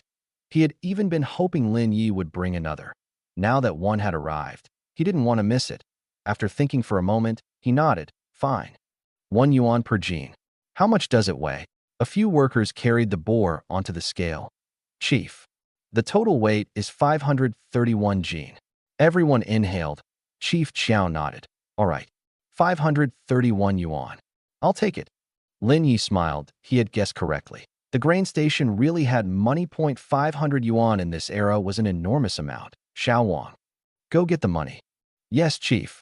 A young female worker nodded. She glanced at Lin Yi. She had been present for all 3 times he came to sell game. and each time, the prey became more impressive. In only 3 transactions, Lin Yi had earned more than 1,000 yuan. In this era, that was a shocking amount. Many families could barely save a few dozen yuan a year. Naturally, people noticed. Soon, the money was brought out.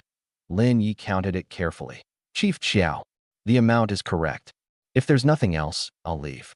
Next time I have more game, I'll bring it here. He casually put the money away. Then he turned and left. Chief Xiao watched him disappear. A smile slowly appeared.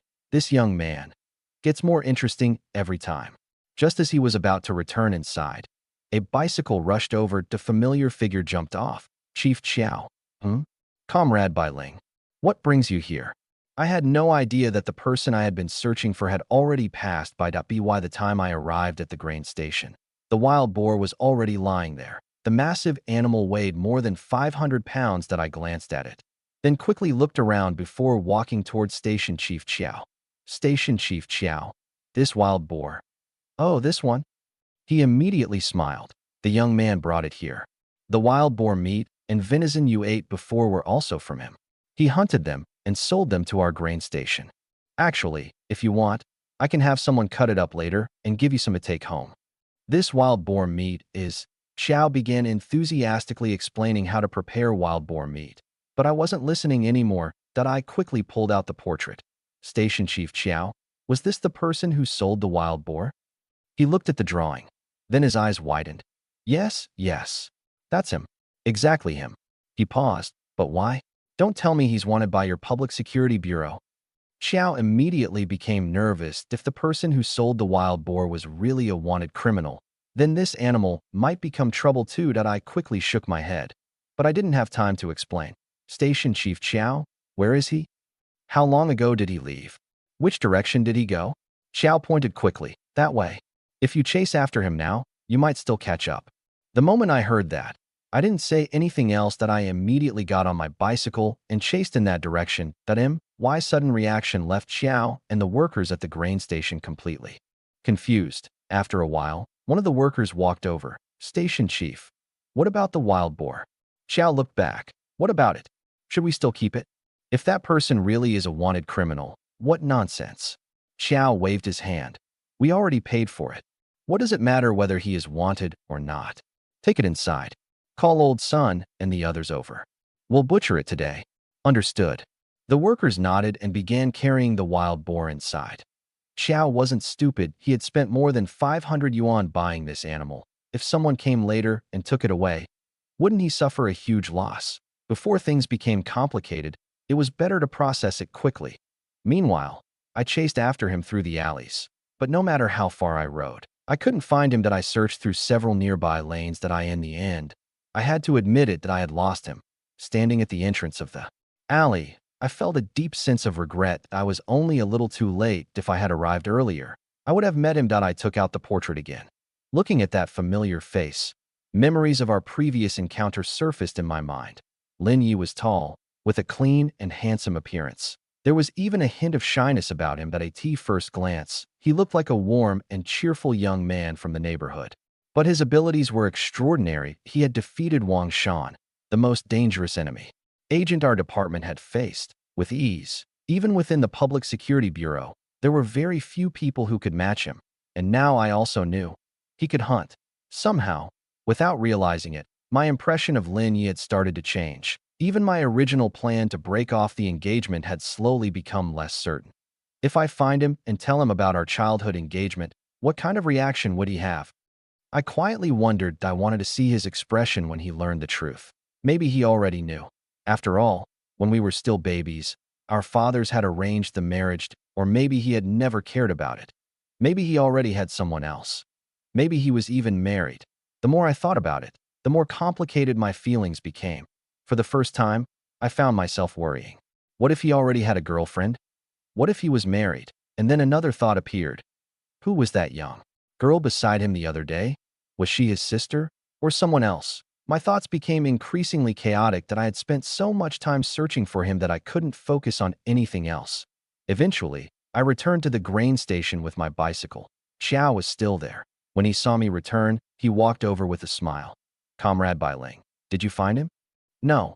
I smiled bitterly and shook my head. Then I quickly asked, Station Chief Chiao, does that young man often come here to sell his hunting catches? Chiao nodded. Then he shook his head. Not really. It's been more than a month, and he has only come 3 times. This time included. I looked at him. You said he isn't a wanted criminal. Then why were you searching for him with his portrait?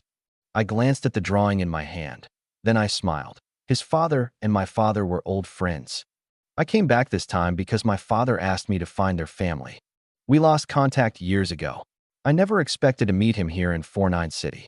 That's why I wanted to find him. It's just a personal matter. After hearing my explanation, Xiao finally understood. So that's how it is. Then I'm relieved. Tell you what. The next time he comes here to sell game, I'll call your department. You can come directly. I don't think you'll have to wait too long. He seems to come every few days. I immediately nodded. Thank you, Station Chief Chiao. I appreciate your help. No trouble at all. Chiao waved his hand with a smile. Just then, a police officer quickly arrived by bicycle. Comrade Bai Ling. Minister Yang asked me to tell you something. Wang Shan has regained consciousness. What? Wang Shan woke up?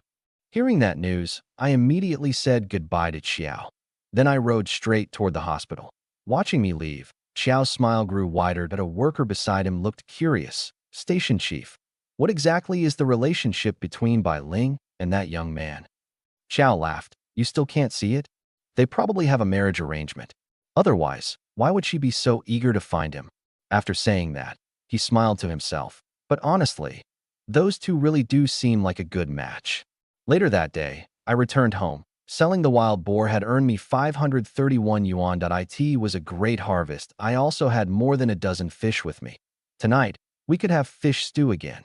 The moment I stepped into the courtyard, I saw Yin Bugue sitting inside his house with a troubled expression. For several days, he hadn't caught a single fish. The frustration had been eating at him. Then he looked outside and saw me casually carrying more than a dozen fish. His eyes nearly popped out that he immediately put on his shoes and rushed outside. Lin Yi, wait. I stopped and looked back.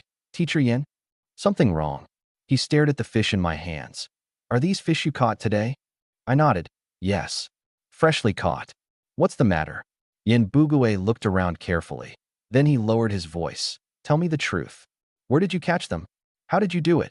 Is there some special method? I couldn't help laughing. Teacher Yin, what special method could there be? Fishing is just about patience and luck. If your patience isn't better than the fish's, how are you supposed to catch one? Back in ancient times, Jiang Zia even fished with a straight hook. What he cared about was his state of mind. The fish that wanted to bite would come. If you don't even have that kind of mindset, then forget fishing. You won't catch anything. I was obviously just trying to brush him off, but Yin Bugue completely ignored those words that he knew better. Don't talk nonsense. Jiang Zia wasn't really fishing for fish. That was a completely different situation. Different purpose. You can't compare them. Then he looked at me seriously.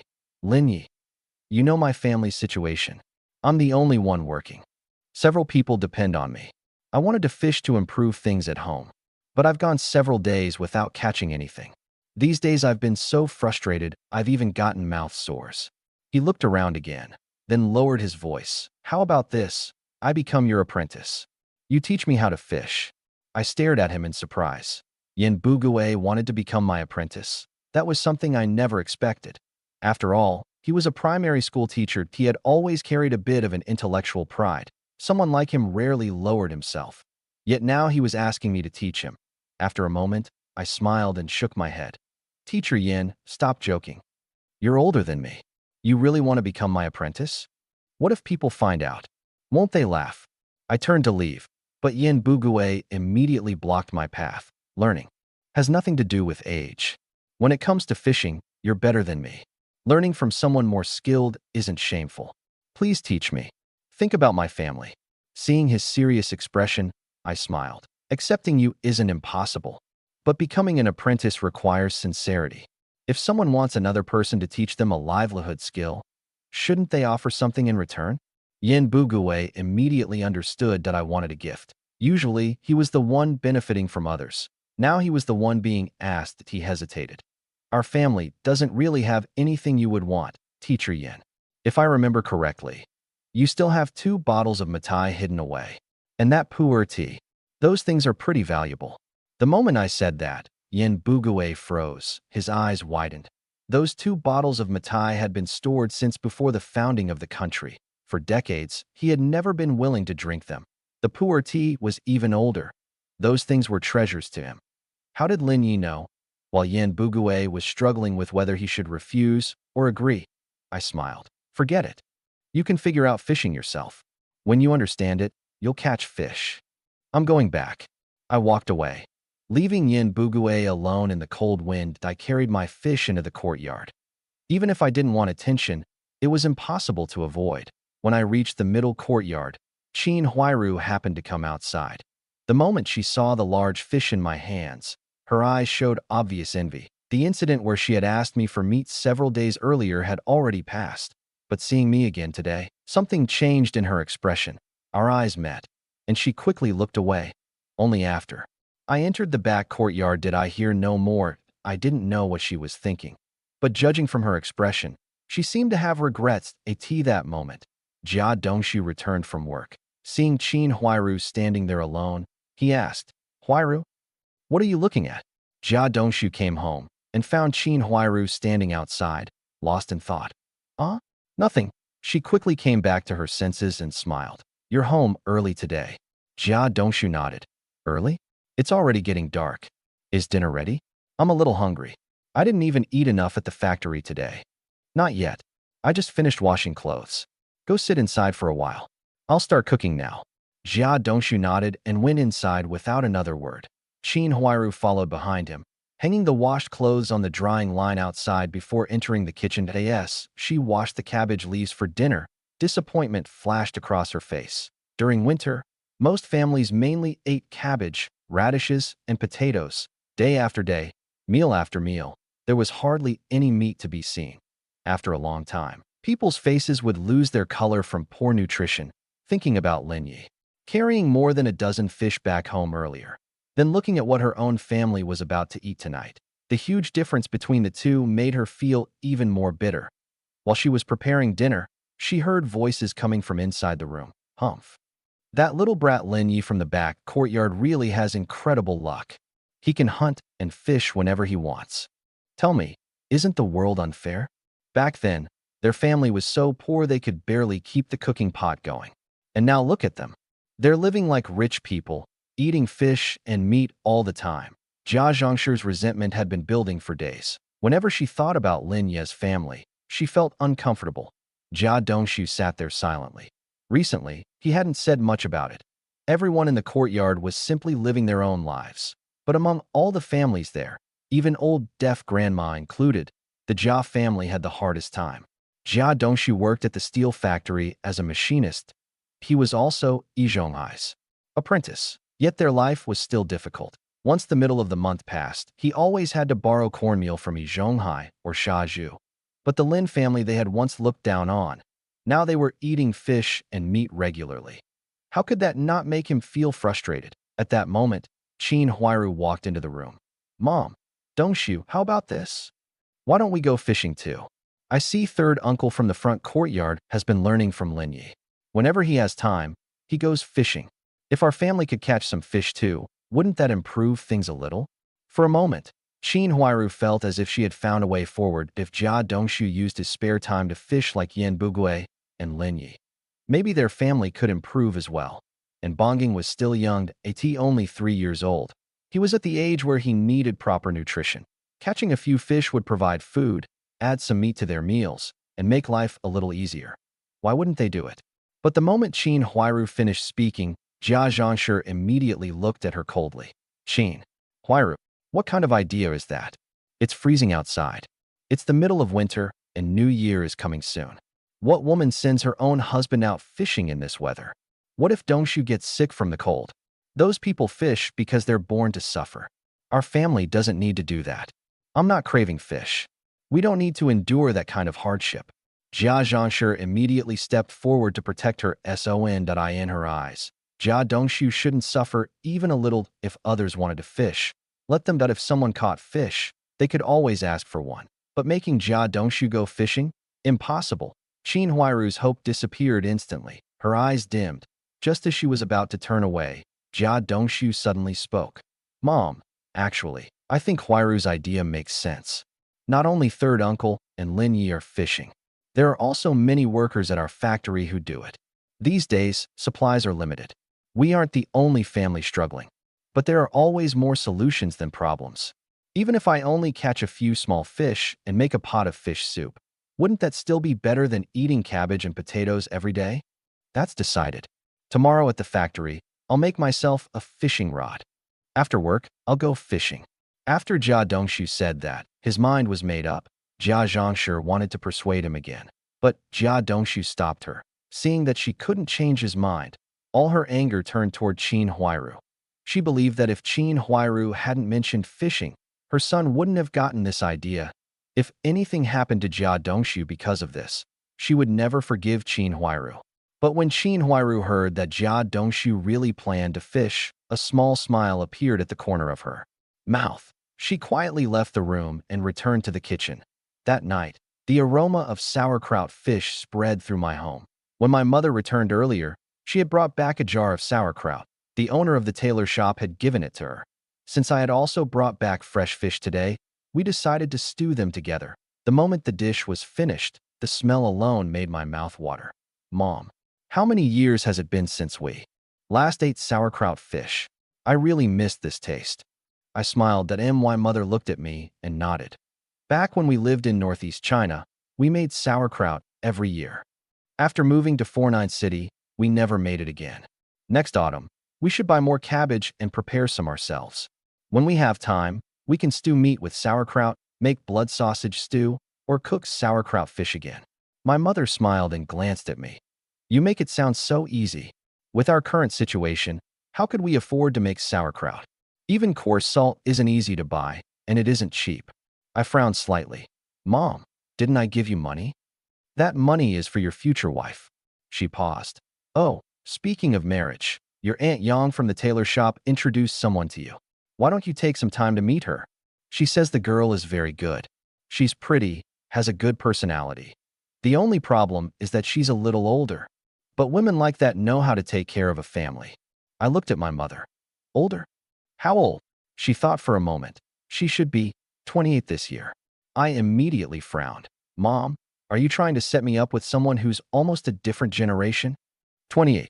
How much older than me is that? My mother fell silent. After dinner, I helped my mother clean up. I wanted to wash the dishes too, but she stopped me. Even though I hadn't gone to work today, I was more exhausted than usual. I had been moving back and forth between two worlds. One side needed construction work, the other needed repairs, and today, I had personally taken down a wild boar inside my space. Mom, I'm going back to my room. After washing up, I said goodbye. My mother nodded. Think about that matchmaking matter. Even if it doesn't work out, meeting once won't hurt. Forget it. I'm not interested in blind dates, especially not with someone much older than me.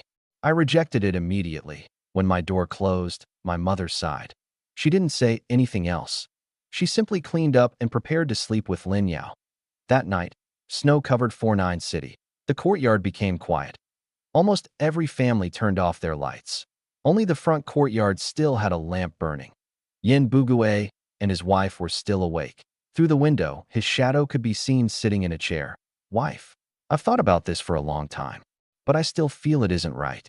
For fishing, I nearly threw away my dignity and asked Lin Yi to become my teacher. And he actually wanted my matai and tea. Those are things I've treasured for years. How could I give them away? After thinking again and again, Yin Bugue still shook his head. His wife looked back at him while arranging the blankets. It's your decision. If you don't want to fish, then don't. We can just save a little more and continue living. She also didn't want her husband to give away his treasured belongings, especially to Lin Yi. But Yin Bugue still couldn't let it go. Their family situation was difficult, and New Year was less than 20 days away. Who didn't want to have a better holiday? He wanted that too. If he learned Lin Ye's fishing skills, he didn't need to catch 10 fish every day.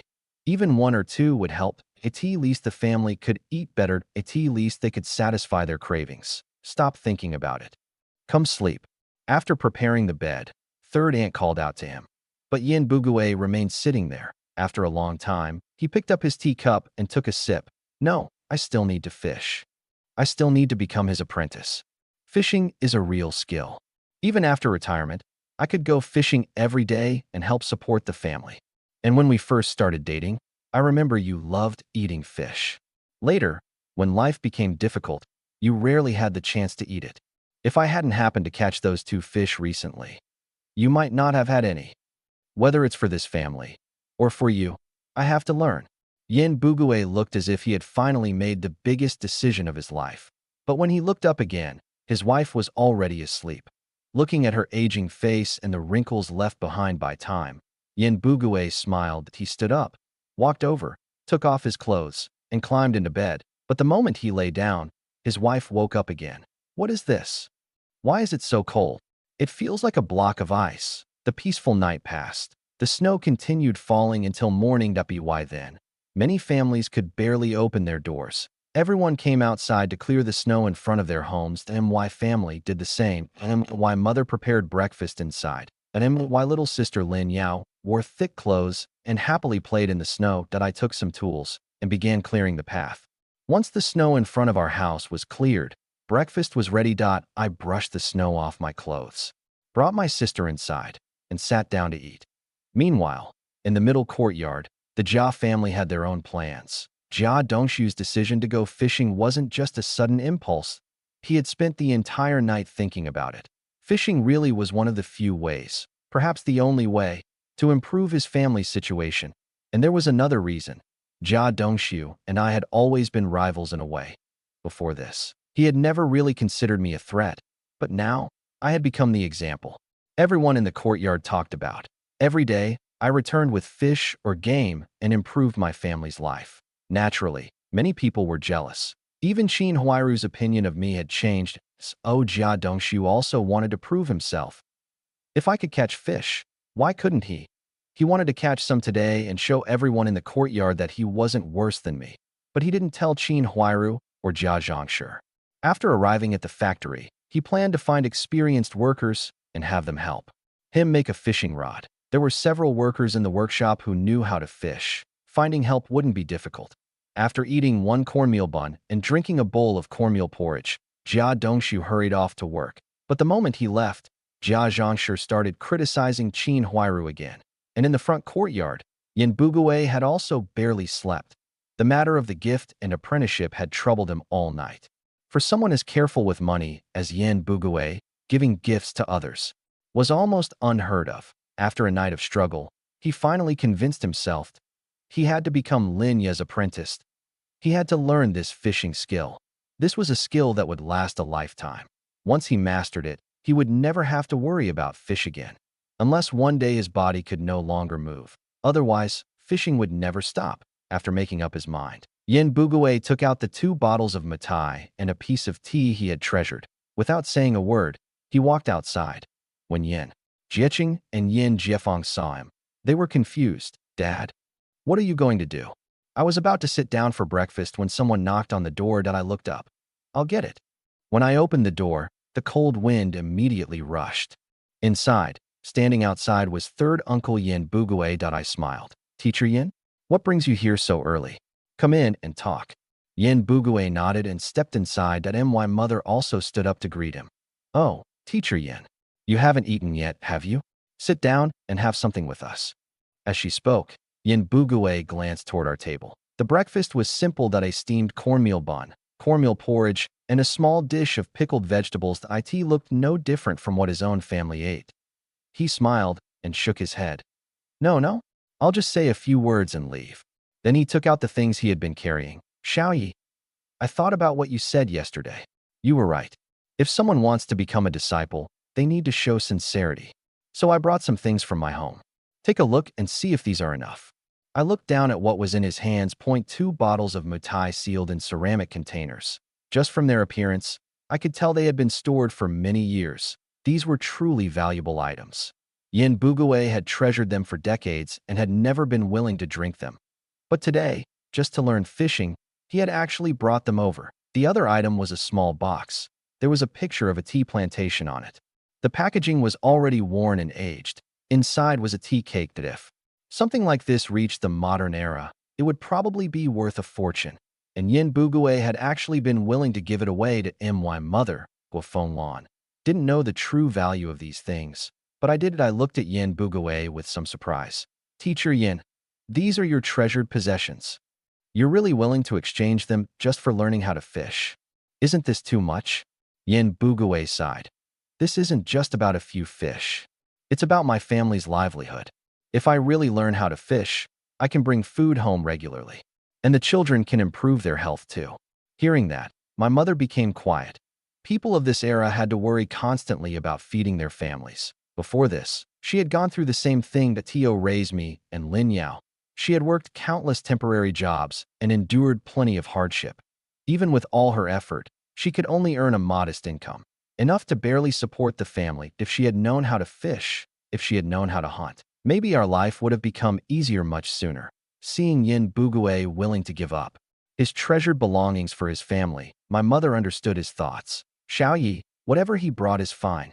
Just teach teacher Yin how to fish properly. I shook my head. Teaching is teaching. A gift is a gift. They're separate things. Teacher Yin, don't you agree? Yin Bugue immediately nodded. Yes, yes. Xiao Yi is right. Seeing both of us agree, my mother stopped arguing. I took the tea and wine. Then I smiled.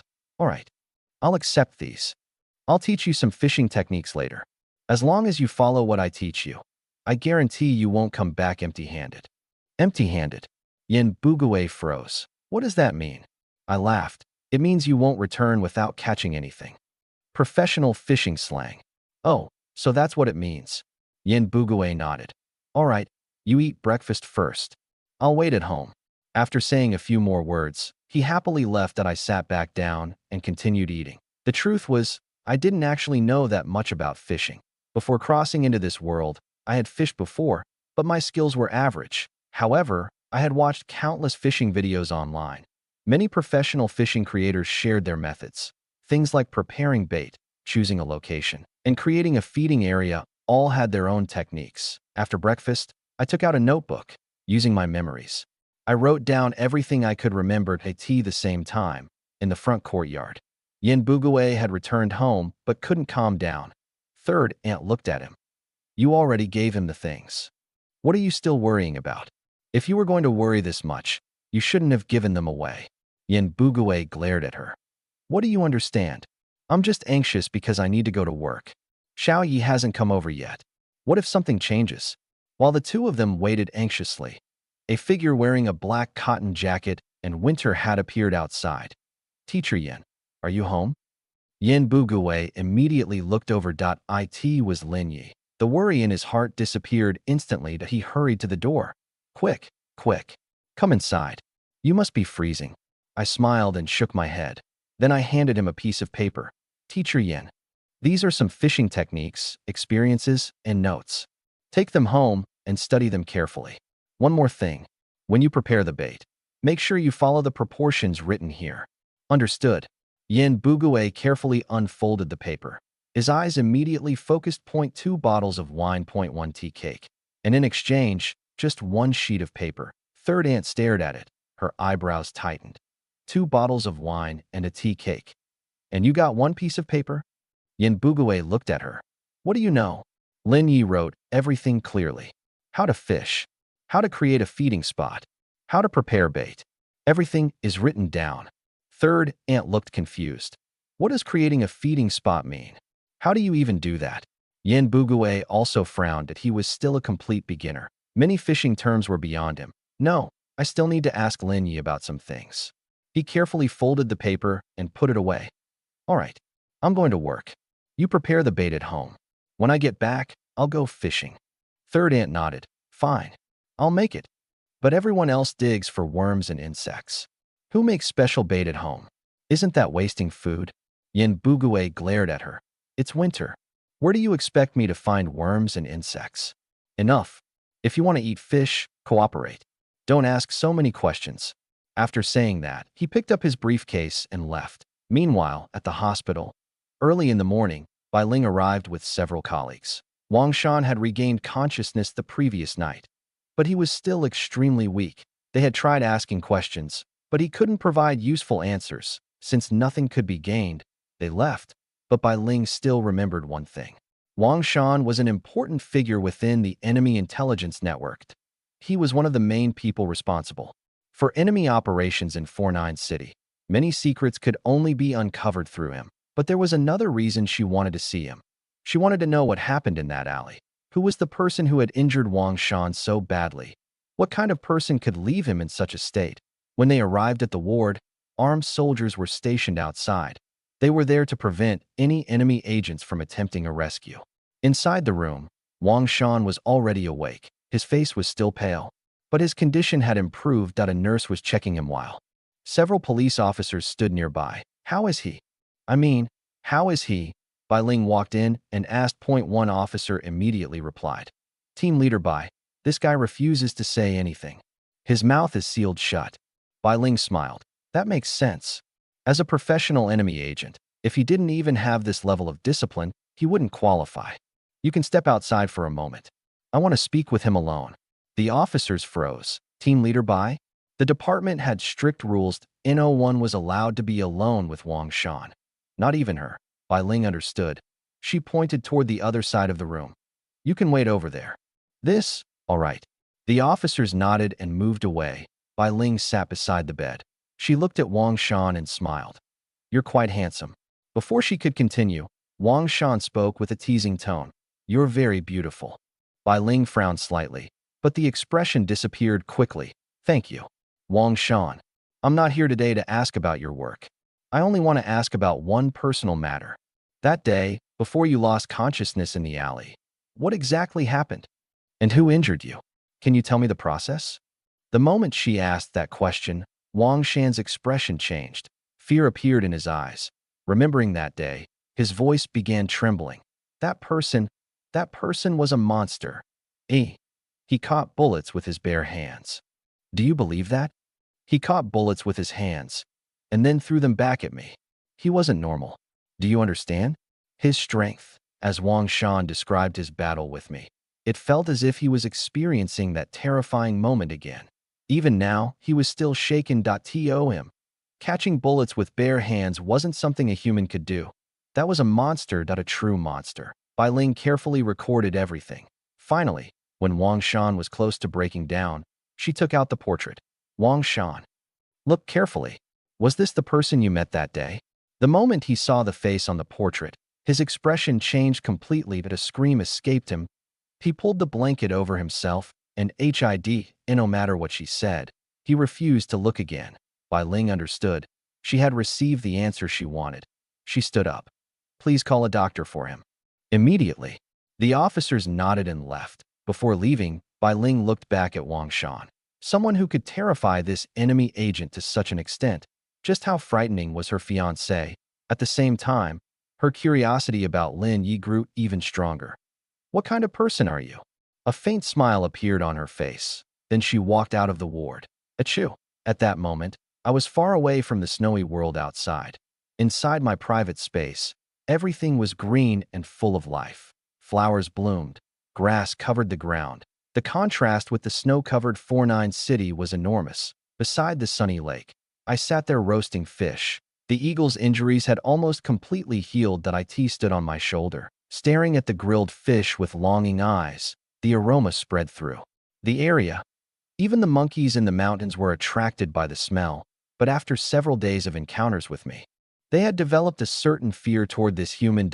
My shooting skills and archery had become much more accurate, and my physical abilities seemed to have improved as well. Strength, speed, agility, everything had increased. I didn't have an exact way to measure it, but I guessed it was probably related to eating the meat from my hunts. Actually, it wasn't just me. My mother and little sister's health had also been improving. I rubbed my nose. Someone must be talking about me. The roar came without warning. A sound that shook the entire mountain echoed from deep within the forest behind me. Roar. I immediately turned around. Birds scattered from the trees, shooting into the sky in panic. The rabbits and deer grazing on the grass also reacted instantly. They fled in every direction as if they had sensed something terrifying. My expression became serious. I grabbed the hunting rifle beside me. I stared toward the distant mountains. Something dangerous is coming down? The eagle spread its wings and flew straight into the sky. Ever since I activated the strange mark on my body and gained access to this hunting space, this was the first time I had encountered a beast that gave me such a strong sense of danger. From that roar alone, I couldn't tell what it was: a tiger, a black bear, or something else. At that moment, a series of heavy crashing sounds came from the mountain. Boom, boom, boom. I immediately raised the rifle and aimed toward the direction of the sound. My finger rested lightly on the trigger. If anything dangerous appeared, I would shoot without hesitation. But after waiting for a while, nothing came out. The eagle continued circling above me. Round after round. It seemed to be watching the movement inside the forest. Then suddenly, the eagle folded its wings and dove. Its speed was terrifying, like a missile falling from the sky. Before I could clearly see what was happening, a dark shadow flashed past. The eagle had grabbed something that it carried its prey. Upward. I quickly looked up. The eagle's claws held a struggling creature. The animal desperately tried to escape, but the eagle showed no intention of letting go. After reaching a certain height, it suddenly released its claws. The creature spun through the air and fell. Banged at a heavy impact sounded. My eyes followed the falling body. I quickly walked over. The prey was already motionless. Only then did the eagle slowly descend. Its wings stretched nearly 5 meters wide. It landed and looked back at me, almost as if telling me to hurry over. I glanced toward the mountain again. The creature that had produced that terrifying roar still hadn't appeared. Only then did I move toward the eagle. When I reached it, I froze. The thing the eagle had killed was actually a mountain civet monkey. A mountain civet. Its appearance alone was enough to make people uncomfortable. It looked almost like a creature from a nightmare. Its body was far larger than an ordinary monkey. However, this one still seemed young. It had not fully matured. Looking at the body, I frowned. You killed a young mountain civet? Aren't you worried its family will come looking for revenge? I laughed. The eagle simply flapped its wings. Then it looked back toward the mountains. Its eyes carried obvious arrogance. It seemed to be saying, even if its family comes, I can kill them too. I had already learned what kind of personality this eagle had. Back when its wings had not recovered, it constantly fought against the monkeys in the mountains. More than once, I had seen it surrounded by multiple monkeys. They threw it around, seemingly trying to kill it. But every time, the eagle fought back. It had injured those monkeys badly. And it wasn't just monkeys. It had fought snakes, deer, even wolves. Although every battle left it covered in wounds, those fights had also made it stronger. Now, after regaining the ability to fly, a mountain civet like this was no longer a challenge. But can this thing even be eaten? I looked at the body with hesitation. The eagle completely ignored me. It walked over and began tearing open the flesh with its beak. Then it carried a piece of meat toward the nearby fire and dropped it into the flames. Seeing that, I immediately understood. I laughed. You want grilled meat? All right, I'll roast some mountain civet meat for you. Come on. I dragged the body toward the fire. But I didn't know. Far away, high on a tree in the mountains, a white-haired mountain civet was silently watching everything. Especially when it saw me dragging away the young mountain civet, a dangerous look appeared in its eyes. I didn't roast the entire animal. Although it was young, it was still much larger than an ordinary monkey. I removed the head first. That thing looked too unsettling. Then I divided the body into large pieces. I only roasted one portion for the eagle. The rest I packed away. I planned to take it to the pigeon market and sell it. After all, nobody there would know what kind of meat it was. As long as it was meat, there would always be someone willing to buy it. After feeding the eagle, I checked the sky. It was getting late. I packed up everything I had collected today. Dozens of fish, the extra mountain civet meat. Everything was stored away. I placed my tools back inside the wooden cabin. The cabin itself was basically finished, only the interior still needed organizing. My next plan was to do some simple decoration inside, then build a fence around the outside. Of course, that fence wouldn't actually stop the creatures living here, but it would still make the place feel more complete. A flash of green light appeared. I disappeared from the hunting space. The eagle looked around. After confirming it could no longer find me, it suddenly spread its wings. Then it flew toward the far side of the sky. The sunset dyed half the sky red. I arrived at the grain station carrying dozens of fish. Station Chief Chiao. Do you need fish? I caught quite a few today. We won't be able to finish them all, so I thought I'd bring some over. When Xiao saw me, his face immediately lit up. You really are good at fishing. I smiled. I just catch some occasionally to improve our meals. Will you take them? Of course. We'll definitely take them. These days, getting fresh fish isn't easy. How many do you have? I'll take them all. While Xiao was talking with me, he quietly made several hand gestures behind his back. One of the workers immediately understood that he nodded slightly, then hurried back inside the station. There was only one telephone in the entire station. He picked it up, dialed the number. Hello? Is this the Public Security Bureau? I'm looking for team leader Bai.